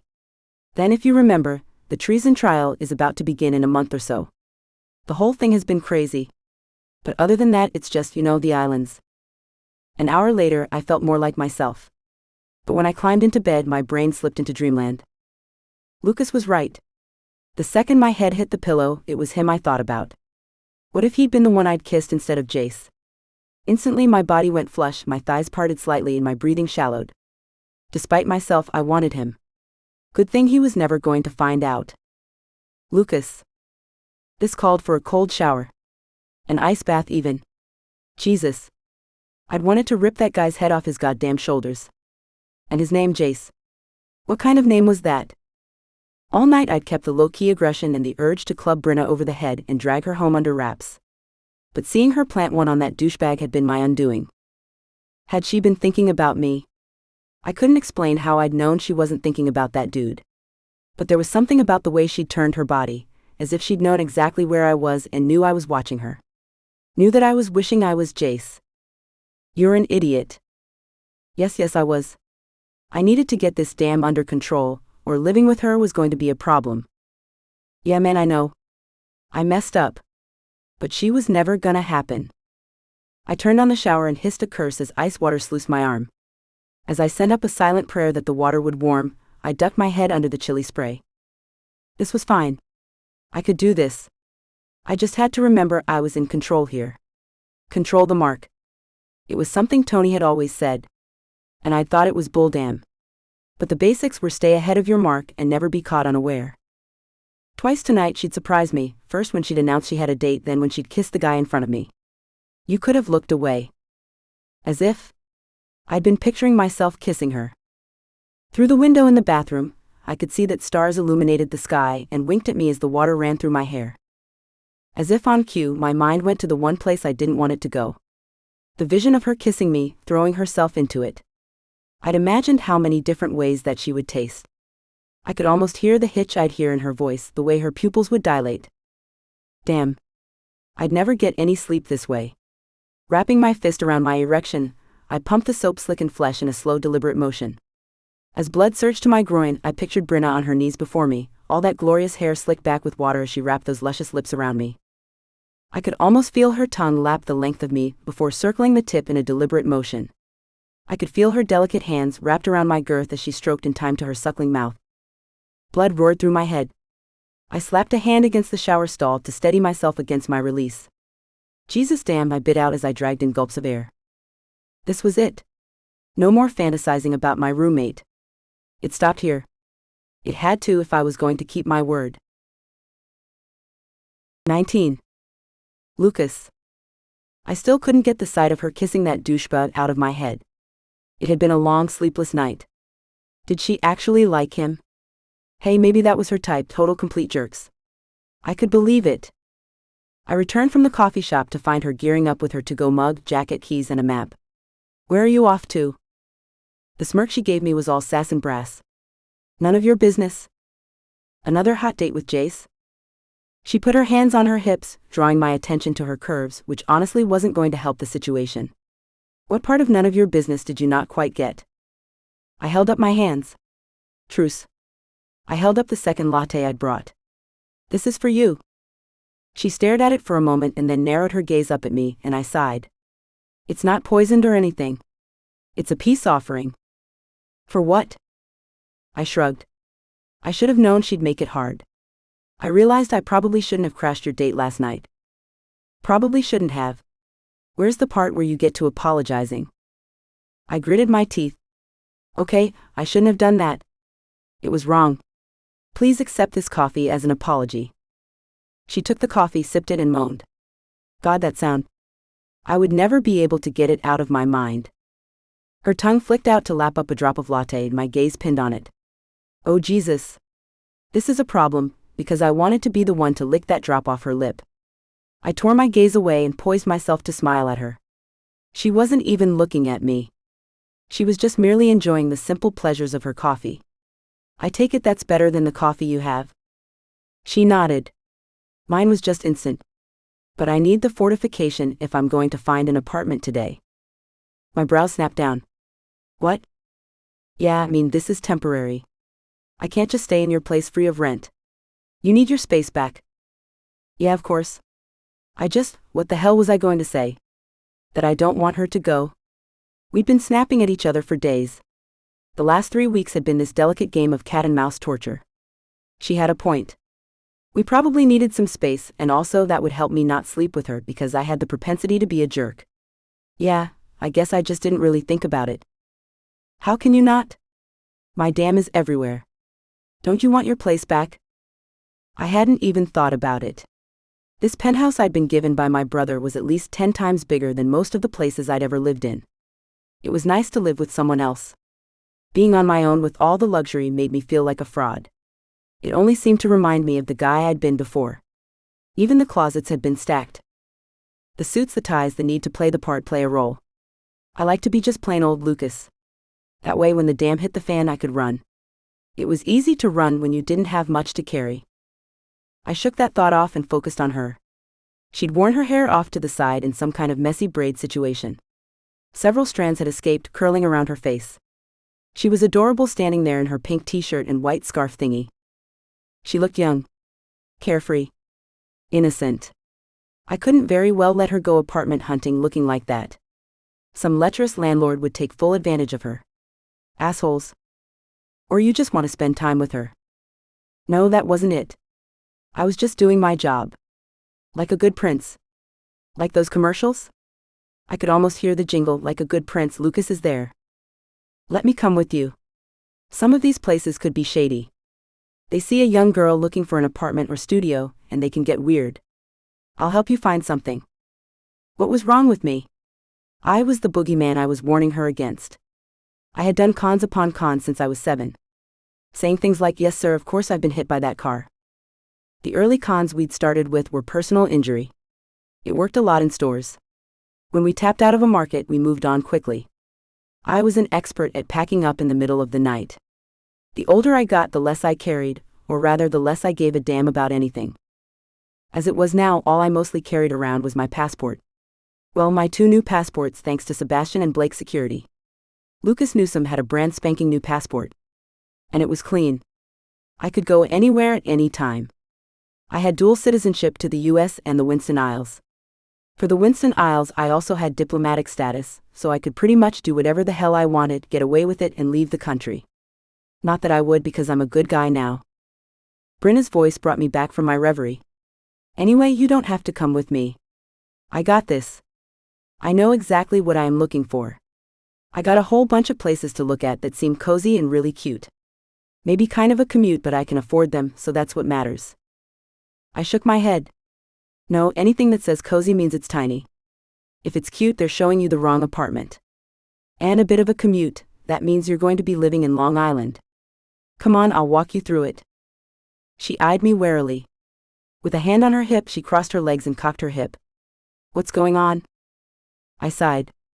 Like I said, I was a jerk last night. I know it and you know it. Neither one of us has to talk about it. And then because I couldn't help myself, I added, unless you want to talk about when you went to your room last night. Were you thinking about me?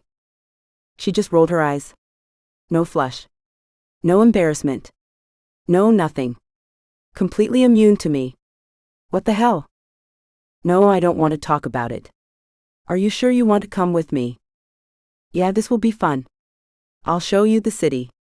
Like I was supposed to in the first place. Don't you have anything better to do today? I have a paper, but it's mostly done. It's not due for another week. We have our project. I figure we can discuss some of it on our little jaunt. Most of my work is just reading. It's my last semester. I took it easy with the load. Oh, I didn't realize that. She frowned. Do you have a job yet? How the hell should I say this? Lie. I'm still looking. My majors were international relations, political science, and economics. So I've got a couple of feelers out, contacts I'm working. You know how it is. All it takes is one thing and then everything falls into place. She nodded and chewed her bottom lip. Well, 3 majors? I don't know how you do it. I'd be a disaster. I like planning. I like to know that things are all settled. Which is why all of this has been such, well, you know how it's been going. Yeah. Pretty damn tea of your parents to shut off your accounts. That's stupid. But you have a place to stay as long as you need it. There's no rush for you to find a place, but I get it. More privacy. She nodded. I want to give you yours back too. Never overstay your welcome. It's one of my grandmother's rules. She has many, many rules. I'm not sure I'd like your grandmother very much. She laughed. Actually, you'd probably love her. While she had rules, the old lady knows how to cut loose. Although she never really stands up for me. She always just says, you'll find your way. I believe you. You're serious? Sure am. Come on, let's go. As I followed her to the first apartment, I wondered if I was making a huge mistake. That much time with Bryna in close proximity, that couldn't be good for me. I pulled out my phone and sent a quick text to Rune and Marcus. Marcus was already waiting for me downstairs. Rune had gone to get the car, but now there was a slight change of plan. I wouldn't be headed to the Young Artists Association meeting like planned. I'd be apartment hunting with Bryna in the city. They were going to kill me, but somehow in my head it all made sense. #worth it. 20. Bryna. I hated this. Lucas was right. Cozy for all intents and purposes meant minuscule. We saw a place that was smaller than the bedroom Lucas had given me. It had a Murphy bed, which was a bonus, I suppose. But the kitchenette, which consisted of a sink and a hot plate, was meager. And there was only room in the place for a chair. But hey, at least that place had been clean. Place number 2 on my list was a decent size. I didn't need much in terms of space. But the landlord neglected to mention that it was legitimately in the back of a warehouse. It was a storage room or something. It had a bathroom with the most disgusting sink I'd ever seen in my life. The moment we walked in apartment number 3, Lucas took my hand and dragged me back out. And for once, I didn't fight him. I had no intention of spending any amount of time in there. The place had 0 natural light, 1 skylight, and 1 very small egress window that would actually qualify for an apartment. I didn't even see the bathroom. And hell, I didn't want to. The landlord had seemed insulted that we hadn't wanted to walk in his dingy little hellhole. It was dank and dark, and there was no way I could walk back from class at night in that neighborhood. We went to Alphabet City next. That one was much better. There was a room for rent in a 2-bedroom apartment. The apartment was bright and airy and decorated nicely. Unfortunately, the girl renting the room made it very clear that everything in the common area was hers and hers alone. The only space I was getting was the very tiny cramped bedroom, which was formerly a closet. I had no access to the living area, and I was expected to buy my own meals elsewhere. We were walking back to the subway, and out of the corner of my eye I could have sworn I saw someone familiar. Hey, is that? I didn't get to finish because Lucas dragged me into the car just in the nick of time before the door closed. Everything okay? He nodded. Yeah, just wanted to catch the train. I leaned my head on his shoulder because damn it, I was exhausted. My feet hurt. Actually, they full-on throbbed. And part of me wanted to cry. I hated my parents, actually hated them. I hated my stupid old roommate Dana. I hated all of this. Buck up. You didn't think you'd go on one apartment hunt in New York City and find the perfect cozy place to accommodate you, did you? I mean, honestly, you haven't even seen any roaches yet. How will you ever complete your New York City apartment hunting experience? No, please. I can't. After everything today, please do not show me roaches. He chuckled softly. I could feel his shoulders moving as I sat with him. The gentle rocking of the train made me sleepy. Hey, these are the places you picked out. I would have picked out completely different places. I mean, my set priorities were clear. I wanted a female roommate, a clean bathroom, and a kitchen. Not even a big kitchen. Just, an actual full stove and a sink. How hard is that? Well, in apartment number 3, apparently the guy didn't know you wanted a female roommate. So his thoughts of locking you in his tiny little dungeon and keeping you as a sex slave were completely dashed. Did you see the look on his face when he saw me come in with you? I shuddered. He legitimately looked upset. And then he looked pissed off. When he'd said, I thought you were coming alone, it was the biggest clue to get the hell out. Oh my God, this is so hard. Yeah, it is. People will do all kinds of things for a decent apartment in the city. I once had this great rent-controlled place not far from where I live now. How in the world did you ever get that? Long story. I wasn't even sure if he noticed, but he started to frown when I asked him questions that were too personal, as if remembering something he didn't want to remember. But every time that shadow crossed his gaze, he looked like he was, I don't know, hurting maybe. But then it was gone all of a sudden. Why did you do that? He blinked and glanced down at me. Do what? Sometimes it's like you've gone somewhere remembering something. He shrugged. No, I'm right here. You look sad.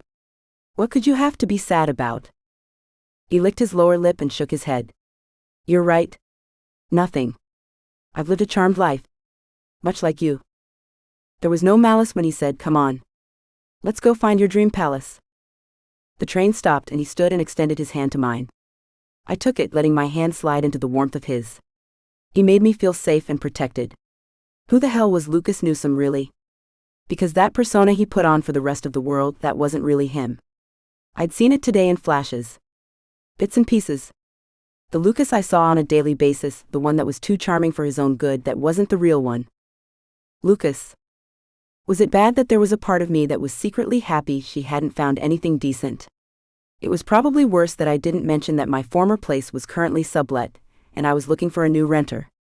That place had hardly been palatial, but anything clean, nice, rent-controlled, and probably a lot closer to her budget than a couple of places we had seen would be awesome. But I wasn't offering the information just yet. What she didn't know wouldn't hurt her. Besides, I liked having her around. She gave me someone to fight with. That was entertaining as hell. Yeah, easy for you to say. You live in a penthouse. How the hell do you live in a penthouse again? I shrugged. Let her imagine all the possibilities. Let's just go with the generous benefactor. She slanted me a look. How come you're never serious? Okay, but if I tell you, you won't believe me. Try me. Bitcoin. She frowned. Are you serious? I laughed. No. I have a job as director of charitable contributions. That was true. She didn't need to know when I got the job. She also didn't need to know about the money I'd stolen and used as seed money before Sebastian had popped into my life. It's a non-profit, but it pays decent. I'm curious. I know nothing about you. How is that? You've been my roommate for weeks. All I know is that you annoy me, and you have a tendency to walk around shirtless. I winked at her to annoy her. Oh, so you noticed? She rolled her eyes. You think you're charming, but you're not. You act like you think you're God's gift. Really, while you have a certain appeal, you'd probably do better if you were just yourself. Ouch. It's like this guy they first see is just a shell, like you're putting on a show. There's this part of you sometimes that seems sad. My heart hammered against my chest. Why did she see so much? I laughed then. What about me says I'm sad? I've got it good, and I know it. Women dig me, present company excluded. But hey, the odds are in my favor. I'm good-looking as hell. Smart. I make money and I'm fun. She slanted me another glance that said she didn't agree. I continued, okay, fine. Most people think I'm funny. You are the only person who doesn't. So why would I be sad? As we walked down through Little Havana, she took another tiny bite of her gelato. Her sandals shuffled on the concrete. The cacophony of vendors shouting, taxis beeping, and cars driving surrounded us as she seemed to ponder the question. Like I said, there's something about your eyes. Every now and then you go somewhere far away, and it seems to make you really sad. As if I'd share my secrets with you. What about you, Bryna Tressel? Why did I find you jumping out of a window at a ball? That's the real question.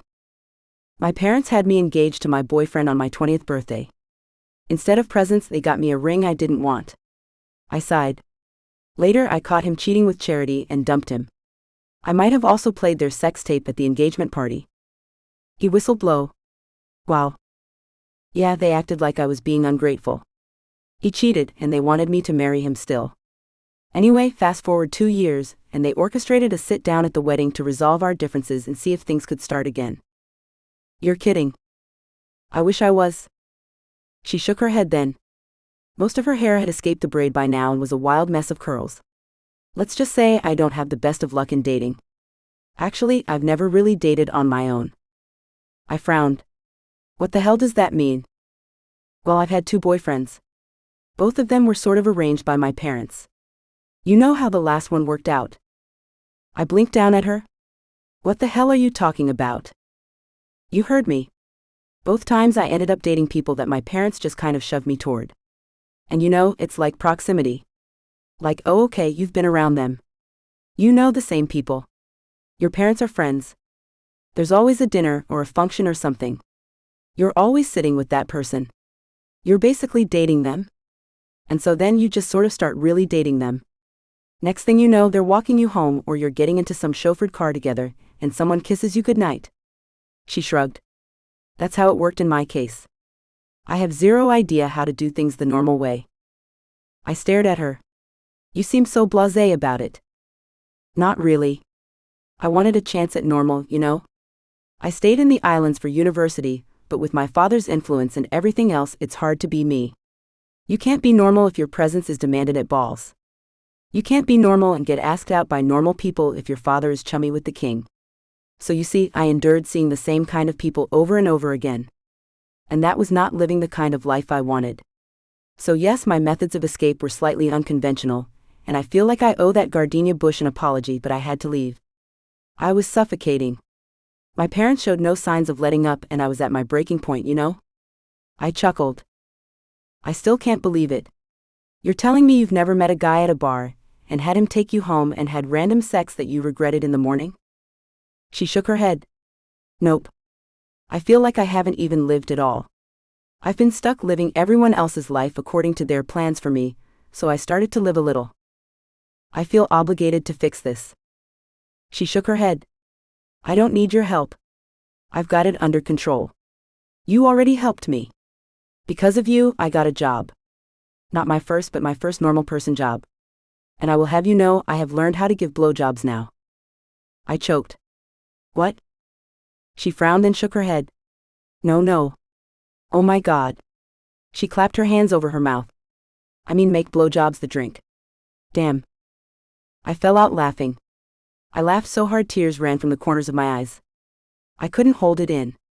I had to stop and hand her my gelato so I could clutch my sides. Oh my God, that was the funniest damn I've heard all week. That was outstanding. I'm so embarrassed. You don't get to be embarrassed about this. After you called me a little membered twat monkey the first time we met, you don't get to be embarrassed. You get to own it and laugh appropriately. Anyway, I've learned how to make drinks. She giggled. Okay, yeah, it's funny. See, I told you it was funny. Yeah, you're right. So what's your dating situation? Leaving dropped panties all over Manhattan. I will have you know that I am selective about where I leave my dropped panties. I mean, I have favorite pairs after all. She giggled. I could tell despite herself she was starting to like me. God, are you never serious? Nope, why should I be? Life is hard enough. I'm going to joke my way through it for the most part. It just makes it hard to get a straight answer out of you. Are you telling me you've never had a girlfriend? I frowned then. Like a real girlfriend? For some reason, the lie that easily sat on the tip of my tongue didn't come. Instead, I shook my head. No. Not really. She stared at me. How old are you? 23. And you've never had a girlfriend? You know, someone you hold hands with, take to movies, that kind of thing. I wanted to lie. I itched to lie, but somehow this felt more important, like I couldn't. Like at this moment I should opt to tell the truth. No. How is that possible? Even when you were like a teenager or something? In my head I pictured guys going to the movies, parties with girls, and all that damn. No, never.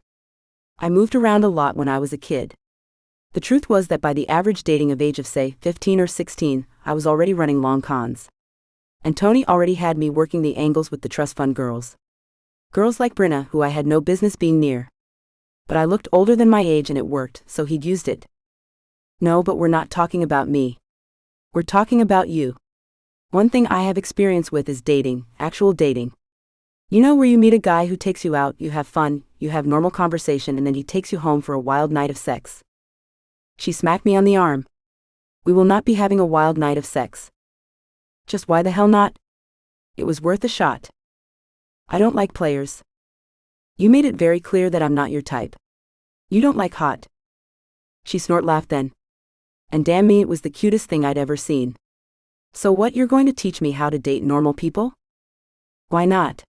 I think it's a fantastic idea. It's a terrible idea. Then she scrunched up her nose, inhaled deep, and acquiesced. Okay. Give me all the pointers. I shook my head. That's not how this works, Kemosabe. How it works is that we're going to mock date. I take you out, show you how you're supposed to be treated, and you will give me real reactions. Then I'll guide you on the right and normal way to do it. Fire. I was playing with it and I didn't care. She stopped and lifted a brow, eyeing me up and down. Oh, really? I'm supposed to trust you?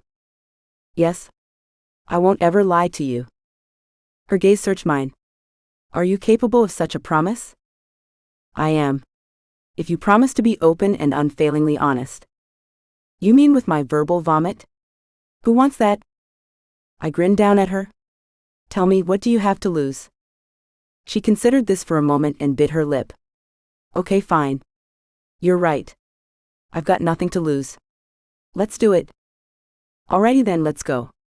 Your first date experience is tonight. 21. Lucas.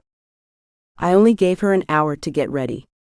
While she hopped in the shower, I ran across the hall to see Marcus and Rune. When Marcus opened the door, he didn't look pleased. Are you nuts? From inside I heard Rune call out. Is that the nutter? Yeah, it's me.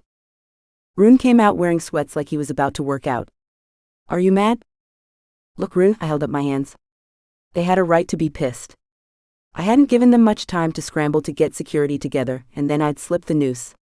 I know I made your job harder today, and I'm sorry. Rune glared at me. You made my job harder? Are you insane? Look, it was fine. We were fine. He glared at me once more, punctuating every word with a pointing finger in my direction. Fine? You were in Battery City, Alphabet City, then you went to Harlem, Spanish Harlem, and Little Havana. What the hell were you thinking? We had no protocols. Marcus and I were scrambling with Dylan and Ryan from Blake Security, trying to keep your ass covered. And for the two of us staying unseen. You promised me you wouldn't make my life hell. You swore up and down you wouldn't be like Sebastian, ignoring his security detail. Have you forgotten? Someone actually tried to kill your brother and your sister-in-law. We don't know who else Robert was working with. We don't know what else is planned. Unlike my idiot best friend, you actually need protection right now. Do you understand? I winced. I've never seen Rune get pissed. He's mostly calm in these kinds of situations. He never really got that rattled. I felt bad. Do you? I just wanted to give Bryna all of my attention. And now I had another favor to ask. So is now a bad time to tell you that we're going out tonight? Rune took a step toward me and Marcus got between us with a hand on Rune's chest. Rune, back down. I will not back down. I'm going to kill him. I eased my hands down and backed up. I'm sorry. Look, I couldn't let her go around the city by herself. Some of those places were dangerous, one of which I'm pretty sure she would not have returned from. The guy looked like he was ready to chain her in his basement and never let her out. Sebastian told me to look after her, so I'm looking out for her, okay? Nah, mate, you're looking to get some. And it's making you stupid. We have no time and you're messing around. Security protocols dictate. I lifted my chin and cut him off. I'm sorry. It sucks. I should give you more time, but I'm still going out. You can come with me or not. It's up to you. Then I turned and walked out. Yeah, I was kind of being a jerk, but Bryna had looked so happy when I said I'd take her out. There was no way I was backing down on this one. Rune and Marcus would just have to deal with it. I grabbed a 5-minute shower. When I came out, my phone was ringing. Sebastian. Yeah? What the hell did you do to Rune? He called me cursing. Did you invite a bunch of random strangers back to the flat? One time I did that and no one lets me forget. He won't go into detail, but he wants you benched. I sighed. Nothing, man. I just may not have made his security detail easy today, and I'm going out tonight. I'm taking Bryna out, actually. I'm going to show her the town. There was a beat of silence. Bryna, huh? I can hear it in your voice, big brother. Not like that. You asked me for a favor and I'm not screwing it up. Yes. Yes, you are. Chill. I'm just giving you damn. I know you understand that this is important. Any updates on Trestle? I'm still digging. I found the trail of breadcrumbs. I'm tracking it down. Another pause. So Bryna, you're keeping your equipment to yourself, right? I know she's cute. Yes, asshole. I thought you couldn't find girls cute anymore. Oh, I can still find them cute. Not nearly as cute as Penny, but still. I laughed. And how is my sister-in-law? I'm surprised she doesn't have you chained. Currently, she's a pain in the ass. She wants to return to duty. I told her we'd discuss it after the wedding, but I didn't think she was serious. She wants to be in the field. I frowned. In the field? But she's the queen. That's insane. Yes, please come and tell her that because she won't listen. And especially now it's so dangerous. I mean, I know that she was a royal guard, but still. My first instinct was to protect her. But she was more than capable and certainly better trained than me or Sebastian. Oh, that is a unique situation because after all, she did save your ass more than once. Tell me about it. She never lets me forget. Are you guys all right though? Yeah, why do you ask? I don't know. You seem preoccupied. I really don't need to hear the blow-by-blow if you get my meaning, but normal life is good. I love you. If anyone deserves a happily ever after, it's you. I could hear my brother chuckling on the other end of the line. You realize you never say that, right? I frowned. Say what? I love you. Heat crept on my neck and I shifted uncomfortably even though he couldn't see me. Sure I do. He chuckled low. No, you don't. I know less than 2 years ago we were basically strangers and now we're family. I didn't anticipate any of that or the way any of this went down, but for the record, I love you too. Damn, too many feelings. If we're done here, I need to go on my date. I mean? Damn. You know what I mean. My brother chuckled, but then he added, are you two getting along? What's her place like? Damn. I mean, yeah, it's a dorm, you know. She seems happy enough. She's cool. I'm just showing her around. I was going to take her to Little Havana. We're meeting there with some friends. She's pretty independent. She doesn't really need babysitting or hand-holding. Lies mixed with truth. The marks of a good con man. Okay, if you say so. Alright, I'll let you get going, but give me a call, okay? You got it. I couldn't put my finger on it, but he sounded like he missed me. Oh, and Lucas? Yeah? Just be careful. You know the trial is about to start soon. Penny says I'm being dramatic, but I'd like you to be careful anyway. You got it. I hung up with my brother, knowing I'd lied to him. Or omitted. Either way, it wasn't a good feeling. He'd just have to understand. Besides, if anyone should understand, it should be him. He and Penny had a whole forbidden romance thing too. Not that this was in any way a romance thing, but whatever. I needed to haul ass or I'd be the one who was late. 22. Bryna. I hated to admit it, but Lucas was fun. Really fun. He hadn't told me a thing about what we'd be doing. Instead, he told me to dress in something fun and flirty. The second I was ready, his gaze scanned over me for the briefest moment and then he nodded and said, good. Let's go. So for over an hour I was obsessed with what the hell he meant by good. Was it good, bad, good, just fine, good for a date, or he thought I looked good? It was a minefield. Why do you care? This isn't a real date. No, it wasn't, and I needed to remember that. The cab took us back to Little Havana. Seeing Lucas in date mode, it was hard to not see the charm. He was naturally charismatic. People wanted to please him. He took us into a little spot called Dom's, where old men were playing dominoes.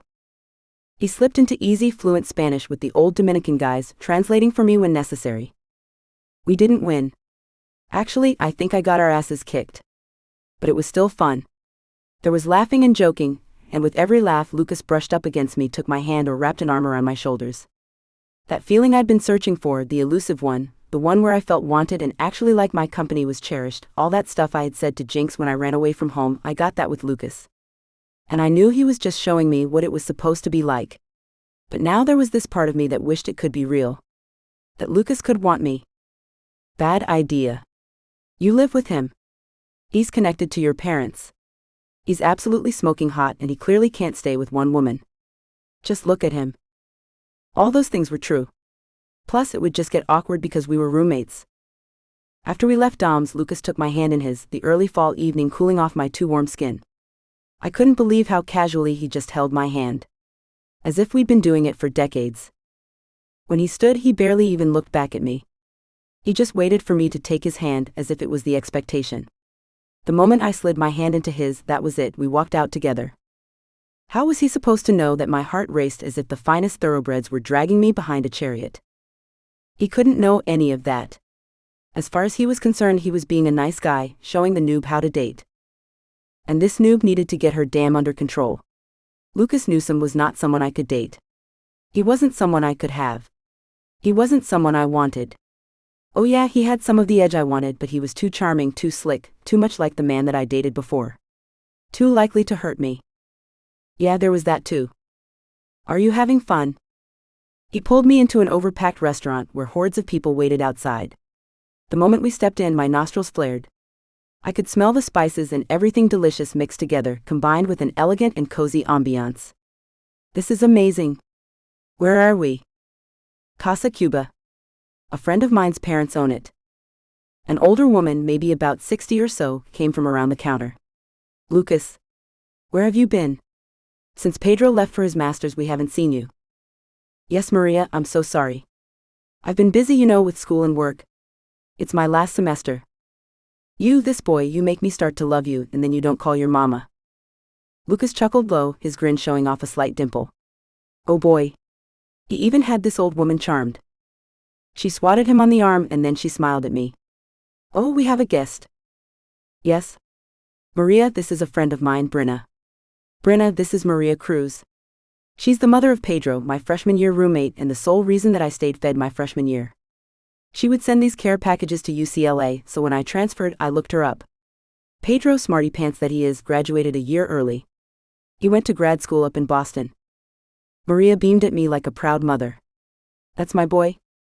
Always too bright for his own good. And Bryna, it's lovely to meet you. Come with me, I'll give you our special table." She took us to the back past the kitchens and then to this lovely courtyard. There were 2 other couples back there, but it was so much quieter. Private. Once we were seated, I turned to him. "You wouldn't even know this was out here." He nodded with a grin. "Yep. One of the hidden secrets of the city. But when you're back here, you don't get a menu. They just bring out whatever they want. I hope you're hungry because now that Maria has met you, there's no way you're leaving here without stuffing your face. And the best part." He didn't get to finish because out came a young waiter, holding a tray of 2 drinks with something sticking out of them, green mint I assumed, and then something else. "What are these?" The waiter grinned. "These are Casa Cuba's signature mojitos on the house." I grinned at Lucas and he nodded. "Yeah, that line we saw outside, half of them are here just for the drinks, trying to pre-game before they go out. Go easy on these and make sure you sip some water too because they're strong, and their good old Havana rum will knock you on your ass." I shook my head at him. "You act like I'm not an island girl and I don't know how to drink my rum." "Oh," I stand corrected. "In that case, show me the way." He was right though. Those mojitos were strong. But God, they were delicious and reminded me of home. The food that was brought out, oxtail stew, braised and excellent, a decadent desert cake with rum drizzled over it, was all amazing. Lucas kept the conversation flowing well. He was charming and sweet, and it was easy to forget exactly who he was or the fact that we weren't on a real date. My dinner wasn't even the real treat. The real treat was when dinner was over. The tables were moved out of the way and the music began. Salsa. Jinx and I had taken lessons a few years ago as a way to meet guys. Surprisingly, there were only about 2 men in the class and not enough to go around, so I'd learned to do both the guys' and the girls' parts. It was one of my few hidden skills. My parents, of course, hadn't approved. But when I heard the music, I couldn't help but switch my hips. Lucas's gaze slid over me. I knew that he didn't intend for me to feel hot and flushed at a glance, but I couldn't help it. "Oh, you can salsa?" I nodded happily. "Yeah. I haven't done it in years, so I might be rusty, but I can salsa. And if you want, I can lead." He chuckled low, the sound doing melty things to my knees. "Maybe next time. I'll do the letting for now. Let's see what you got." "Are you sure? I can even dip you?" That earned me a wide grin with full dimple. "Come here." Then just like that, he did that hand thing again where he reached out for me as if I would automatically follow. And there was a part of me in that moment that did. It was easy to trust him, easy to believe him, easy to want the warmth to seep into my bones. He twirled me quickly and then pulled me to him. My breasts were pressed up against his chest, his thigh was between mine, and oh my God, he smelled incredible. A musky scent mixed with the rum on his breath made my head spin, and I was lucky he was holding me upright. Why did Lucas Newsome smell so damn good? He could move too. The sexy salsa didn't faze him in the least. He kept his gaze on me. His dark eyes never left mine as our hips swayed in time with the music, and he guided me in the steps, never missing a single one. Not even when he pushed me away from him and brought me back on beat on time. He spun the web around me, crowding out everything else but him. When the song changed again to something a little prettier, a little dirtier, with a heavier bass beat in it, that's when I felt it. The air shifted. Suddenly his direct gaze was slightly hooded, his pupils dilated, and more often than not I could feel his gaze on my lips. Instinctively, I parted them. Almost immediately, I could feel the hot, hard length of him, oh so close to my, oh God. Liquid heat pooled in my center, and my body gave an involuntary clench. Jesus Christ, Lucas was huge. I would have thought that he'd let me go then. But he didn't. We just kept dancing. It wasn't until more and more people were allowed into the back area, and it became so crowded it was nearly impossible to move, that he finally separated from me. He cleared his throat and wrapped my hand in his. "Come on, it's too crowded. Let's get out of here." His voice was pitched on a lower octave. More intimate, kind of throaty. Oh God, I should be concerned. I should be worried. I should be running for the hills. But I wasn't, because whatever his voice promised, I wanted some of that. He was mostly silent as we left the restaurant and meandered through the neighborhood. There were several similar restaurants with music pouring out of them. We finally hailed a cab and he held the door open for me. I slid over, allowing him space. When he climbed in, he pulled me close to him, arm wrapped around my shoulder, and instinctively I laid my head on his shoulder. This was easy. So damn easy. The rock of the taxi lulled me into a half-pulsing with need state, but that was just the proximity of Lucas. Lucas exited the taxi first and then held out a hand for me. He walked me inside. In the elevator, he was silent. But he didn't let go of my hand. As we approached our door, my heart started hammering out of control. Something was going to happen, I could feel it. Somewhere along the way, something had changed at that restaurant. I felt it. He wanted me too. And not in just the kind of way where I was a warm body. He wanted me. So what now? What the hell was going to happen? Should we do this? No, you cannot do this. Stop thinking about it. Take a mental cold shower or something because it's not happening. Once in the apartment, I turned to face him and nervously brushed the hair off my face. Lucas, He stepped toward me, and I attempted to swallow, but all I came up with was sawdust. Tonight was fun. This is exactly how you should feel when you're on a date with someone. That anticipation, the heat, the curiosity, the question. I tried to swallow again, but it didn't work, so I croaked out, "Question?" He nodded slowly. Yeah. About what? Why was my voice so damn squeaky? As he stepped toward me, I realized I'd been instinctively taking steps back, but as I hit the island, I had nowhere to go. He leaned over me. My gaze immediately lowered and my lids fluttered closed because, good God, he was about to kiss me, and Jesus Christ, I wanted him to. More than anything else in my life. You should always anticipate if your date is going to kiss you, and when he's going to kiss you. You should want it.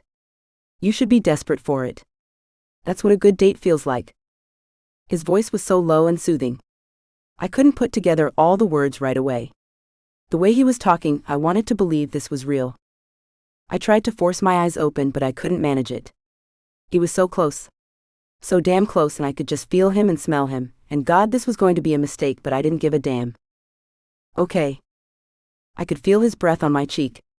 And when he kisses you, your knees should be weak. You shouldn't be able to think about anything else but him. Certainly not me. So he had known I was faking that kiss. I wanted to say something intelligent, something to tell him that I wasn't thinking about him when I kissed Jace, but all I could muster was, "Aha." And then he was leaning toward me. His lips, I could almost feel them. He was so close. Between us, as his hips made contact with mine, I could feel the length of him against my leg, and it was all I could do not to rock into it.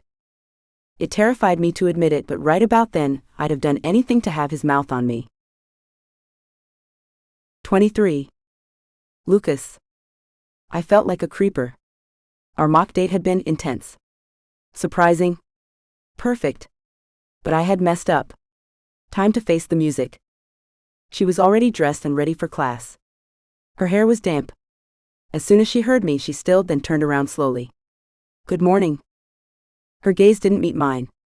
"Please look at me. Let me see that it was real." Last night had been explosive. Some next level off the charts, damned, we hadn't even had sex. But somewhere in the deep dark recesses of my mind, I knew that in so many ways it was better than sex. I could still taste her on my tongue. I could still smell her even though she was at least 20 feet away from me. I could still feel her warmth, and I wanted more of it. I wanted her back on that counter, legs parted for me, but this time naked, displayed in front of me, one leg hooked over my shoulder with my mouth firmly planted on her sex. No, not helpful. I cleared my throat. "Are you okay?" She licked her lips and my gaze focused on the tip of her tongue. "Yep, I'm fine." I sighed. I really didn't want this to be awkward. It was already going bad enough, because part of me knew that it was going to hurt. "Well, I'm not fine." Her face fell then. "No, I don't mean like that. Last night was..." What the hell was I supposed to say? Life-changing? Or whatever? Last night, I'm not sure I've ever felt like that before. I loved watching her skin flush a pretty pink. Don't get distracted. But for so many reasons, it's a really bad idea. That hope I had just seen in her eyes vanished then. Oh. Sebastian asked a favor of me, and for reasons I can't tell you, him believing in me, trusting me with that, is really important. Her teeth grazed her bottom lip, then she nodded. But why does it matter what he thinks? As much as I wanted to, there was no way I could tell her the truth. It wasn't public information.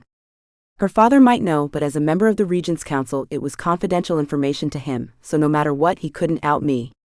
It's a long story. And it doesn't matter what he thinks. This is more about me than anything else. I need to be the kind of man who doesn't take advantage of a situation. I wasn't supposed to touch you. Is that what you think happened yesterday? I ran my hands through my hair. I don't know what the hell happened yesterday. But the truth of it is that you are my roommate. You needed help and I overstepped the line. I shouldn't have. I just wanted you to have a good time and have a fun date. She nodded as she pursed her lips. And the next thing you know, I'm sitting on the counter practically begging you to do dirty things to me. I squeezed my eyes shut and tried again. Bryna, for once, I'm trying to be the good guy. Please let me. Believe me when I say, I want you more than I've maybe ever wanted anyone. But I refuse to be a jerk. You need help. And a place to stay. I'm not going back to being the guy that I first used to be. Please?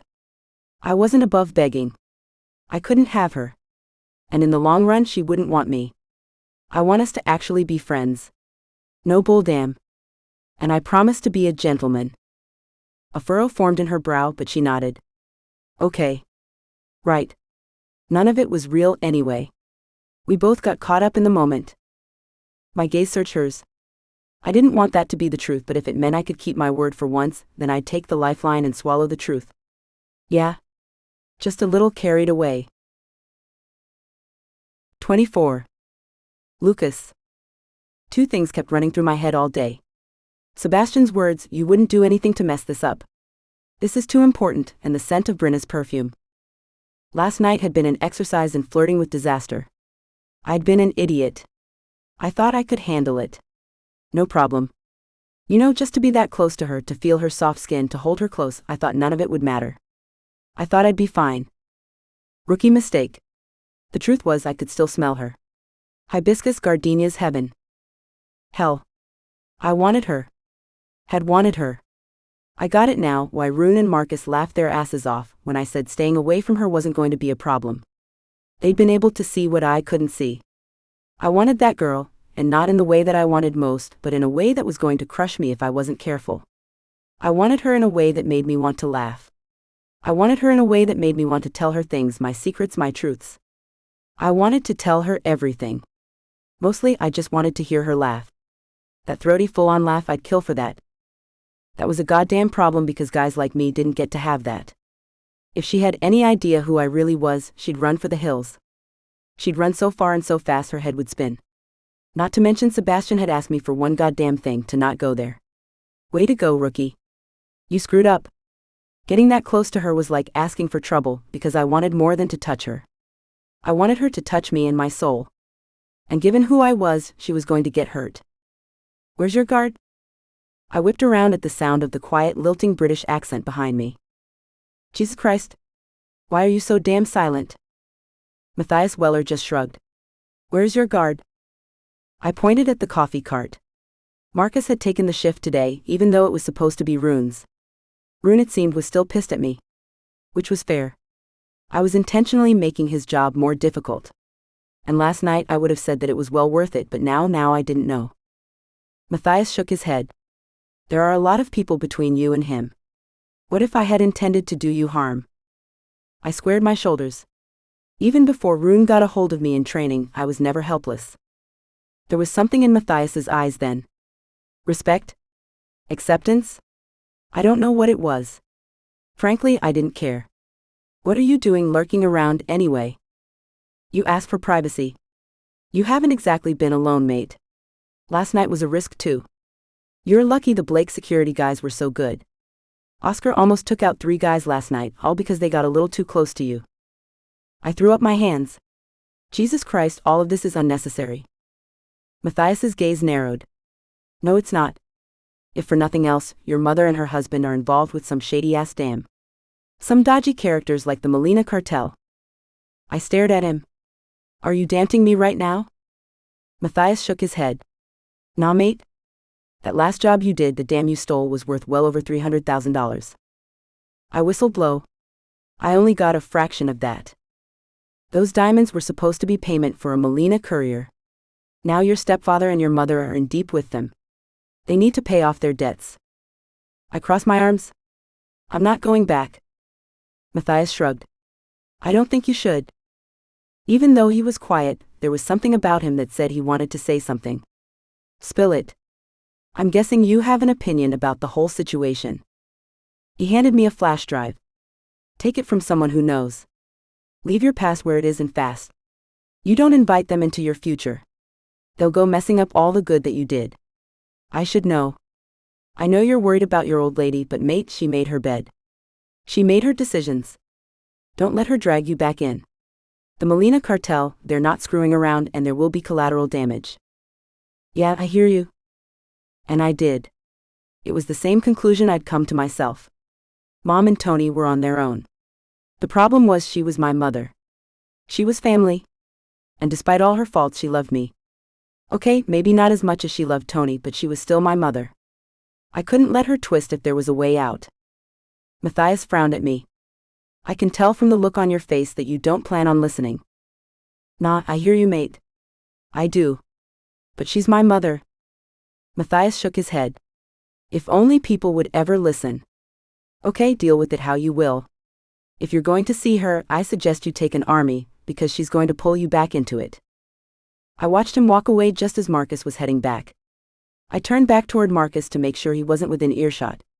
When I turned back a second later, Weller was gone. Jesus Christ, the guy had the feet of a ninja. He had a point though. I should leave it well enough alone. I should walk away. I should leave her to her own devices just like she'd left me. The problem was I knew I wouldn't be able to do that. Because like it or not, she was still my mother. If there was something I could do to help her, I needed to at least try. I took out my phone and tapped out a quick message. Lucas, Mom, I know you're in town. Where Tony is, you are. Meet me at Prohibition Bar tomorrow. 9 p.m.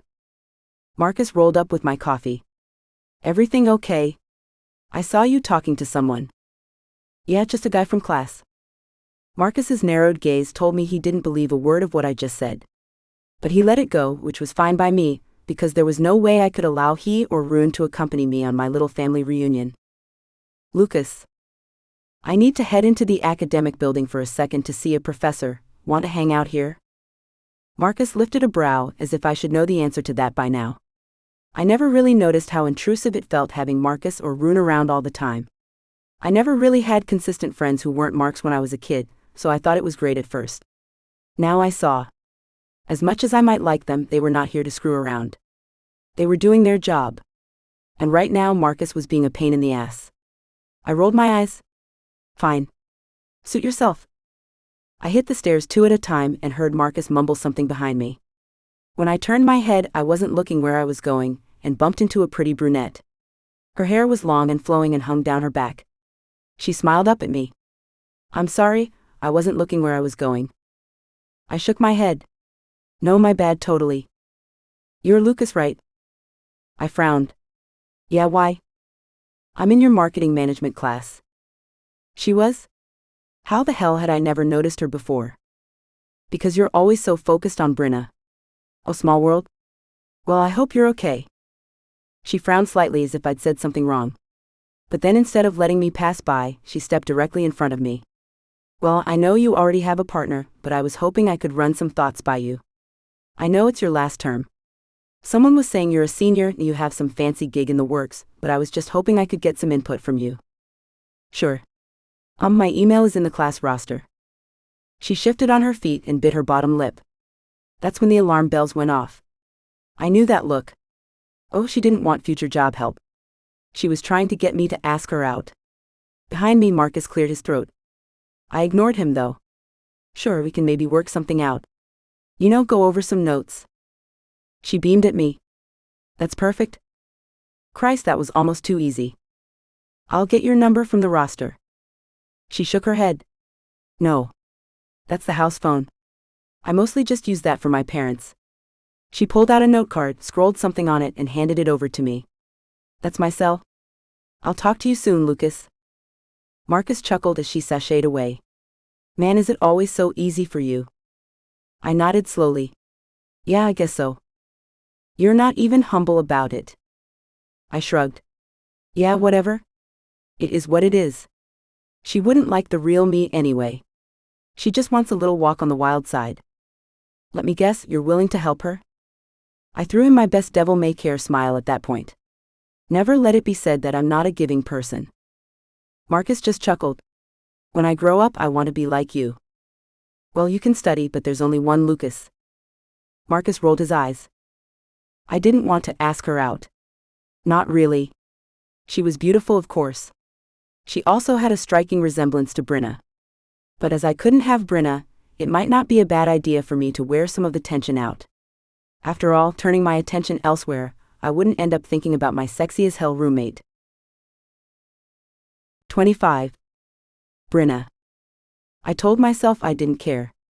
But to hell with it, I cared a lot. Last night had been magical? God, no, I wasn't that naive. But I'd felt something deep. Lucas could pretend all he wanted, but we truly connected for the first time since I came to live with him. Despite his charm, there were parts of him that were so honest and so raw.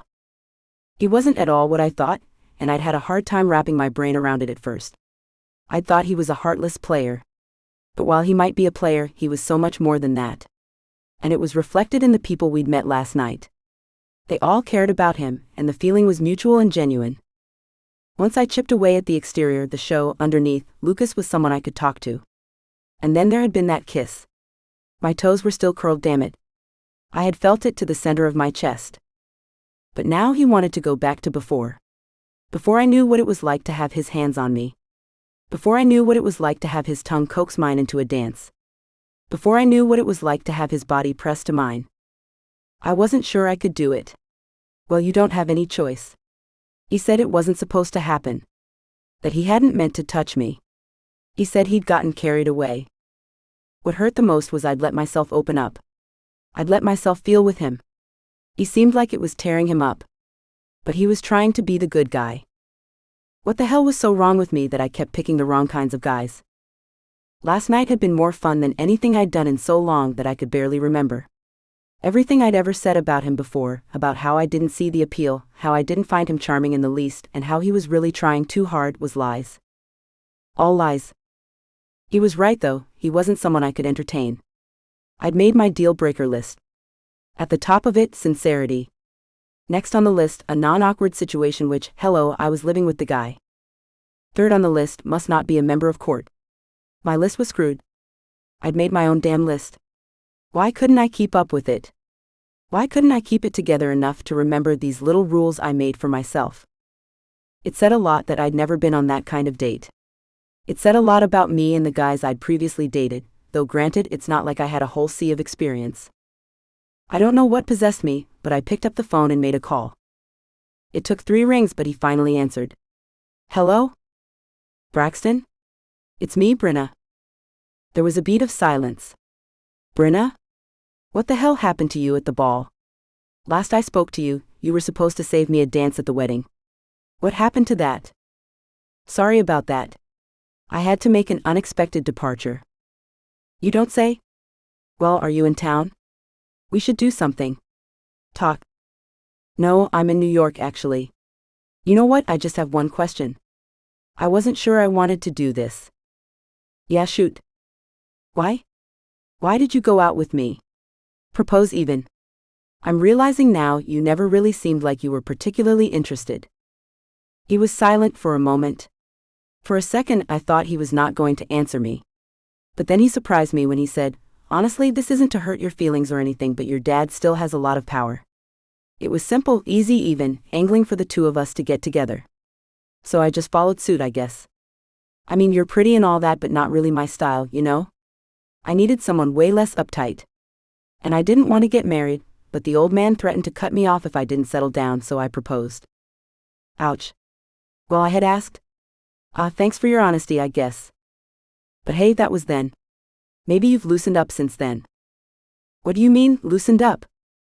He chuckled softly. You know what I mean. You were always a bit, serious. You weren't really that much fun to be around, Bryna. I always figured we could have a good time if you'd ever let yourself cut loose a little bit. Wow. Okay, yeah. I'd done myself a real favor by calling him. Yeah, thanks for that. Anytime. As if he'd done me a huge favor. I hung up, wondering what I'd hoped to accomplish in that conversation. I was pretty sure at that point that I felt worse, not better. I got ready for work. I had an early shift at the bar to do inventory and cover the lunch rush. When I arrived, Ellie was already in the storeroom. There you are. What's up? How is it going? You know those moments when you know you shouldn't do something, and you know it's only going to be harmful to you, but you do it anyway, and then later you wonder what the hell you were thinking. Ellie stopped what she was doing and nodded. All the time. Did you go ahead and screw your roommate? I stared at her. What? She blinked rapidly. Oh, I thought that's what we were talking about. No. I did not screw my roommate, thank you very much. I did happen to call my ex. I left out the part about how said roommate had kissed me so good I thought my bones might melt. She winced. Ouch. That's never a good combo. No, I don't know what I thought I was going to get out of it. Maybe just some answers as to why the hell I always felt like he was doing me some kind of favor by going out with me. Ah, that's the worst. Why did you ever go out with him? I don't know. I guess he was convenient. You know, just always there. Little did I know that he was not enthused about dating me either, which I guess is fine. I sighed. How much should I tell her? She was my only friend here, so I didn't really have much to lose. About Lucas. She grinned. Oh boy, I knew he was involved somehow. Do tell. We carried our clipboards with the inventory sheets to the front of the bar, and I started with the bottles on the bottom shelf. We hung out yesterday. It was actually fun. It was an all-day thing. We went to look for apartments for me, and then I told him that I'd never been on like a real date, you know. Everything else always felt sort of manufactured and a result of proximity, not because I was super into someone. So he offered to take me on a practice date. She grinned ear to ear then. Oh yes, practice. Did this practice end with hot boning? Because I'm a fan of hot boning. No, it did not end with hot boning. I mean, we kissed, but that's where it ended. She groaned. Oh my God. I cannot believe you didn't lead with that. You're just a tease. I laughed. It didn't go further. We got interrupted. Someone was at the door. A little more time and I'd be calling in sick from bed. This perked Ellie right up. I approve of this plan.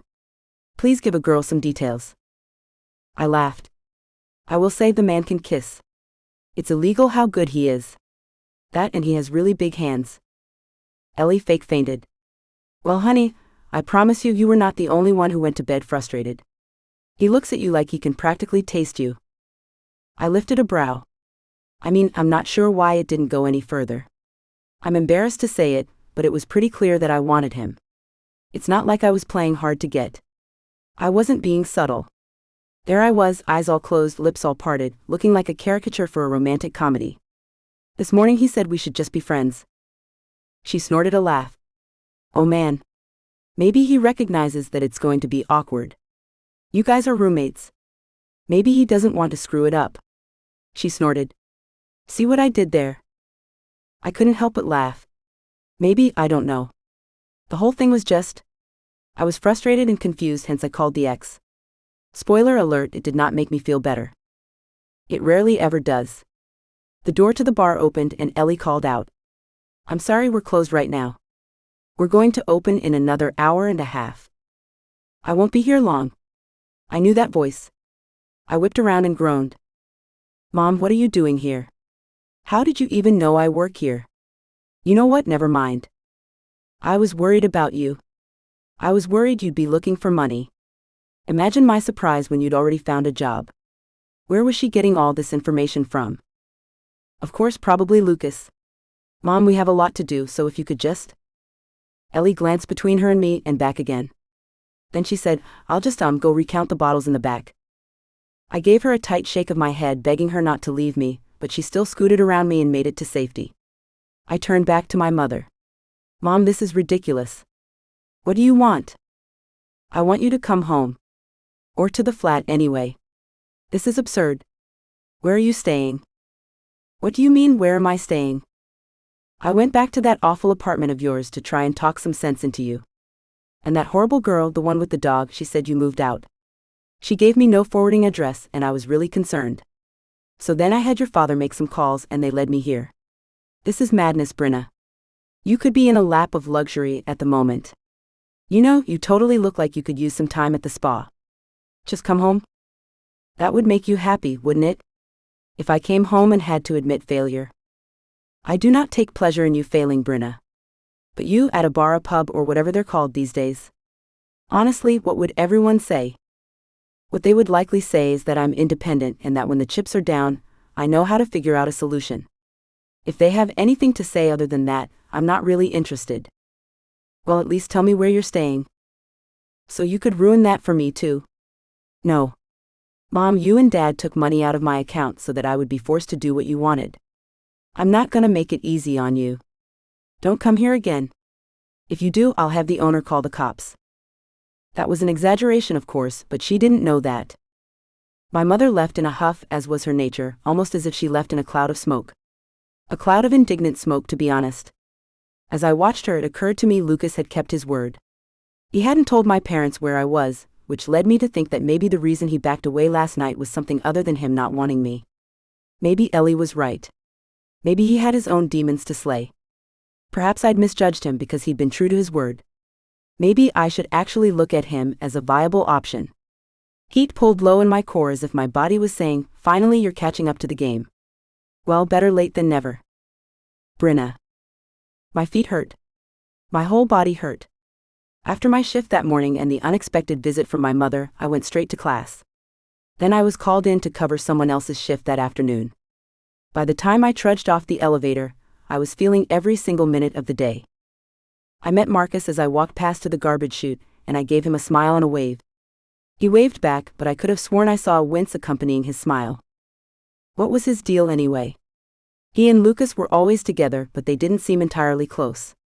In my head, I concocted some crazy fantasy world where Marcus was in love with Lucas. I couldn't really pinpoint why I thought that. All I knew was that Marcus was always watching Lucas like a hawk. Lucas couldn't even get up to go to the bathroom most times without Marcus angling himself to watch him. As far as I knew, Lucas was straight. So that was going to be one hell of a heartbreak for Marcus. I opened the apartment door to find the smell of garlic and something delicious in the air. Immediately, I sniffed. Oh my God, did you cook? My stomach grumbled, reminding me that I'd only eaten a cold slice of pizza for lunch, and I needed to eat something more substantial. Lucas stopped short as he was stirring the sauce on the stove. Oh, you're home. I nodded. Yeah. I do live here, at least for the time being. Oh, the bar called and left a message on the main line about you covering a shift tonight. I assumed you'd be working. Yeah, I was. Now I'm off. Lucas winced. The thing is, I kind of have a date tonight. It shouldn't have hurt. It really shouldn't have. I had zero expectations about Lucas, but it did hurt. So much so that my stomach bottomed out and then cramped as I considered him on a date, actually kissing some other girl. Oh, I didn't realize. I'll just grab a quick sandwich and I'll be out of your hair. Sorry, I didn't realize you'd be home. No, it's your apartment. I'm just a guest. I'll make myself scarce, I promise. I don't know how I kept my voice even because I could practically feel it cracking in half. With the scent of some delicious pasta and sauce wafting all around me, I made myself a quick cold turkey sandwich, grabbed a bottle of water and my books, and then headed for my room. Lucas sighed. You don't have to run off like that. It's just... I get it. You have a date. No big deal? Are you sure? Because after last night... I know what you're trying to get at, but I wasn't going to go there. I had a mistaken lapse in judgment. It's fine. It won't be happening again. We're good. I escaped to my room and made an immediate call to Jinx. Lay it on me. He has a date. Wait, I thought you went on a date with him. Well, apparently it was only a mock date. Honey, didn't he already say that? I knew I was being irrational, but I didn't care. That's not the point. The point is he has a date, after we went on this incredible mock date yesterday. What am I supposed to make of that? That the man has a date. Honey, you can't let this upset you. It wouldn't upset me if he hadn't kissed me. Wait, what? Yeah, I texted you that I had a date yesterday. It was with Lucas. Jinx sputtered. Dude, you left out that very important detail. It wasn't supposed to be a real date, but it felt real. We had a great time. We came back and things were all tense and crackly. And then he kissed me. And he's seriously skilled in the kissing and foreplay department because I was ready. Like so freaking ready.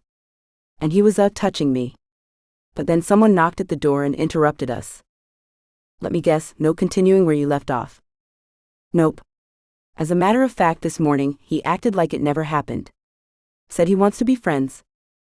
On the other end of the line, Jinx cursed. He's a twat. Yes, I agree. She continued, actually he's worse than a twat. He's a twat's ass. I giggled. I know, right? It's one thing to give great date. Fine, okay, I get it. He's very good at it. He's clearly had a lot of practice. But you know, he made that damn feel real. I know the type. He seemed sincere, but then you peel back a layer and there's nothing really there. I don't know. I just feel duped. Okay, so he's going out? You should go out there in your skimpiest outfit when the girl arrives and just lay on the couch, refusing to move until they go. I barked out a laugh. Oh my God. You're terrible. But they're not going anywhere. She's coming here for dinner. Imagine me walking in. Lucas was cooking, and I immediately thought it was for me. Then he tells me he has a date. Wait, he's bringing a date to the house? Yeah, before you say it, I know. I need to move out. I'm working on it. I'm considering reporting my roommate and her damn dog. I'm telling them the situation is untenable and I can't possibly go back. But I don't want poor Rufus to be without a home. There you go again, worrying more about other people than yourself. You need a place to stay. You can't keep staying there with Mr. Sex on a stick. It's going to give you sleepless nights. Right? This is my own fault for even getting my wires crossed. I know guys like him. None of it is real. It's all about the illusion. Oh my God, what is his deal anyway? Why do you keep attracting these losers? I don't know. I'm not sure what gods I angered in a previous life, but this is hardly fair. I mean, it's like you have a special case of bad luck. But there is always payback. What am I supposed to do? I already went on a date, remember? I kissed the guy in front of Lucas. I don't exactly have Jace clamoring for a second date. He never even called me. I didn't even get a chance to turn him down. Though he could probably tell I was more into pissing Lucas off than actually kissing him. Jinx was quiet for a moment and then she chuckled. Well, there is one option. What? It's a little extreme, but it will also get the don't bring dates home while I live here message across. Extreme? Let's hear it because I'm still really pissed off. Alright, are you ready for this? Because this is gonna take full commitment. You have to make sure you're up to the challenge. Oh, you better believe it. Let's talk payback. 26. Lucas. Oh my gosh, I love your apartment.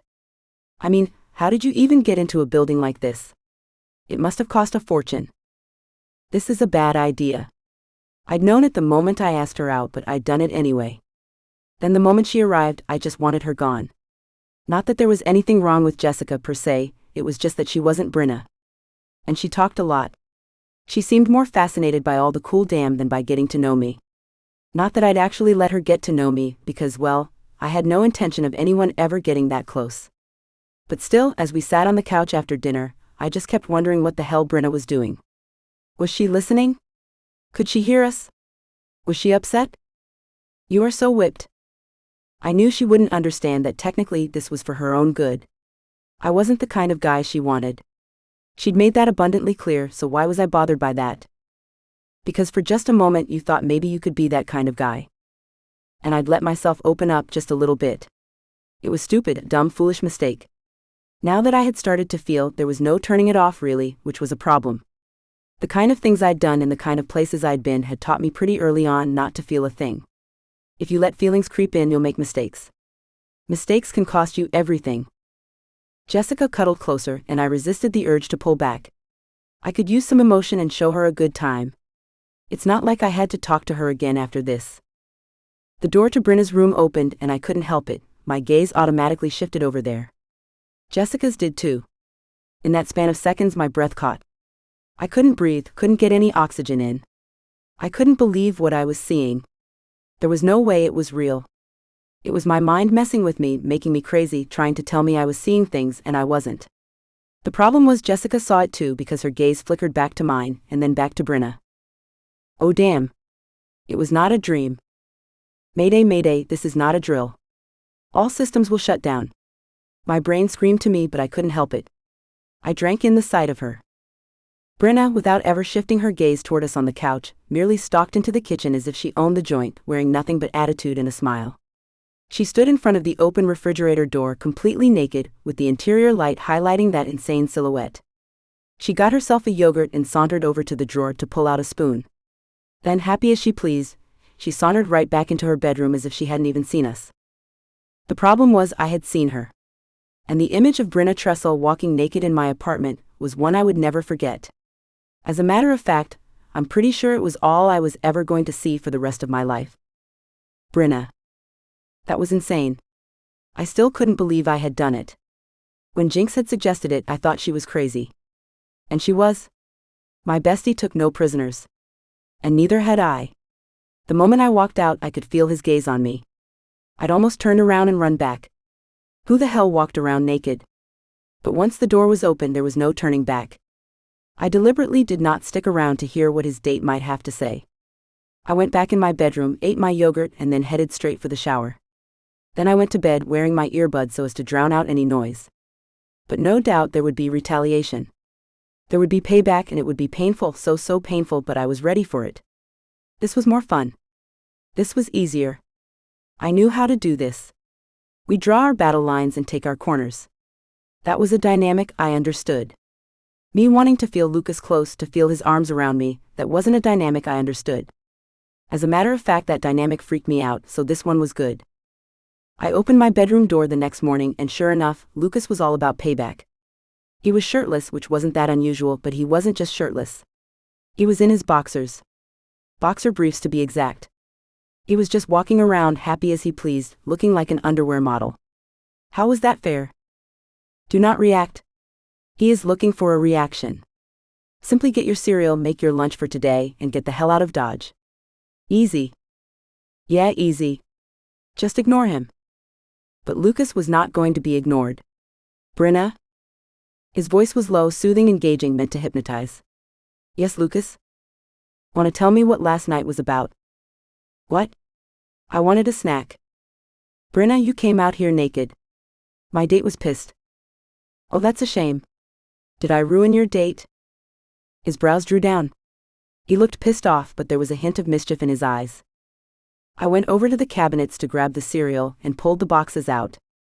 When I turned around, Lucas was directly behind me. I noticed his expansive chest blocking my view. A little close, aren't you? What's your deal? What do you want? I don't want anything. You're too close.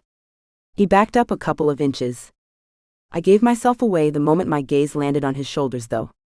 It wasn't my fault. Anyone who'd seen his shoulders would understand. They were divine. I wanted to do nothing but spend time touching them and testing the muscles. I was weak. I knew it. Unfortunately, he knew it too. Bryna, that felt like you were throwing down the gauntlet. If you're mad about our mock date, you can just tell me. I'm not mad. It was fun. I swallowed hard. Fun, but? No buts, it was fun. That's all. Are you mad we were interrupted? His voice lowered an octave. Are you mad I didn't take it further? That I didn't drag you to the floor and screw you until neither of us could walk? Holy hell. My core pulsed. No. God, I sounded like I was mad. It occurred to me how wrong this could go. I wasn't trying to pin you down, Lucas. Get over yourself. So you walked out naked when I had a date? I told you I was hungry. Okay. Well, hey, if you don't mind naked days, then I don't either. Then he took another step back, hooked his thumbs in his boxers and dropped them. Do not look. Do not look. Don't look. Spoiler alert, I totally looked. And wow. Yes, okay, fine. I'm not proud of it, but there was staring. And I'm pretty sure my mouth fell open. At that point, Lucas bent down, picked up his shorts and grinned. I am so glad you're also a secret nudist. We could have grand naked days every day. I'm up for the challenge. Are you? Then he sauntered away, and I further damned myself because I couldn't look away. I stared at his bare ass and wanted him even more. 27. Lucas. Maybe that morning hadn't been my finest hour or the best decision I'd ever made, but apparently I was full of bad decisions. So whatever. Rune still wasn't talking to me.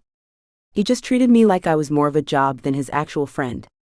And that damn was starting to irk me. I tried to get through to Rune as we drove to the office. I knew I'd have to hit the ground running when we arrived, so there wouldn't be a chance to talk later. And I wanted to clear the air. So you're not gonna talk to me? It was funny.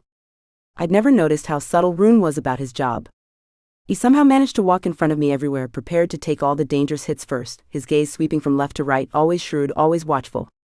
For Marcus, I knew it was all about the job. But Rune, somehow I'd shoved him into the friend box and hadn't noticed he'd been doing a job, which meant he was probably very good at it. I don't know what you're talking about. You've got your panties in a twist. He frowned. I don't wear panties. Besides, they're called knickers, mate. Knickers, whatever you call them. You're mad that I went off script. He sighed and rounded the corner, heading toward the office. Lucas, we don't have to do this. I've drawn the line between friendship and work. It won't happen again. Damn, I'm sorry, okay? I broke protocol. You think I'm pissed off? You think I'm too tough with you because you took the piss? I frowned. I still haven't figured out all the British terminology, but I was getting there. Why don't you do us all a favor then and tell me why you're pissed off? Then I can buy you a bottle of scotch and be done with it, right? No, not right. It wasn't just about you going against protocols for the day. I don't know how many times everyone has to remind you that your life is in danger. There are people out there in the world that want you dead for bigger reasons than hooking up with their girlfriend. There are actual life and death stakes at play here. And your brother the king put me in charge of protecting you. That is how important you are to him. And to have you completely disregard that and just do as you like, yeah, that pisses me the hell off. Damn. Rune, damn man, I didn't mean it like that. No. Shut your mouth and listen for once. If you don't give a damn about your life, fair enough.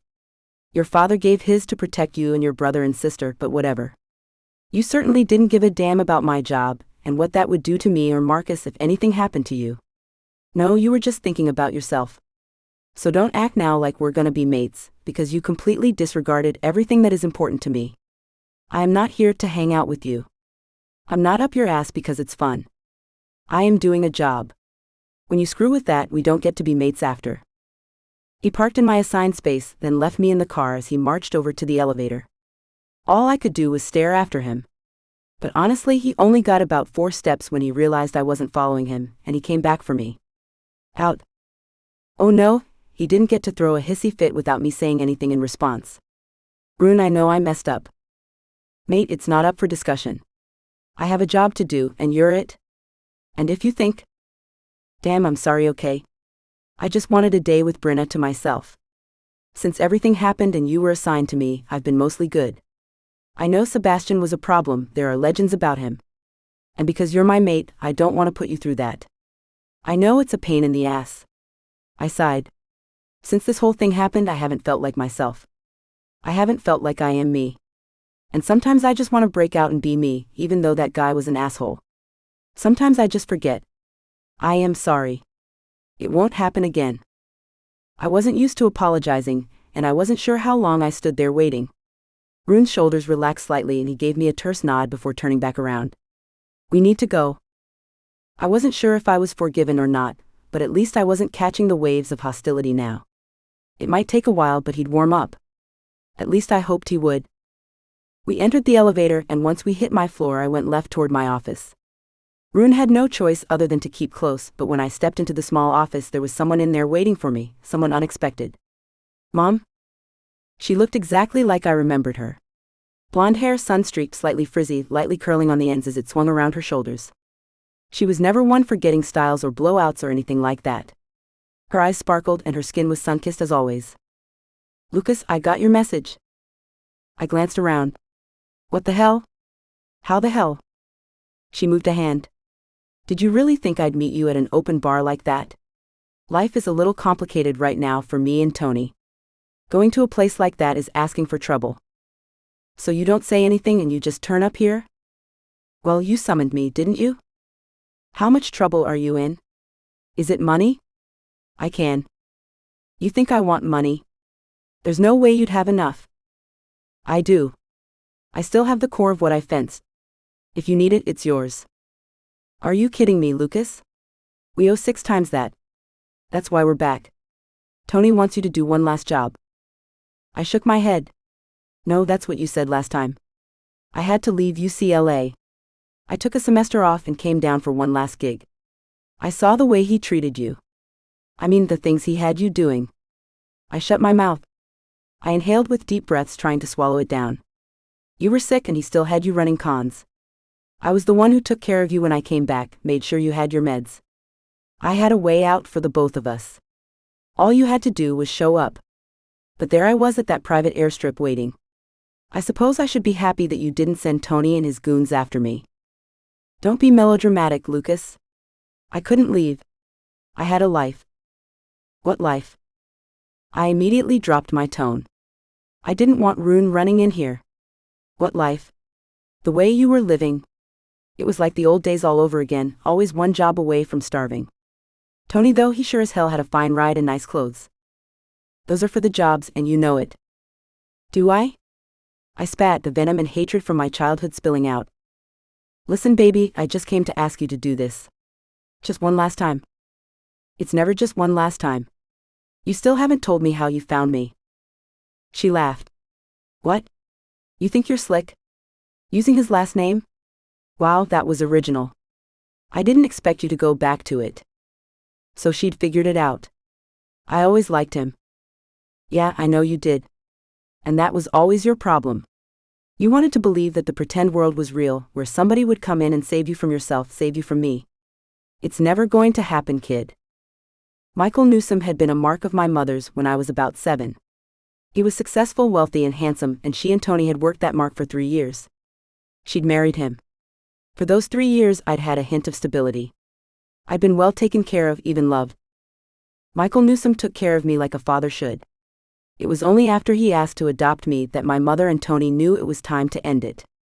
I never thought I would take his last name. And when she walked away from that marriage, she walked away with a cool $2 million. And I had walked away with no father save the stepfather I hated. Michael Newsom looked genuinely distraught that I was leaving. He begged for visitation rights to see me, and my mother promised that she'd allow it. I'd been forced to go along with her, of course, and I never saw him again. But I looked him up months later. Tony caught me researching him and beat the damn out of me that day. It was the last time, though, because I put up one hell of a fight. When I made my escape after the last job in Mexico, I took Newsom's last name as an honor or some damn. I don't know. The point was, she'd been able to find me because of it. I'm not doing that job, Mom. You have to, because if you don't, I'm going to die. And I didn't beat cancer just to have the cartel kill me. Mom, I have money. Take it. Take all of it. And I have something else in the works. I don't know how it's all going to pan out, but it could be fine. It could be great. Then you'll have access to even more money. Just walk away. I strolled forward and took her hands because at my core I just wanted her to be my mother. I wanted her to love me more than she loved him. Even though I knew what the outcome would be, even though I knew it would hurt, I still did it anyway. I begged. Mom, please just stay with me. We'll get you a place. I'll take care of you. She glanced down at our hands, mine clutching onto hers, holding tight, and she pulled away. No. He loves me. We love each other. And I need you to do this because you owe me. They're going to kill me if we don't get them their money.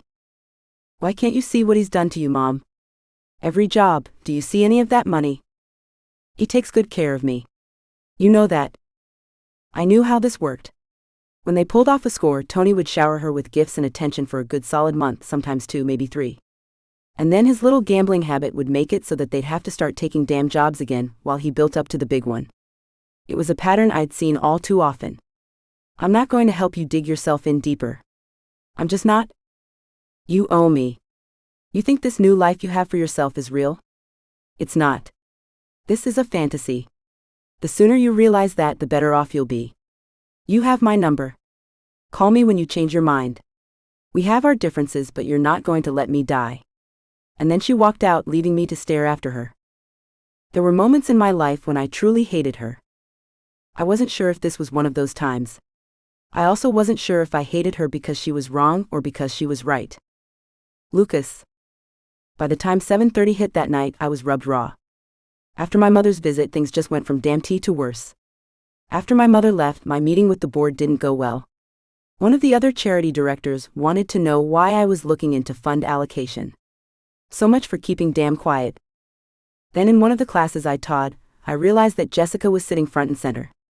How had I not noticed she was in my class before? Because until she shoved her chest into your face, you didn't notice her at all. Great, so now I'd gone out on a date with a student. It was one of the larger lecture halls in economics, and there she was with a short skirt and a thong that I could clearly see. There would be serious ramifications if it became public knowledge that I had taken her out. Luckily, I didn't think she was in for all that, but she was making it clear that she was still interested. And after Bryna's little stunt the other night, she was clearly trying to regain my attention. It's not what I needed. At the end of class, I just avoided her. I met up with Rune at the back of the class and headed straight home. I had a lot to think about and a lot to plan. I'd been dead serious when I told my mother that I wanted her to have the money. I'd give it to her free and clear. I didn't want the ill-gotten gains anymore. It was one thing when I thought my mother and I would use it to live on and to start fresh, start our new lives. It was another thing entirely when I was the only one holding the bag. It felt like blood money. Like I'd sacrificed my mother for that cash. It wasn't true, but it was a lie that snuck in when my defenses were down. The truth was I'd given her everything, but she still always chose him. And there I was, still trying to figure out how to rectify the situation for her. I unlocked the door to my apartment and inclined my head. Are you coming? Rune lifted a brow but then slowly nodded. Yeah. Let me grab a shower first. And let me order some food because I know you only have like a yogurt and an avocado in the fridge. That's not fair, man. Bryna lives here now. She buys food. Real food. Let the poor girl keep her food. I'll order from that East African place. My stomach grumbled immediately. Oh God, that sounds so good, but they take forever. He checked his watch. The game is not for an hour.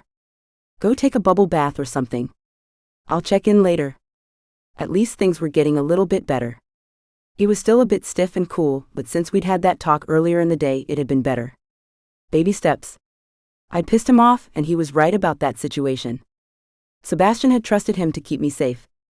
The world may not have known who I was yet, but there were people already looking. So for now, Rune and Marcus were actually necessary.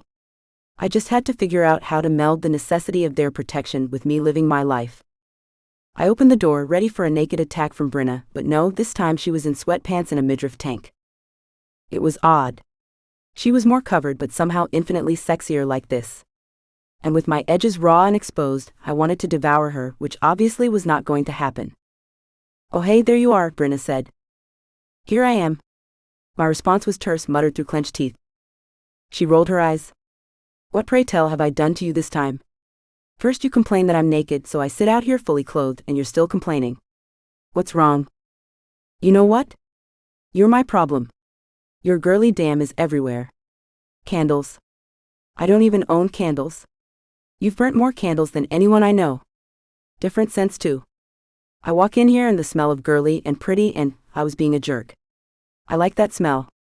It smelled better than sweat. Before she showed up, as nice as this place was, it tended to be sparse. And I never smelled like vanilla or rosé water or whatever the hell that candle was. Then she showed up and suddenly there were candles. A lot of them. Is your problem my candles now? Look, the sooner I get a place of my own, the better. I dropped my bag on the counter and leaned into it. You know what? You've been threatening to leave for a couple of weeks now. Are you actually going to get up and do it? Her jaw unhinged, but it was the quivering lip that really got me. Damn. I'm such a jerk. She pushed to her feet, grabbed her book and started stomping toward her bedroom, but I caught her arm. Wait. She wrenched her arm free. No, I will not wait.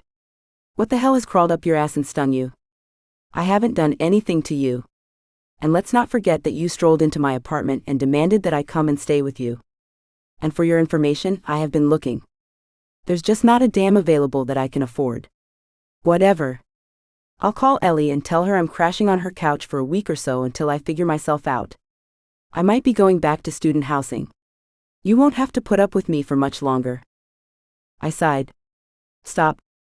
I don't want you to move out. Yes, you do. After what you just said. I'm sorry, okay? Damn. What the hell is your problem? You run so hot and cold. You won't look at me. You bring randoms by the house. Damn, couldn't she tell how desperate I was to touch her? Damn, you're still upset about that? I knew you were pissed. I wasn't pissed. It just felt, she exhaled with a puff of air. It felt reactionary. Like after hanging out with me and having a great day, you just wanted to show me that you didn't give a damn about me by bringing some girl to the apartment. That girl looked like me too. I opened my mouth to say something and snapped it shut because she was right.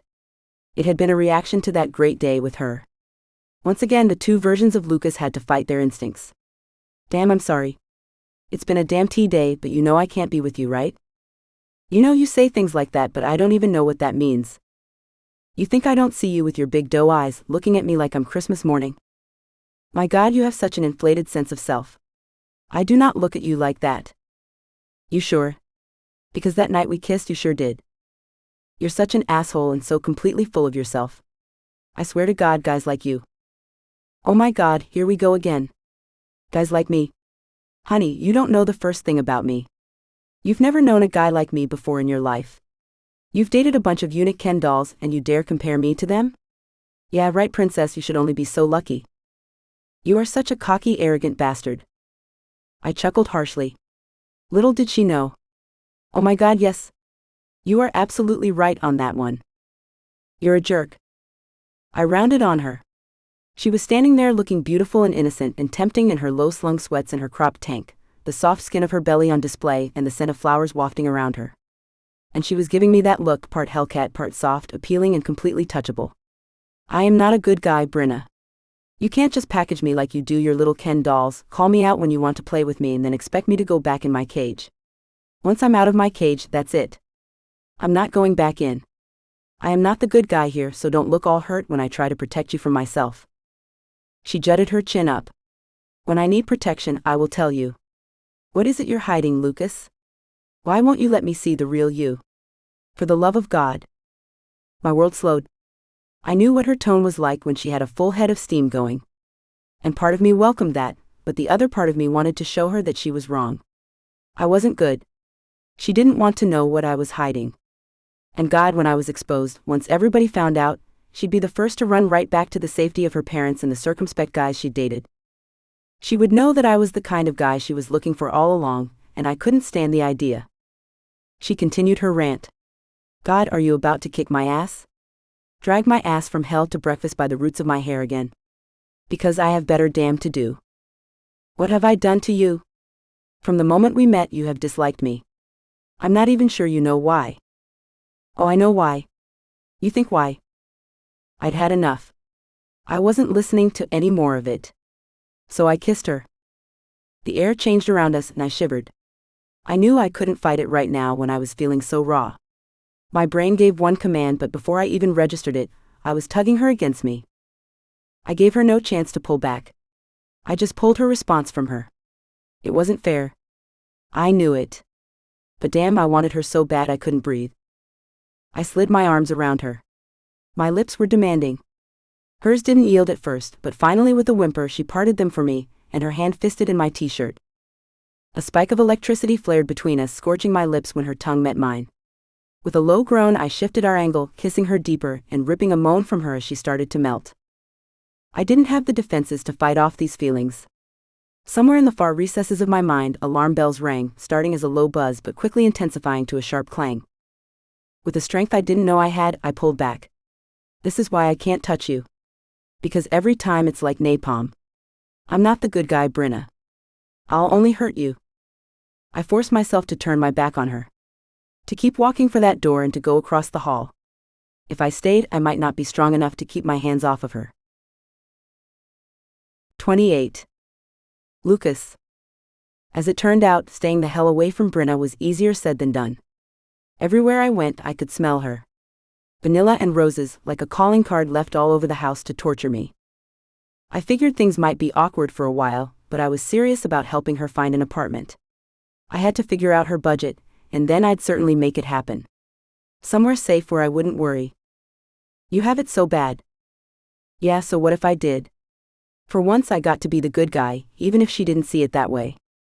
I was working my way back onto Rune's good side again, so I'd brought beer over to the apartment to watch the Heat play the Knicks, and he was busy shouting at the screen. How do you even have any skin in the game? You're British.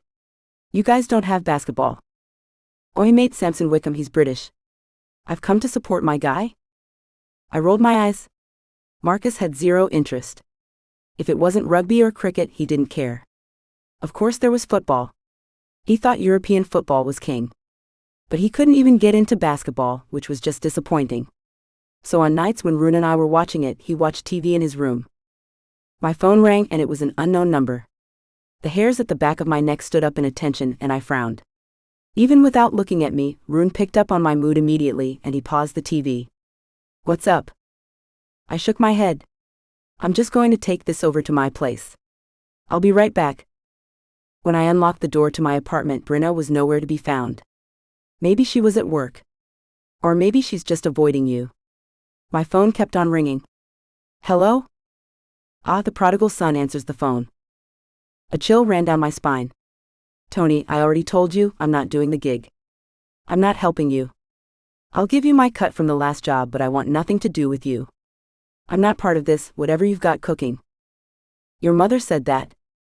How could you say no to your own mother? You're only hurting her, you know. You can say what you want. It's still not happening. As if I don't know you, as if I haven't been dealing with this all my life. Whatever job you've got lined up, however many people you need, find someone else.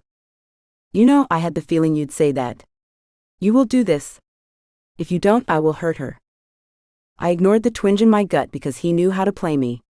He'd been doing it for years. It's still not happening. Find someone else? I see you're still stubborn. Well, I guess I'm just going to have to find another way to motivate you. Your pretty new roommate, that girl you've been traipsing all around New York with, I can tell you want her. Cold seeped out of my veins and my voice lowered to barely above a growl. She's got nothing to do with this. No. She doesn't. She's just an easy mark. I don't know what you've got going with her. The point is, I can easily twist you. I taught you better than that. No personal attachment. It's like you learned nothing. Now someone like me is going to use it against you. If you don't want to help me to help your mother, fine, suit yourself. But I can't guarantee that something won't happen to that pretty little roommate of yours. Maybe she'll even find out exactly the kind of man that you are. I'll blow your dam open. I didn't care about him blowing up everything about my past, but I did care about Bryna. You stay the hell away from her. If I had to, I'd get Blake's security involved. Or you could do what he wants. Not happening. Testy, testy. Oh God, did you break another cardinal rule? Falling for the mark. You are such a disappointment. So you keep saying. All you have to do is say yes. One job and I'm out of your hair. I don't want to see your ugly mug anyway. The insult rolled off my back like water. After all, I'd heard much worse over the years.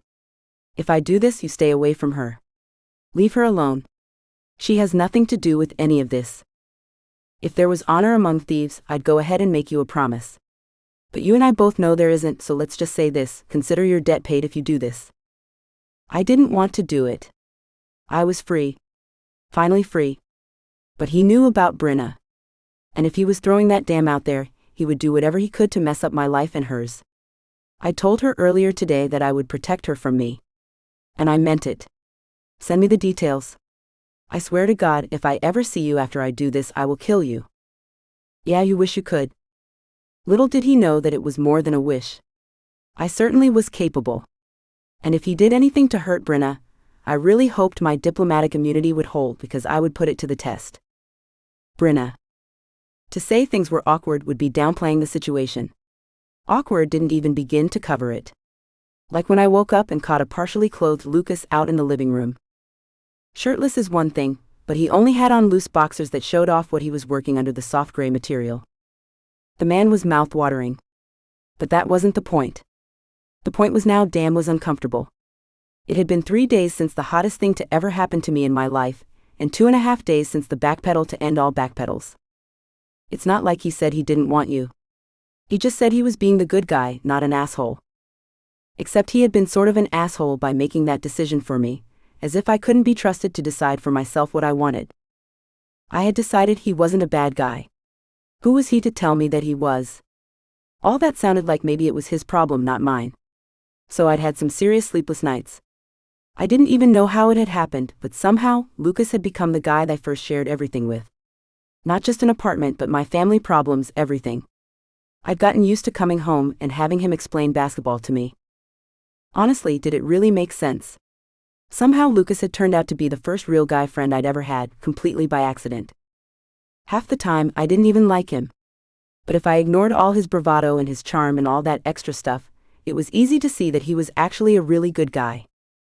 He took time trying to explain things. Damn, he didn't have to help me find a job, and he didn't need to let me stay here, but he had done that out of the kindness of his heart. He kept talking about the guy he used to be. I never wanted to meet that guy. But the new Lucas, when he was keeping it real, was someone I could talk to. Regardless, Lucas Newsome no longer wanted to make out with me. So despite the throbbing between my thighs, I could just get over it. I had to. I had to move out. Coward. I didn't want to move out. I liked it here.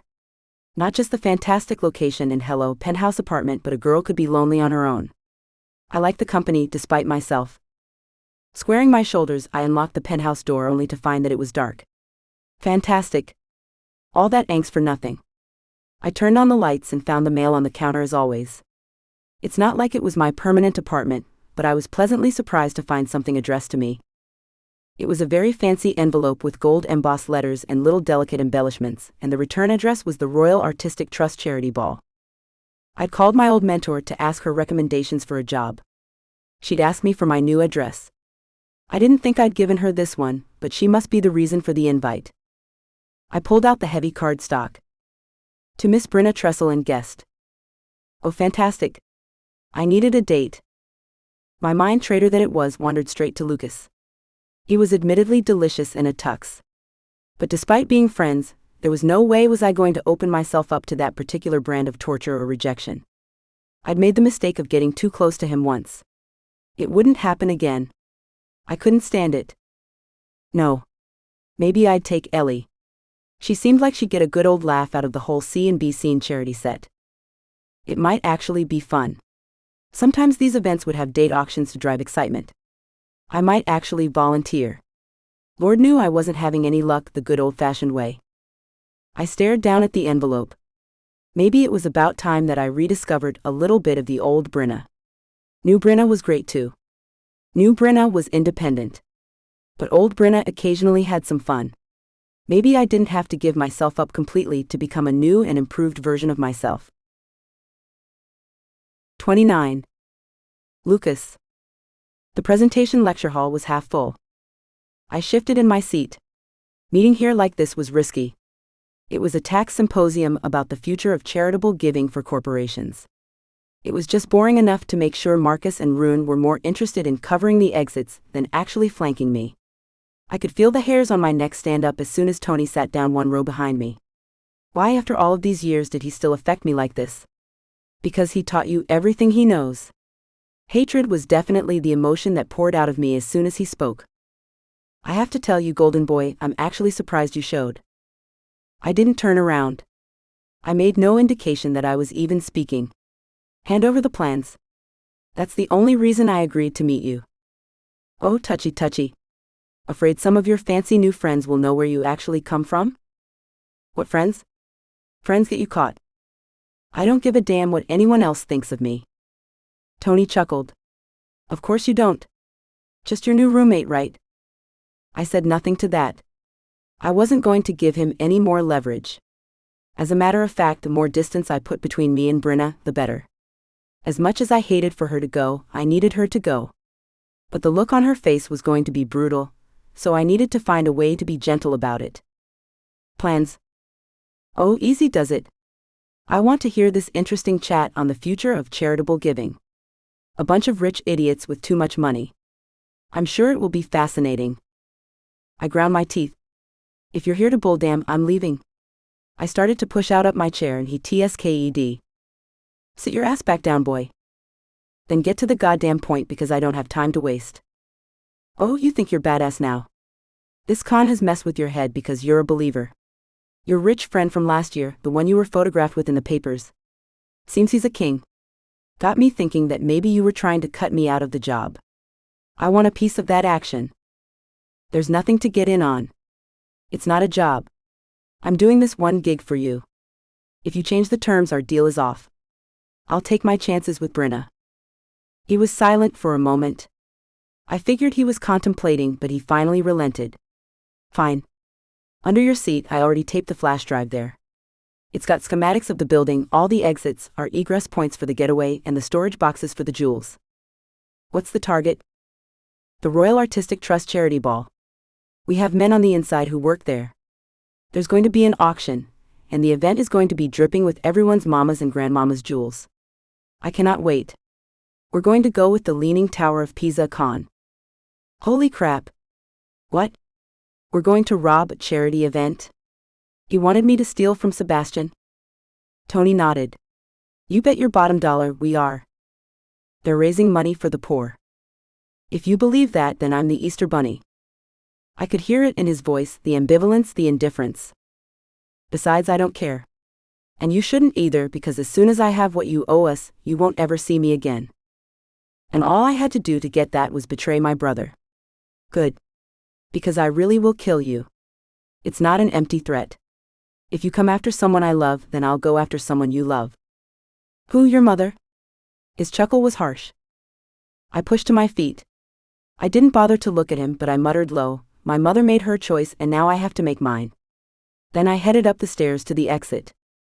Marcus followed. Where are you going? You know, I was super excited about this, but it's kind of lame. Let's roll. He sighed in relief but eyed me suspiciously. Suspect me all you want, but you will never make me crack. At least I hoped not. Lucas.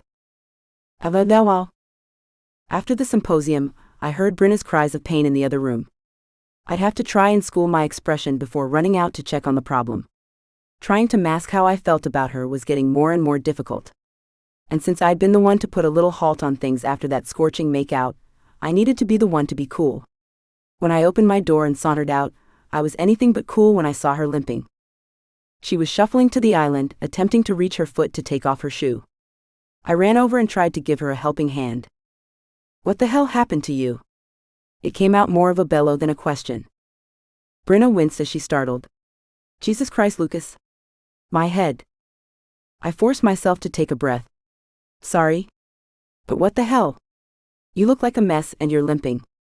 Why are you limping? Why is your makeup smudged? I narrowed my gaze. Is that a bruise on your jaw? My heart hammered against my ribs. I ignored the ache in my jaw from my clenched teeth. I had to keep it together for her. When she was okay, then I'd go and find out who the hell had hurt her and annihilate them. I was going to kill whoever the hell had touched her. I'm fine. I'm not the first person to get mugged in New York City. I stumbled back. Holy hell, you were mugged? Are you hurt? Tell me if those jerks hurt you. Bryna drew back, her gaze scanning my face. While I love the effect of that growly voice, maybe you could just dial it back a notch. The first thing I registered was that she liked my voice like this. Great, I'd store that for later. I also forced myself to take several deep breaths. Okay, why don't you tell me what happened? Honestly, I don't know. I was taking out the garbage at work because it was in my way. The busboy Greg was nowhere to be found, so I took out the trash. Then this guy came out of nowhere. Damn. She reached out and grabbed my hand. I'm fine. He wanted money. I said I didn't have any. He yanked off my chain with the charm from Jinx. He'll be real disappointed when he discovers it's costume jewelry. She sighed and winced. So anyway, then he pushed me down, and I thought he was going to hurt me or something, so I tried to wrench away from him and did something crazy to my back. I stared at her. She could have been killed. Did you call the police? She nodded. I'm not a total island newbie. They took a statement. The bar has security cameras, but the guy stayed just out of range of them. Jackass? Yeah, my sentiments exactly. She sighed. The paramedics came, and not a hot one out of the bunch. It was very disappointing. Seriously, is this the time to joke? I scowled at her. I take my paramedics very seriously. I refrained just barely from rolling my eyes. How's your back feeling? Sore tight. Twisting like that flared a ballet injury from years ago. I throw it out sometimes. It's a recurring thing. Usually it just takes a day of rest and some ice, but I don't have time for that. The charity event is in a couple of days. I need to do something about my nails, my hair, all that good stuff. And I can't walk right now. You're not going? Not after what happened today. How the hell did you make it home? She scrunched her nose and pursed her lips as she gazed up mischievously. A police officer drove me home. He wasn't cute either. The doorman Fred was very helpful. But once I got up here it was like the Green Mile or something. Shuffle shuffle wince wince, not fun. She was so blasé about getting mugged. Maybe it was shock. I shook my head. You have got to be more careful. I'm not ready to lose my pain-in-the-ass roommate yet. Just come here. What helps? She groaned. Could you not jump on me about the mugging? It's not like I asked to get mugged. She sighed. Usually lying flat on my back and doing nothing helps. Ice. Advil. If it's not better tomorrow, then I may take a muscle relaxant and head to the chiropractor. But I don't have one here yet. Ow, ow, ow. Stop it. Stop moving right now. For now we don't have to talk about anything you don't want to. I bent down and removed one shoe, gently lifting her foot as I did so, and then repeated the process with the other foot. Then I wrapped her arm around me and helped her wobble over to the couch to lie down. Stay here. I'll bring you Advil and some water and something to eat so it doesn't hurt your stomach. Oh my God, you don't have to take care of me. I swear I'm fine. Says the woman, wincing even as she tries to get more comfortable. Now is not the time to lecture me. The time to lecture me is 5 days from now when I feel better. Sorry, it comes with the territory. I entered the kitchen to get her some Advil, and I made her a quick sandwich while I was there. She really needed to eat before she took it. When I brought it to her, her smile was soft. Careful, Lucas, your good guy is showing. I cleared my throat at that. If you tell anyone, I'm sorry, but I'll have to kill you. She laughed and immediately winced. Stop it. Laughing hurts. No one asked you to laugh. What else do you need? Can you grab my phone? I need to call the nail place and cancel. There's no way in hell I can sit up right now. You have a nail appointment? She nodded. I don't really go for the big money petty things, but I do need a color change. I guess I'm going to the charity thing with chipped nails. She sighed. I glanced down at her sock-clad feet and I got an idea. Stay here. Oh, that's cute. Where am I supposed to be going? I went to her room and called out, what color is your dress? Blue? Why? Don't worry about it. I found the only nail polish that would possibly match, some sparkly situation. Then I went to the bathroom for Epsom salt. When I had everything I needed, including a towel and the nail polish, I grabbed what looked like nail tools from her bathroom vanity. When I came out, she was frowning at me. What are you doing? Well, if the lady cannot get a pedicure, the pedicurist is going to come to her. Are you serious right now? Sure, why not? She scrunched her face. I don't know. It's weird? It's not weird, I swear. Come on. Relax. Walk me through this because I have no idea what I'm doing. You've got to be kidding. She tried to push herself to sitting and I helped her. What are you doing? You're supposed to be lying down. Yes, but you brought the bowl thing, one feel like I have to soak in it. I glanced down. Oh, I see what you mean. Actually, wait, I'll fix this. I went back to the bathroom. I got a foot scrub and more towels and washcloths and then filled the pan with water and came back. Now you lie down. I got this. You just tell me what I need to do. I don't know. You have to take off the nail polish first. The remover is right there. I got a cotton ball and the polish remover and then winced at the alcohol scent. God, this is acetone. She laughed. Yep. How do you think nail polish comes off? I never thought about it before. Typical. I chuckled. Well, I never really wore nail polish before, so how was I supposed to know? Then I scooted to the edge of the couch, pulled her feet into my lap as gently as I could, and proceeded to start with her nail polish. I grabbed the remote and turned on the game. She made the best sound and sighed contentedly. Thank you, Lucas? I shrugged, trying not to look back at her because I didn't want her to see how I was feeling. How this felt unfair. How I was having a real hard time being a good guy. Yeah, somehow I was finding a way to be aroused by her feet in my lap. There were a couple of games on, and so I watched as I removed her nail polish. She nibbled on her sandwich and then sat back against the pillows. I didn't know you did ballet. She nodded. Yeah, for 10 years. I was never really fond of the cachet that came with it, as opposed to actually liking it as an art form or a sport. Mother never seemed enthused about my performances. Did you like it? At first when I was little, yeah, I loved it. The idea of looking like a prima ballerina and twirling around was great.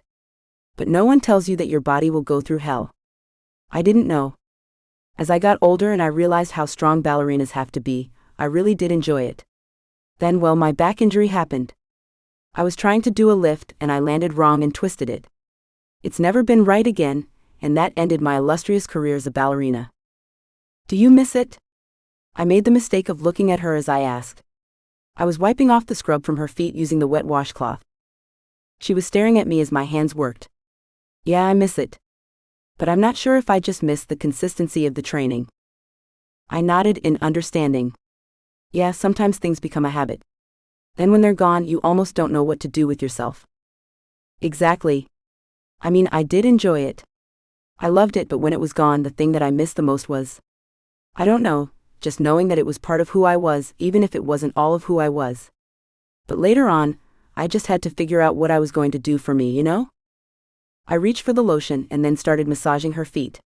I didn't know why I thought this was a good idea, but just running my thumbs over her arch and hearing that long drawn-out moan was an instant turn-on. Fantastic. Then I glanced back over at her. Her eyes were closed, her lips were parted, and her head was thrown back and she looked blissful. There was no way in hell I was stopping. After 10 minutes, when I finished one foot, I started with the other one and the moaning and looking sexy as hell commenced again. I was so done. I was so totally going to lose it. You said before that you've never had a girlfriend. I tensed. Where was this line of questioning going? No. I moved around a lot. Not ideal. Oh yeah? Where? Ah, so she was on a fishing expedition. I knew the lies that I should spill for her, but I didn't. Instead, I told her the truth as maturely as possible. All over. Denver, Boston, Miami, but I mostly grew up in Baja. Then my mom and stepdad moved us to Phoenix for a job that was long-term. That must have been sad. It's hard to make friends. I nodded. Yeah, it wasn't the easiest situation, but I managed. Turned out just fine, didn't I? I winked at her. She wasn't even watching me. This time she was wiggling her toes in my hand, silently begging me to keep massaging, so I did. Anything to keep that look of pure decadent bliss on her face. I know we've talked about this a little, your complicated relationship with your parents. Why do you think you put up with it for so long? She sighed, but not in that contented way as before. This was more of a resigned sigh. I don't know. Maybe it was easier. Maybe I was afraid of the worst thing happening. She shrugged. And now it has. My mother is too emotionally fragile. All the reasons, all the excuses, so it's actually hard to sit down and talk with her. It always blows up. How toxic. I'm sorry. When I opened the toenail polish, she smiled at me. Oh good. I was going to pick that color. I'm psychic. I can read minds. Completely deadpan, she leveled her gaze on me. Don't go picking around in there. It can be scary. There was a hint of flirtation in her voice, and I couldn't help it. I took the bait. There's nothing you've got going on back there that I've never seen before. As I carefully painted each toe, I could hear her sigh of relief that I was doing a good job. And then she gazed up at me with her big brown eyes and she smiled. Thank you, Lucas. I couldn't have done this without you. One smile from her and I felt 1,000 feet tall. I wasn't sure when it happened, but I'd completely fallen for her. Bryna. Lucas was in the middle of doing something delicious to my feet when the doorbell rang. He was blowing on my toes gently as his fingers still caressed and massaged my arches. One spot he touched sent a spasm to my lower back. It hurt at first, but then it released and felt really good, like it loosened whatever the hell I'd done to myself. Oh my God, again. He blew some more on my freshly painted nails to dry them, and then he moved his thumb again, pressing insistently, massaging his knuckle back and forth. Oh my God, seriously, that is amazing. I groaned. The way you said that, it's almost like you're having an... He didn't finish because the doorbell rang insistently. He gently set my feet aside and gave me a look I now recognized to be his "don't you dare move" look. When he yanked the door open, I could almost feel the tension snap up his back, forcing his shoulders to square immediately. "What are you doing here?" The next voice that came was one I recognized. "The king will hear about this." I lifted my head. "Dad?" My father marched in with his too fast, too brisk step. "Get your things? We're leaving."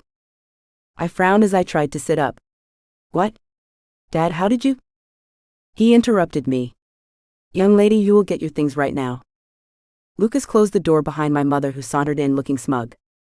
Her eyes darted around, taking everything in as if calculating just how much Lucas was worth. Lucas joined me back at the couch, wedging himself between me and my parents. "Bryna, you stay where you are." Then he turned his attention to the two of them. "She can't move, so I guess you're damn out of luck if you need her to go somewhere." My father frowned. "What's wrong with her? What did you do to my daughter?" "You two don't need to talk about me as if I'm not here." I tried to sit up and pain wound around my lower back and shot down my leg. While Lucas had managed to loosen it significantly, quick movements were still totally out of the question. "I'm right here. I can speak for myself." I pushed into a sitting position despite the pain. Lucas's gaze pinned on me, and he gave me a sharp shake of his head. "I'm fine. Thank you, Lucas." I turned my attention to my father. "Dad, I'm not going anywhere. I had a tough situation, and Lucas was kind enough to offer me a place to stay." "You wouldn't need a place to stay if you would just stop being so stubborn and stay with your mother. We have a place in the city. That was always the plan." My mother nodded. "Your father is right. What are you doing here, staying with the likes of?" My father cut his gaze to her and gave her a sharp shake of the head. Immediately she snapped her mouth shut. He, however, continued on her behalf. "You don't even know him. While King Sebastian said he could be trusted, he's still a stranger. So you will get your things and you will come with us. We're your family. After what they've done? Stop it. Stop it now. For weeks since I've been in the city, you've shown up and tried to dictate exactly how things are going to go. And every time you do, you resort to your manipulations, to blackmail, and to all the things that tell me you don't actually care about what I want or need." My mother's mouth fell open. "Of course we do. What a horrible thing to say about your own parents." I sighed. "If you were listening, you would know what I'm saying. I needed to do this. I needed to move to this city, be on my own, go to work. And more than once you have done whatever you could to deter me. First with Braxton and having him propose on my 20th birthday. Honestly, putting me in positions where it was impossible to say no. When I finally did say no after I caught his ass cheating, you let everyone ostracize me. When I told you I was going to start my internship, you smiled to my face, you said I could go, and then you basically kidnapped me to Europe so I'd miss my start date. Thank God I was able to defer." My mother tried to interject. "Now, young lady, that is not how it happened, and you know it." I pushed against the arm of the chair, trying to stand. Lucas bent down and helped me. His skin was warm, familiar, soothing. "What I remember is you lying to get me there. To my face, lying and telling me that my grandmother was sick. Then when I got there, you confiscated my passport." "She was sick?" My mother persisted. "She had bunions, Mom. Hardly ill. And then when I attempted to leave on my own, you wouldn't allow it, so you can see how I wouldn't trust you with my future. Then you tried to force another engagement with the same man who cheated on me. I wanted out so bad, I snuck out a window at a wedding. I climbed right on out to escape you." My mother rolled her eyes. "You've always been so dramatic. None of that was really necessary. If you had just spoken to us." "Spoken to you? And said what exactly? I don't want to marry this douche nozzle? Like I said before? Or how about I want this internship? It's important to me. Would you have listened?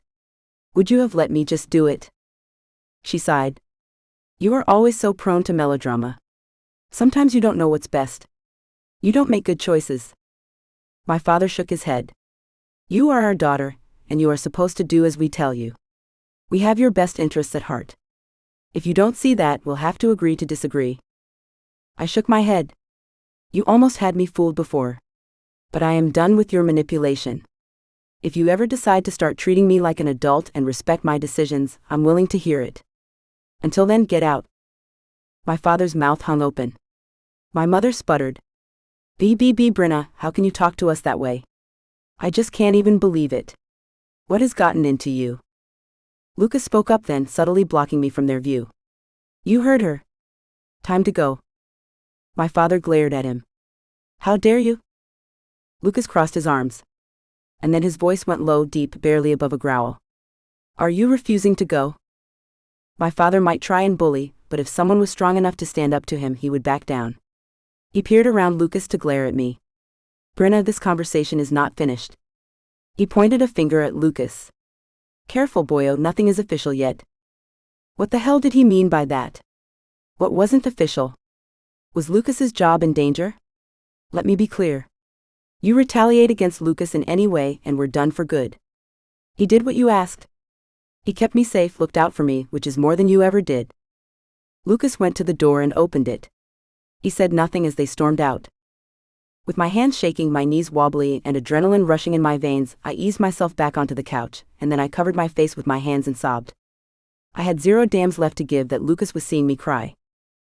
But instead of freaking out about it or being uncomfortable, he just eased down next to me, threw his arm around my shoulders and pulled me close. I'm really proud of you. That couldn't have been easy.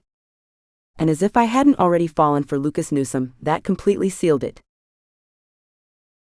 30. Lucas. An hour after her parents left, Bryna called it a night. She tried to hang in for just a little bit longer, but she tapped out. Thank you so much for helping me. I think I'm going to clean my face now and make it an early night. Helping her get ready was torture for me.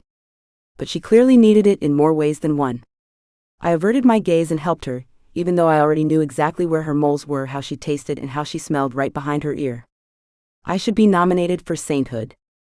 My phone rang when she was in her room. My gaze darted to the door, but I didn't take any chances. I knew who was calling. To make sure she couldn't hear me, I walked into my own room and closed the door behind me. What?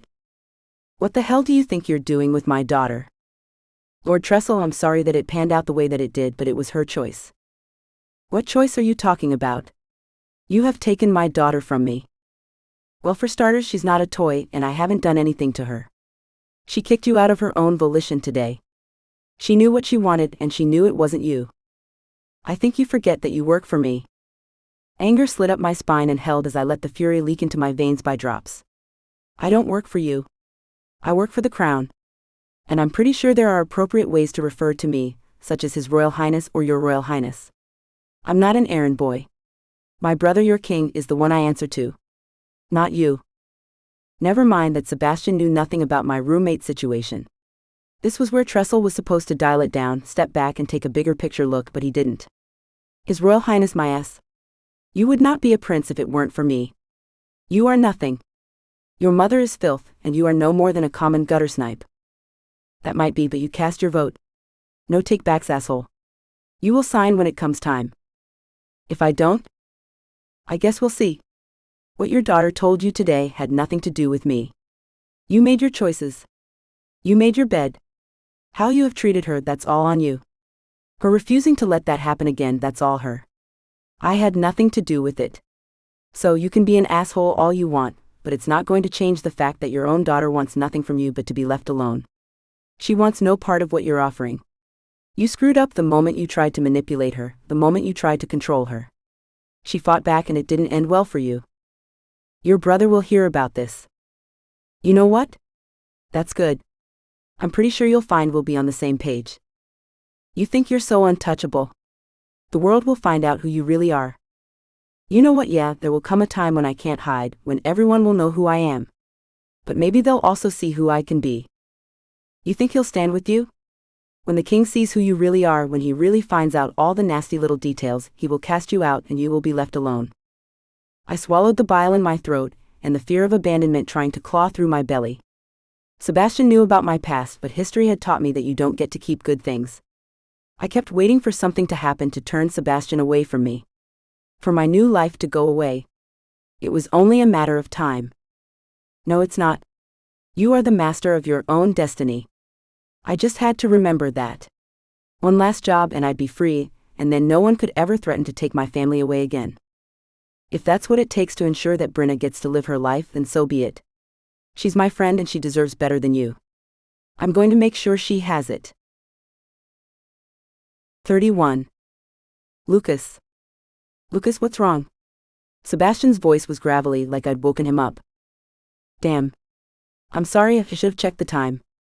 I mean, for the love of all that is holy, you guys are in your honeymoon phase and I'm interrupting you. My brother groaned.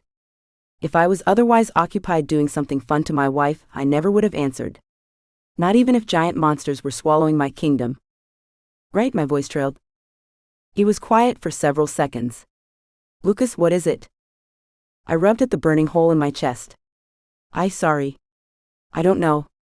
I wanted to talk, I guess, but it's late. He sighed. You're in love with her? I choked. What? Bryna Tressel. The girl. You've been cagey as hell about her. Swear to God I haven't touched her, sort of. I mean, we kissed, but I was trying to do the right thing. I swear to God. Sebastian chuckled. What's the current bet buy-in with Rune and Marcus? I frowned. You knew they'd make a bet. Well, yeah. They're assholes. Besides, I asked you not to go there with her because of the delicate nature of our relationship with Tressel. But if your preliminary reports are right, then Tressel might be a moot point. I cleared my throat. I had to be sure. So you're saying I can have her? Well, I'm saying it's not ideal. And her father could still try to cause problems. But if you actually care about her, I'm not going to let matters of state stand between you. I worried too much about that. I might have lost out on Penny if I didn't say damn all of that. I wasn't sure if my sigh of relief was appropriate. I thought you were going to be pissed. Tell me I had no business messing with her. Well, are you messing with her, or do you actually want her for real? Not because you're bored or she's off limits, but because of her. That answer was easy. I want her. Good, then what's your problem? I swallowed hard. What if I'm not good enough for her? She doesn't know anything about me. Who I was or who I am now, for that matter. That's part of the package, mate. You have to tell her. I made that mistake with Penny. But you were a prince. And so are you. I was quick to dismiss the new truth like always. That's new. It's the old damn I can see her objecting to. You aren't your past. It's about the choices you make in the future. Every day is an opportunity for the new narrative.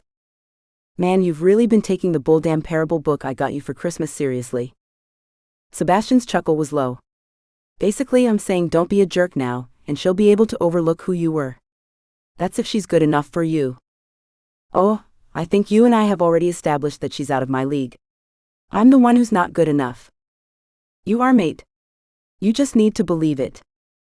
Would he still believe it if he knew what I was going to do to him, to the trust? You believe in me too much. Maybe you shouldn't.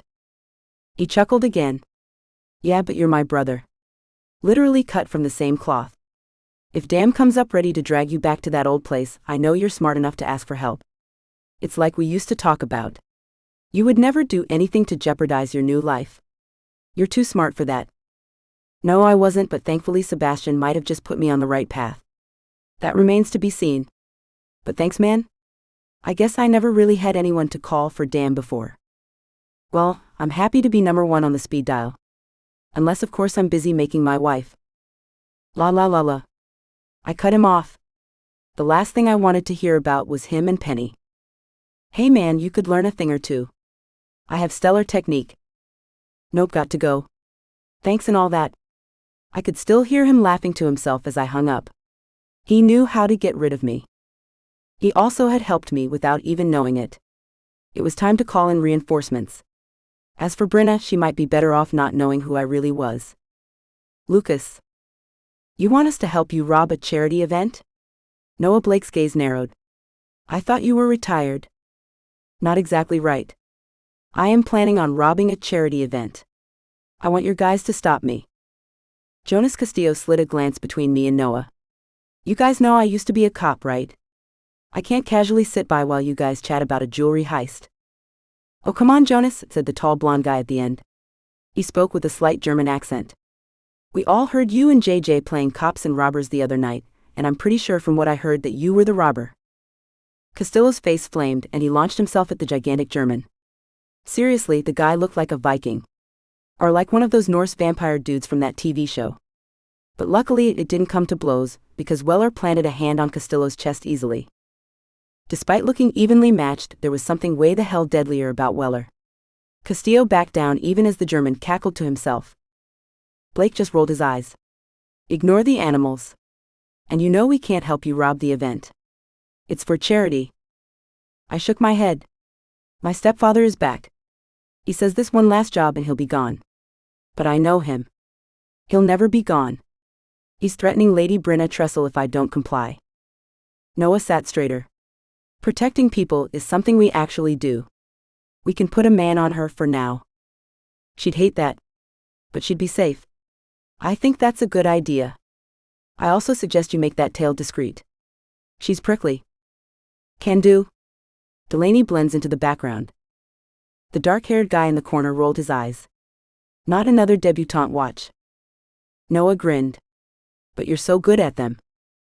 Delaney flipped him off but settled back in his seat. The robbery is happening. There will be other members of the crew that I don't know. At this point, we're better off trying to catch them in the act than we would be trying to stop them this close to the event. Despite himself, Jonas sat forward. Who are the targets? I pulled out the plans. Tony had threatened to kill everyone I loved if I tried to double-cross him. But I had to get him out of everyone's lives. Bryna would be safe. I needed to be strong enough to do this. These are mine. There will be drops and couriers throughout the party. I'll have to mark the live targets as we go. The number one thing you want is to find the drops. That way you can make sure Tony never gets the jewels. If he does get any of them, he'll be in the wind. Noah scanned his conference room full of badasses. Several of them were obviously keen on the idea of a good old-fashioned jewelry heist. Okay, Matthias, Oscar, you're on. The German dude stood and pumped his fist. Weller just nodded as if he'd expected it. Man, that guy was a cool customer. Nothing fazed him. Or at least it appeared that way. I prayed the two of them were up for the challenge because there was no way in hell I'd risk Bryna. All right then. Let me walk you through the setup. As I popped everyone's jewelry heist cherry, I tried to shut down the hum of excited electricity rolling through my body. I was not that person anymore. After this, that Lucas would be gone forever. At least I hope so. 32. Lucas. It was time. All I had to do to walk away from my old life scot-free was forget who I'd become in the last year. It's not forever. It's just for one night. Just forget. You can do it. For one night I had to betray my brother. If the knowledge of that wasn't enough, I also had to evade my royal guard. I would have brought at least Rune in on this, but as it was a significant risk to my safety, he'd have to report back. And then in addition to the evasion of my security detail, I needed to make sure Blake's security caught my jerk of a stepdad. I sure like to make damn easy.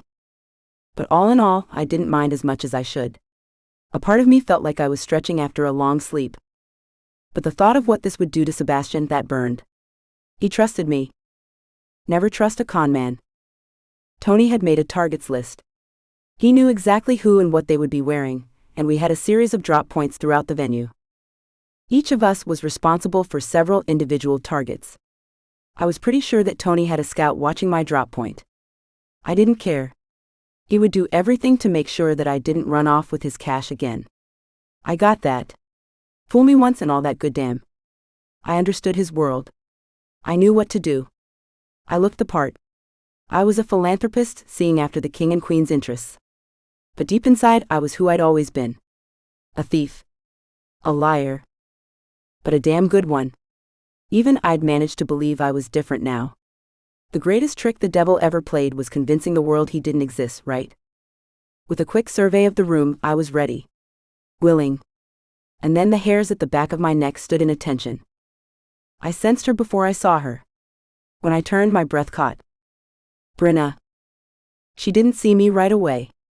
My heart raced at the sight of her, but years of training kept me on course. So what if she was here? All I had to do was what I'd done every day from the time I was 6 years old. Bryna didn't matter. What about you being in love with her? Does that not matter? As a waiter passed by with champagne, I took a glass and sipped.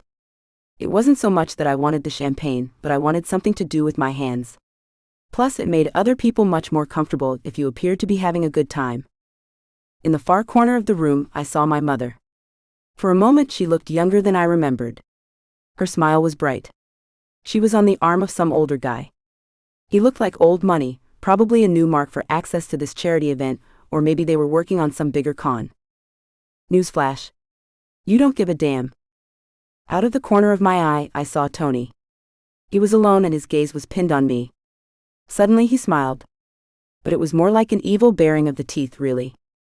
Yeah, I don't like you either, asshole. Then I realized he wasn't really looking at me, but instead at something just beyond my shoulder. I turned and that champagne lodged down the wrong pipe. Oh damn. Bryna. She was watching me, her eyes pools of melted chocolate. I was so screwed. But I had a mask on. It would take her a minute to recognize me. In my earpiece I could hear Tony's chuckle. Easy does it now. No running off to warn your girlfriend. It's about to be show time. Do you understand? Remember your targets. You will only have a 60-minute window when Emily Lorraine shows up. She's the event organizer and host. There will be 60 minutes of mingling, and then there will be a sit-down dinner. By the time the dinner comes, we want to be out. You got the plan? Did I understand? I wasn't the one who always had to change the plan at the last minute. I understand. I'm not a newbie. He chuckled. So you think? I have to say, your roommate looks none the worse for wear after her little mugging incident. I'll bet you anything she ran into your arms afterward. You're welcome, you little damn. Tony knew. He'd been behind it. I turned to find him in the crowd, but he'd vanished. Tisk tisk kid. Don't lose focus. You can try and kick my ass later. Once you've paid me what you owe. Maybe not today, but someday soon. I was going to make that bastard pay. As much as I wanted to tear the room up looking for him, I had a different task ahead of me. I had to do what I was doing, avoid Bryna, and figure out where the hell Tony's drop point was, because the egress route they'd given me wasn't the real one, obviously. If I wanted any shot at Tony going down for any of this, I had to figure that out and tell the police where to go. What Tony didn't know was that I had a little help from Blake's security in the crowd. Weller was some kind of an avenging angel. I had no idea what his plan was, but I knew he'd brought the German. The guy didn't blend in. How could he when he looked like Thor's brother? I had to find Tony's drop points, alert them, and walk away. But if I messed up, Tony would be in the wind. I kept my back to my sexy, beautiful roommate and kept my gaze trained on the door. When I saw Emily, I hit that little button on my watch. It synced immediately. She was here. It was showtime. First target, Jane Avis. Brunette, chest on display, gigantic pendant. 60 minutes. That was all I had. I just had to be the old me for 60 minutes. Then I could be the new Lucas again. Lucas. Her pendant was off limits. As beautiful as it was, and it was gorgeous, what I wanted was her bracelet. But it wasn't just about a slip and grab. No. I had to replace it with what I had in my sleeve. Nobody who got robbed tonight was supposed to be the wiser, at least for the time being. Those were the most difficult kinds of con jobs because time was limited. Some would be simple slip jobs, sleight of hands, that sort of thing. But some of them were far more complex. We knew exactly who was wearing what and which jewels needed to be taken and replaced. But time was the enemy. As long as I stayed out of sight of Bryna, I could do it. As a matter of fact, it was almost fun. You like the old you? I missed me. Julie weaving was easy. When I told her how much I appreciated her brooch, she'd sidled up to me and flirted. Within seconds I had her bracelet replaced and in my inside pouch, but it required up-close and personal attention. At one point she slid her hands into my jacket and tried to drag me somewhere, but I made some feeble excuse. Maria De Luca was the next target. She was slightly more difficult. It was her ring I was after. I had the custom replacement all ready to go. Working on her was going to be tricky because she was pissed I'd turned down her offer for drinks the last time Sebastian was in town. Miss De Luca, you look stunning as always. Her sharp gaze narrowed on me. Do I know you? Maria, don't be like that. You're one of my dearest friends. Lies. All lies. She sniffed. Are you sure? I feel like I would absolutely remember you. I chuckled softly. I have missed your sass. You look well, Lucas. You think you'll have time to drink with me now? For a beautiful woman. Always. I rubbed her knuckles gently. When I kissed her hand, I pulled her fondly against me, still holding her hand. A woman as beautiful as you is completely unforgettable. She chuckled. It was easy because I'd been watching her already. She'd already had 2 glasses of wine. I kissed her fingers again and made the swap while she was laughing and grabbing more champagne. When I made an effort to admire the ring, I simply asked if I could see it in better light, and she nodded. Just be careful. I declined the bodyguards that came with the thing, so I'll owe $500,000 to them if anything happens to it. I held it up to the light and turned around, said something about clarity and cut, and then slid the replacement right back on her finger. She beamed at me. Thank you for flirting with an old lady. You have made my night. Wait until I tell my husband. Well, it's my pleasure. I always loved talking to beautiful women. Yup, she would have a fascinating conversation with her husband once they realized it was a fake. And on it went. What was really frightening was the ease with which I did this. As if the old me was always there all along. It didn't matter how much I dressed him up. I was still a grifter. Out of the corner of my eye, I spotted Tony's scout. It was quick, but I caught their exchange, and I signaled to Oscar Muller who he should tail. From the bar, Rune kept a narrow-eyed glare pinned to me. Did he know what I was up to? I checked my watch. 15 minutes. In about no time I'd be free. I don't know what it was that kept me so focused, but I didn't even notice when Bryna came up next to me. Do you want to tell me what the hell you think you're doing? My smile fell and the bottom turned out of my gut. Bryna? What are you doing here? Her voice was flat. I told you I was coming here tonight. And mask or not, I'd recognize you anywhere. I swallowed hard. Same here. You look astounding. Don't flatter me. I saw you make the switch with that woman's ring. I lifted my brows. I don't know what you're talking about. Don't you lie to me. What's happening? She'd caught me, but the grifter's code is never admit defeat. I'm sorry, sweetheart. You're mistaken. But Bryna wasn't stopping. There was no way she was letting this go. Come here, let's talk about this. She grabbed my arm. She was going to ruin everything if I wasn't careful. I'm a bit busy now, Bryna. Let's talk at home, okay? I eased out of her grasp. I had 5 more targets to hit. Just keep grifting. Just keep grifting. You will talk to me now. And then I saw Tony. He was working his mark. He palmed the cufflinks so easily. He was so good it was disturbing. And just like that, Bryna's gaze shifted over. But I didn't want her knowing about him, about who I really was, so I let her pull me away. Fine, come on. I'll explain, okay? And then maybe you can let me get back to it. What would I say? But there was no way I could let her see Tony. Whatever you have to say, that explanation had better be good. Bryna. What the hell was happening? You can't be here. You have to go. I crossed my arms. I'm not going anywhere. What the hell are you doing? I could only stare at Lucas as he paced and ran his hand through his hair. If you stay here, something bad is going to happen. What? What in the world could happen? You're freaking me out. He was always so charmingly calm. Nothing rattled him, but he was rattled now. You should be freaked out. That part of me I told you about, that part of me that was awful, you're interfering with it right now. I didn't know what he was talking about. What's happening?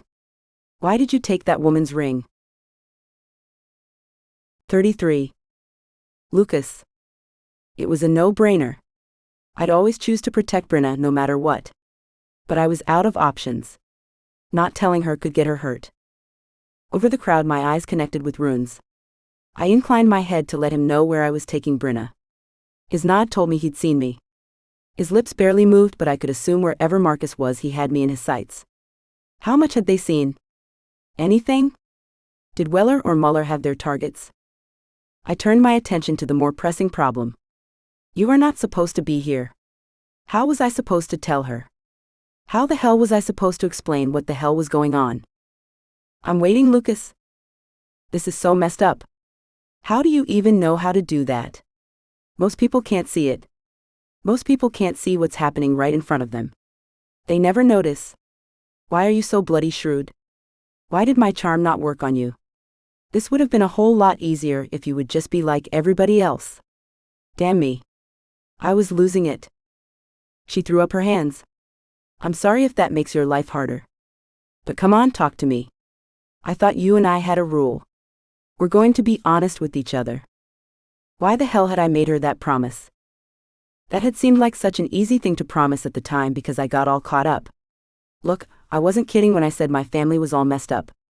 I came from a family of grifters, liars, conmen. It wasn't always like that. There was a point when my mother was a good person. I remember her singing these songs to me when I was sad, sitting up with me all night when I was sick. But she got caught up with my stepfather and that changed. By the time I was 6, we were running scams. Some as simple as getting a group of kids to steal fruit from vendors on the streets, complicated Ponzi schemes, car theft rings, you name it, we've done it. But I specialized in long cons. I am what you call a con man. My face, my charm, all designed to work against people. They see me as trustworthy. Mom called my charisma my superpower. It makes people want to tell me things. They want to share things. And in the case of women, they want to fall in love with me. I could see some of the light draining out of her eyes. She didn't want to believe the truth, but she really had no choice because she'd caught me red-handed. I was telling her the truth. For once. So what? This whole thing, you looking out for me, am I some long con? I paced. I needed to get the dam I'd lifted to the drop point. But what was the rush?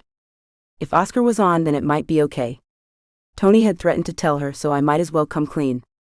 No, you have nothing to do with this. Sebastian really did ask me to look out for you. It all just went sideways. I wasn't supposed to fall for you. Then everything got messed up and I had no choice. Explain fast, Lucas. Now or I'm walking out of here. My heart squeezed so hard that I thought I was having a heart attack. The racking pain that shot into my body was real and visceral. Do not let her walk away from here. Do not let it happen. I went to college at UCLA. After my sophomore year, my mom called me home for one last job. One gig. That was it. I knew I shouldn't have really believed that, but I thought that I could convince her to come with me, that she needed to get away from my stepdad. He's bad news? I always told her that. He used to hit her. He used to hit me. I thought I could get her away. I thought I could help her. It was the first time she'd ever shown signs of not buying his bulldam 100%, you know? She nodded. I get that you want to support your mom, but what you were doing outside. I don't get that. I wanted to save my mother, but doing that meant doing one last job. A big one. We had a whole plan set. Mom and I had planned to meet at the airstrip, take the money from the con and start over. My hands shook. She never showed. She chose him. Just like always. Bryna's expression was hard to read. And she just left you there? Did she ever tell you why? I swallowed, remembering how it had felt, waiting there, hoping yet knowing the truth. Once again, Mom chose Tony over me. No. I finally had to just leave. I hadn't spoken to her since, not until Tony came back and started pressuring me to do another job. He knew all he had to do was mention her to make me come running back. Bryna's brows drew down. He threatened her? Yeah. Right after I met you, my stepfather showed up in New York. He wanted me to do another job to pay him back. He came up with the usual threats to try and get me to comply, that my mother would suffer and that he'd hurt her. I knew better now. I didn't listen. I scrubbed my hands down my face. Time was running out. Good God. He sounds like an asshole. Yeah, he is. She frowned then. But if you're here and I just saw you steal a ring, then... I swallowed hard. He had better leverage this time.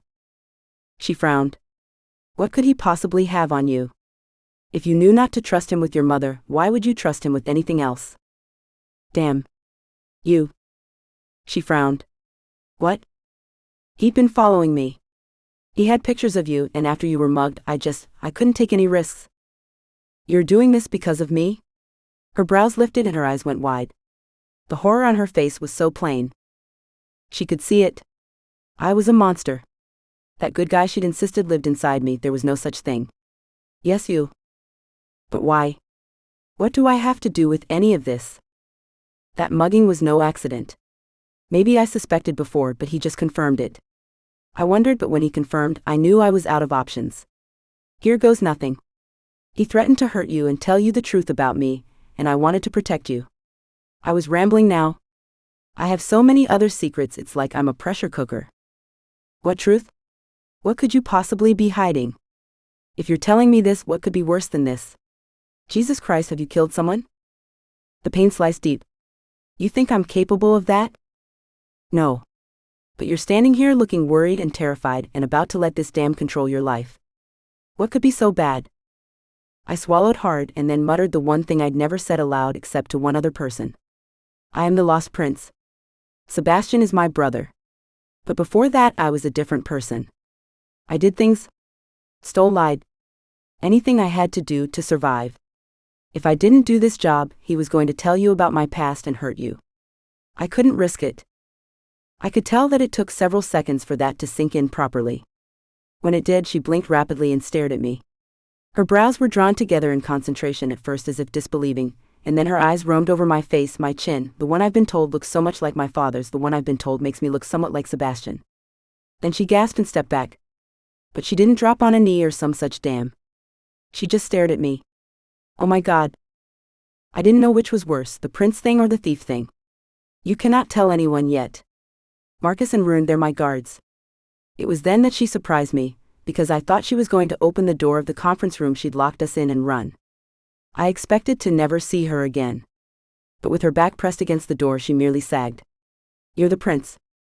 I sighed and nodded. Yeah. And you risked your new life to protect me? If you'd been caught tonight, it would have been a huge scandal. I nodded. Yes? Her brows furrowed. My father. He knows? He would have to vote. That's why he thought you would give me up and send me home with him. You haven't officially been named and signed into the royal registry. All members of the council can refuse to sign and force another vote. It's only happened once that I know of from history class. I nodded. I felt so weak. All I'd ever tried to do was protect her, keep her safe, and do what my brother had asked. But I'd screwed up left and right. I'd screwed up by being who I was, by falling in love with her, by not keeping my hands off her. Wait, what? Damn. Love? When the hell did that happen? I didn't have time to examine my feelings right then, and all I could do was nod. Yeah? This tonight? Not your plan? A harsh chuckle tore out of my throat. No. I would never have agreed to steal from Sebastian. I tried to fix all of this, but everything just got so jacked up. Bryna held out her hand. Take my hand? What the hell? No. Bryna, no. I need to get back out there and see if any of this is salvageable. I had a plan to end it all, but I didn't count on you being here. Nothing you've told me is making me run. Let's face it. You need someone in your corner, not someone to run from. So if you don't mind, I'm going to hold your hand and then you and I will get out of here. Tell Rune and Marcus whatever you need to, but you're walking away. Just like you wouldn't let me cave with my parents, I'm not letting you cave either. Do you understand? Don't do this. Fight. Be the new Lucas. The one you want to be. I looked at my pouch, the one where I'd been tucking all the jewels, and turned my gaze to her dark eyes. Then I did something I didn't think I'd be capable of doing again. I placed my pouch on the table, took her hand, and left it all behind. 34. Lucas. We'd been quiet in the cab ride home. Marcus rode in the front with the driver. Rune followed in a separate follow car. When we left, I'd shot a text to Weller that I needed to get Bryna out of there.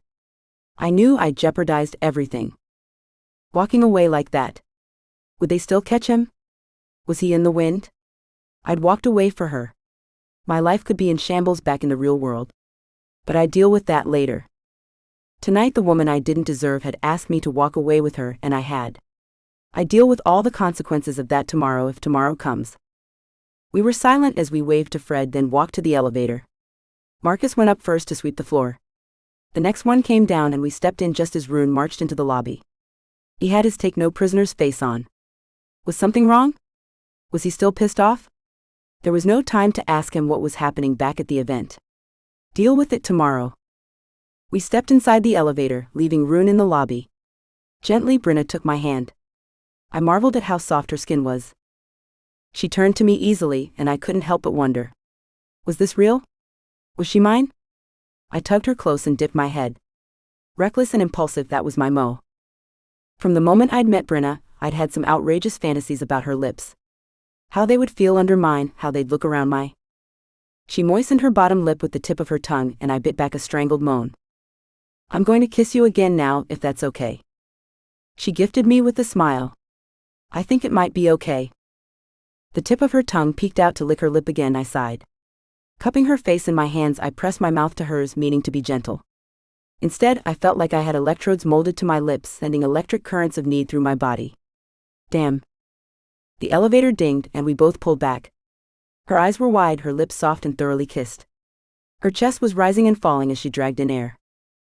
I eased her down my body. The moment we broke contact, I missed her. I took her hand and tugged her back against me. Bryna?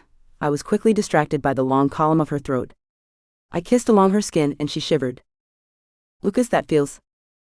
In the foyer, I turned her around and backed her against the wall, bracing myself for the shot of electricity bolting through my veins.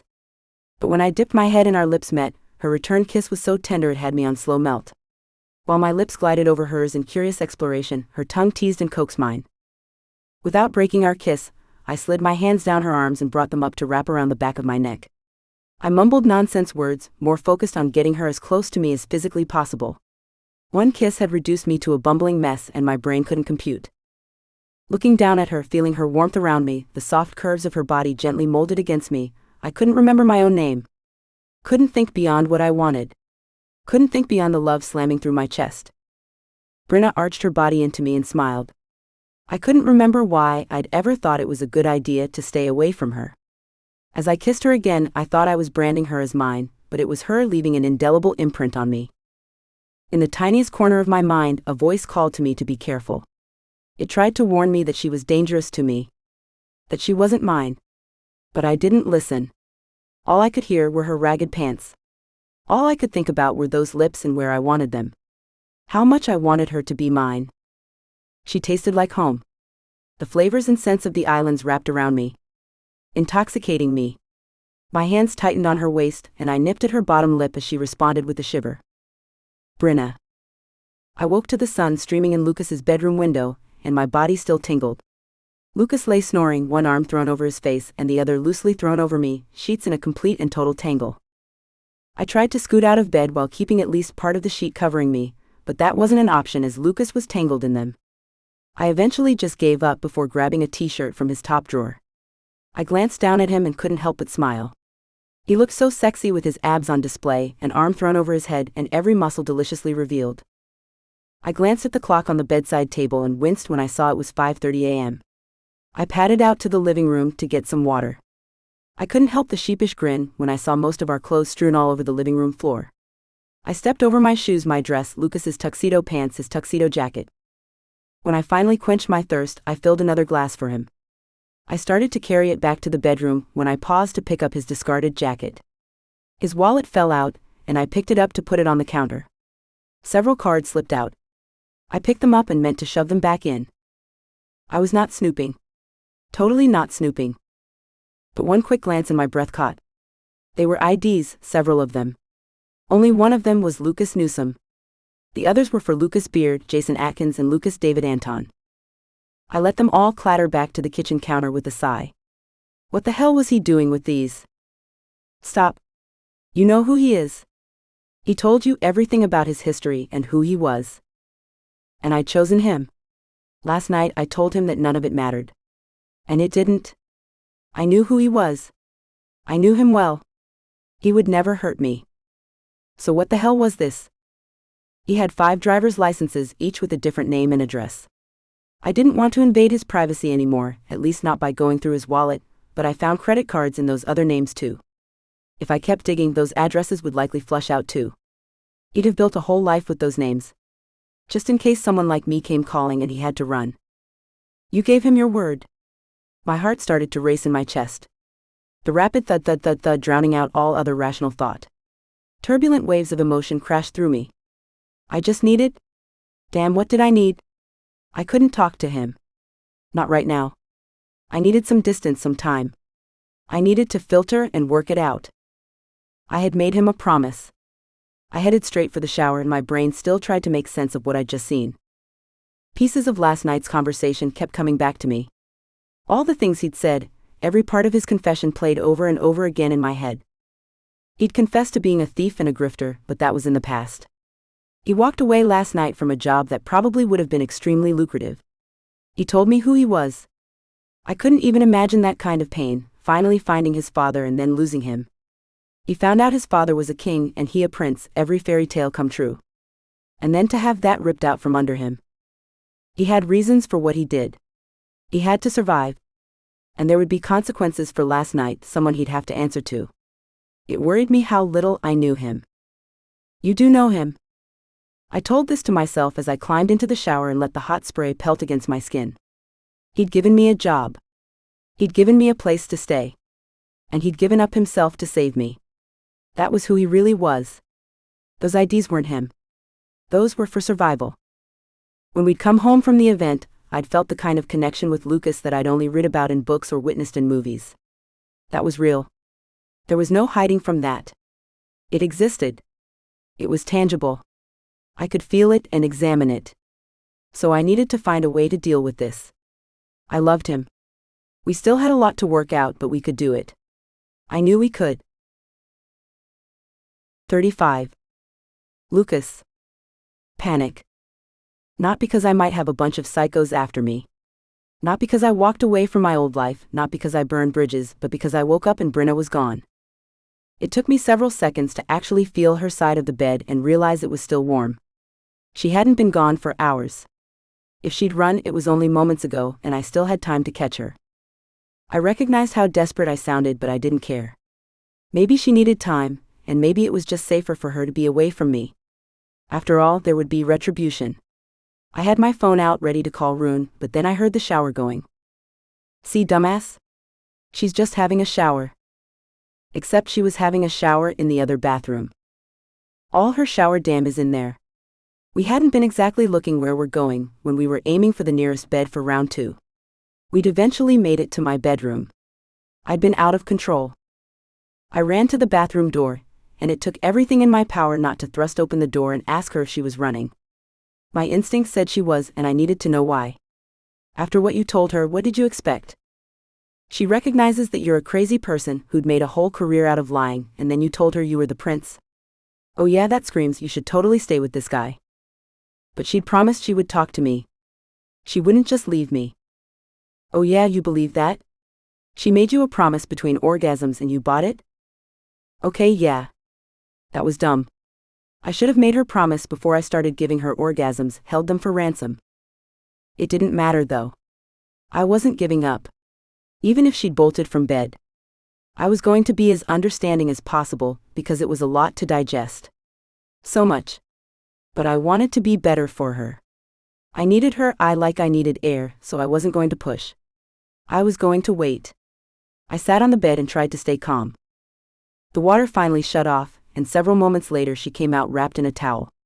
She squeaked and jumped back. Oh my God, Lucas, you scared the damn out of me. I shrugged. Sorry. I'm just returning the favor for when I woke up alone. The anger bubbled to the surface. Immediately her brows snapped down. I was just in the shower. Were you? I hated how that sounded. Weak, like I needed her. But who was I kidding? I did need her. I had completely fallen in love with her.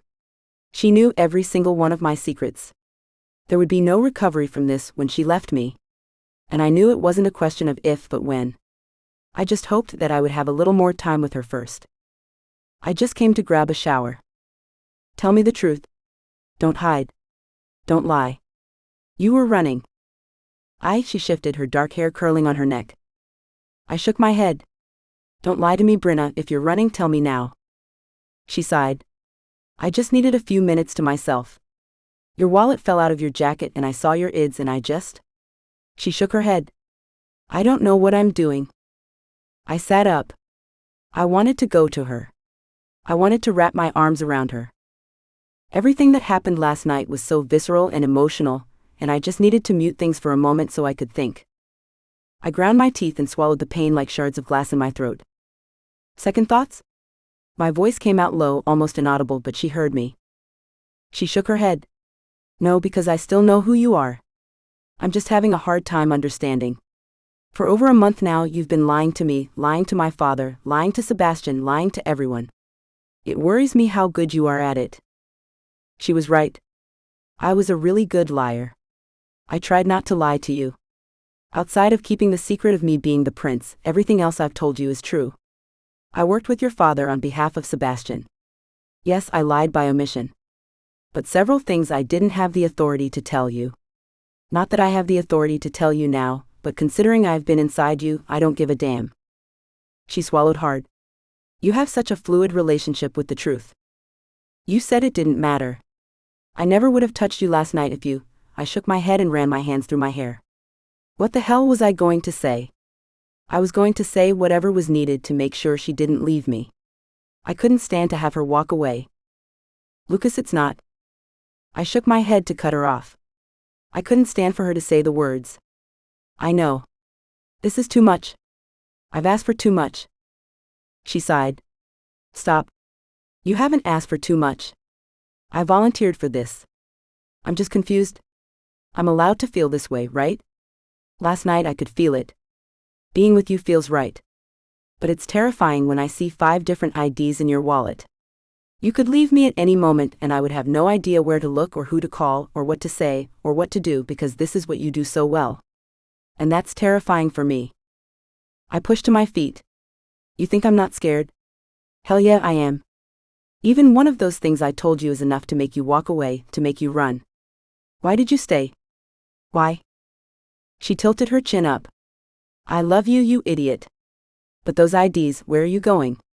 Are you leaving me? What? She thought I'd go. I'm not going anywhere. I shook my head. I considered it. I thought it might even work in your favor if I just vanished, you know? But I couldn't make myself do that. I need you too much. I exhaled and asked what scared me the most. Even after knowing how awful I am, the things I've done, the things I was willing to do you still want to be with me? She opened her mouth and I held my breath. I don't think I've ever waited so long for an answer in my life. Of course. This isn't exactly a choice for me. From the moment I met you, there's been this pull between us. I can't deny it. I feel alive and infuriated and free and giddy when I'm with you. I needed to be honest with her, even though it was going to hurt. I have no idea how to love someone right. I'm scared that you were exposed to the person that I was, exposed to bad people because of me and what I've done, and I don't want that. I'm also a man of my word. When I gave it, I promised you I wasn't going to make decisions for you. So if you're staying, then I'm keeping you. Her smile was soft. You are the master of my smile. I couldn't leave you. I'm not going anywhere. I choked on a sigh of relief. It was all I needed from her. I'm sorry you saw those ids. I'm sorry you doubted for 1 second what I said. She met my gaze levelly. I'm in. I want you, Lucas, always you. From the moment I saw you, I was in for the ride.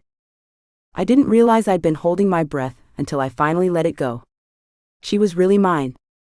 And I would do anything humanly possible to protect her. Bryna. A deep chill woke me.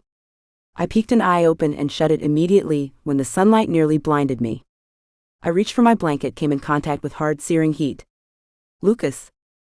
Memories flooded over me as I recalled the elevator, foyer, and eventually the bedroom. Our fight. Making up in the shower and again in bed. All of it in startling clarity. Jesus, Bryna, I think you broke me. I'm just getting started, Lucas Newsome, my voice trailed. What's your real name? It just occurred I might not know it. His smile was soft. It is Lucas Joninski. But I haven't been him in a very long time. It's nice to meet you, Lucas Joninski Newsome Winston. They are all you. And I love them all. 36. Lucas. That afternoon, Bryna took a nap. She looked so cute, all curled up, hair a mess and falling into her face. I should take a picture of that moment and hold on to it forever. She was mine. For the first time in my life, I had somebody who loved me with no strings attached to that love, and I knew exactly who I was. I also had Sebastian, I knew that. But our relationship would always be a little complicated. Besides, he came looking for his brother, determined to love him. Bryna loved me by choice, which, given who I was kind of amazing. Now all I had to do was be worthy of her love. I'd put in a call to Sebastian first thing after Bryna and I worked out how we were going to do this. He hadn't called me back yet, but I needed to fill him in on last night. He'd be disappointed, of course. Furious, probably. But he was my brother. I hoped he'd forgive me, understand, and help me, because God knew I would need the help. Tony was going to come after me full on, which meant he was really going after Sebastian and Bryna. I needed to protect them, so Sebastian needed to call me back. I'd had a string of texts from Blake's security. Tony had slipped the net. He was in the wind. Which meant that Bryna wasn't safe and I still had a target on my back. It was fine. I could protect her. I wasn't leaving her side. I'd also sent a text to my mother asking her to meet me, and she'd agreed. I'd give her all the money I had, every cent of it, and she could do what she wanted to do. I hoped she would make the right choice, but at least I would have done everything I could for her. I couldn't be pulled back into her crazy world anymore. There was a knock at the door, and I half expected it to be Rune coming to read me the riot act. But it was the woman I'd been trying to save from herself for the last decade. Our doorman Fred escorted her. I do apologize, sir, but she insisted you are her son. She showed me a text message from you. I nodded. It's fine. Let her in. My mother took one look at Bryna sleeping on the couch, then stared at me. Are you insane? What are you doing?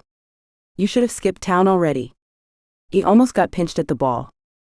I dragged her out onto the expansive balcony. Keep your voice down. She had a long night, and I really don't want her dealing with anything else.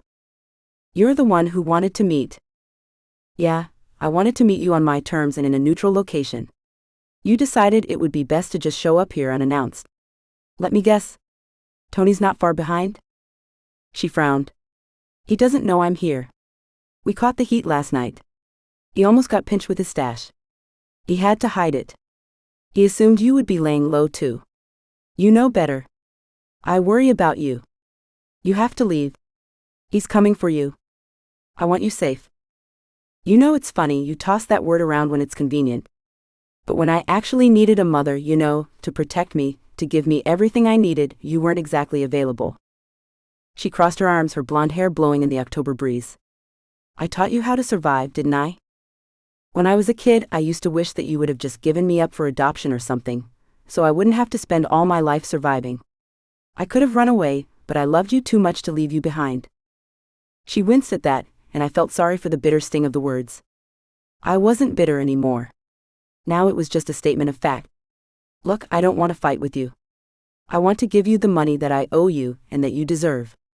You can make your own decisions about your turd of a husband. She blinked away tears. Your whole life you looked down on me. Like someone was going to come and rescue you from our situation. Oh, I knew no one was going to rescue me. That was your job. For a few years I thought it was mine to rescue you, to do what I was told, stay out of Tony's way. I tried to protect you. I tried to keep you safe. And all that has done is cause me pain. Especially as you refuse to leave him. I thought if I could just get through to you, but you don't want to leave. You're in this with him. It's a bed of your own making. And the sooner you realize that, the better off I'll be. You think you're so high and mighty in your fancy penthouse? I see the royal trappings, my son. I didn't even flinch. Why didn't you just let him take care of me? From what I understand, he wanted to. He wanted me to go live with him. He wanted me to have a life with him. And because of you, I never even got to meet the guy. Her bottom lip quivered and she bit it as if to steady herself. Is that what you think? That your daddy really wanted you to go live with him? That palace may look all beautiful and idyllic, but it's a viper's nest. His queen wouldn't have let you have a happy day. I know what it seems like now, but there's no way that would have happened. That's not true. I've met her mom. She was really kind to me when she didn't have to be. She would have embraced me as a child. You always had a flair for fantasy, Lucas. I'm just here for my money. Fine. Arguing with you is futile. You've never been my mother. I felt like I was swallowing hot coals as I added, this is the last time you'll ever see me. Once you walk out that door, we're done. I don't want to hear from you. I don't want to get some 911 rescue call from you. We're done. You think you can just walk away? Tony is never going to let that happen, especially when the news breaks that you're a prince. He's going to be so happy to tell every single one of your stories about all the jobs you've pulled, and every con you've done. He's going to ruin you. You'll never know when your life is going to get ripped out from under you. You need to run. I shook my head. No more running. I've already disclosed all that and it doesn't matter. I'm safe. I'm clean. Blake's security had basically erased it all. I didn't exactly know how they'd done it, but apparently since I'd never actually been arrested, the proof was easy to disappear. Everything would fall on Tony. Or so I hoped. I handed the check over to her. I hope this helps you find happiness. She stared at me for a long moment. You actually have 200 grand? Yeah. I didn't touch the money that I stole from that Mexico job. I invested it. I also got a job. So yeah, I can pay that amount. But there's no more where this came from. This is it. Her frown deepened. How did we get so far apart? She shook her head. As far as long cons go, this one has been a doozy. I couldn't have played this more beautifully if I had set it up myself. I frowned. What are you talking about? This con you is the heir to the Winston Isles. What the hell? I am a prince. Sebastian found me. My blood has already been tested. You confirmed all of this. That was when her eyes went solemn. Everything you've been told, from the moment you asked about your father to this point, has been a lie. You are no prince of the Winston Isles. Years ago, I was in Italy. I was a starving actress. Someone paid me a lot of money and pointed me at the man who would be your father. I had a boyfriend at the time, but it didn't matter because they offered me a lot of cash. So yeah, I hung out with him. I didn't mean to care about him. That sort of happened by accident. But you still happened. I stared at her. I don't know what you're getting at. She held up her hand. Let me finish the story. Well, predictably he got what he wanted, then vanished, and I found myself pregnant. The problem was while I was boning him, I was also boning my boyfriend, and I couldn't be sure who the baby belonged to. Damn. My stomach bottomed out. He showed back up and insisted that my baby was his son. Those very same people that approached me in Italy turned up not 2 days later offering me another boatload of money to tell him that the baby was his kid. I didn't ask questions back then. I didn't want to know. I needed the cash. The next thing I knew, the king of some island was asking to take custody of my kid. I got scared. It was real. Something was wrong with the whole picture. I didn't want any of that to blow back on me or you. I don't understand. Someone paid you? She nodded. Things got really bad when he asked for a paternity test. I thought I'd get out of it. I thought I'd be cut free. I didn't give him a lock of your hair, I gave him a lock of mine. So you can imagine my shock when it came back that you were a positive match for him. The hair they tested, my hair, came back absolutely positive that you were his son. I knew the game was rigged. Someone was using me. Someone was trying to use you. So when he asked for custody, I told him no dice, and then I took you and ran. There was a reason you have been living under the radar your whole life, and it's not because I'm some horrible person. Your life is like this because I protected you. I've always tried to protect you. You might not like my methods, but they were all I had. When you called about your father, I told you the shell of the story. I thought maybe it might be okay. But now I know better. I shook my head, staring at her. What the hell are you saying? I'm saying someone paid me a whole hell of a lot of money to sleep with the king of the Winston Isles, and then they paid me a lot of money to keep it quiet. They tried to make it look like you were his son, including forging your records, and I don't know why. Adrenaline fired in my veins. What the hell was she saying? I couldn't quite find the words, so I keep shaking my head. Finally, her gaze leveled at mine, and she said the words that started whirling around, terrifying me. You're not the crown prince of the Winston Isles. In fact, you're no prince at all. Is Lucas a prince or a pauper? Find out in Bastard Prince. Thank you so much for reading Royal Bastard Book 1 in the Royals Undone Duet. I hope you've loved Bryna and Lucas. If Lucas isn't a prince, then who is he? Will he lose the new family he's worked so hard for? Listen to Bastard Prince now.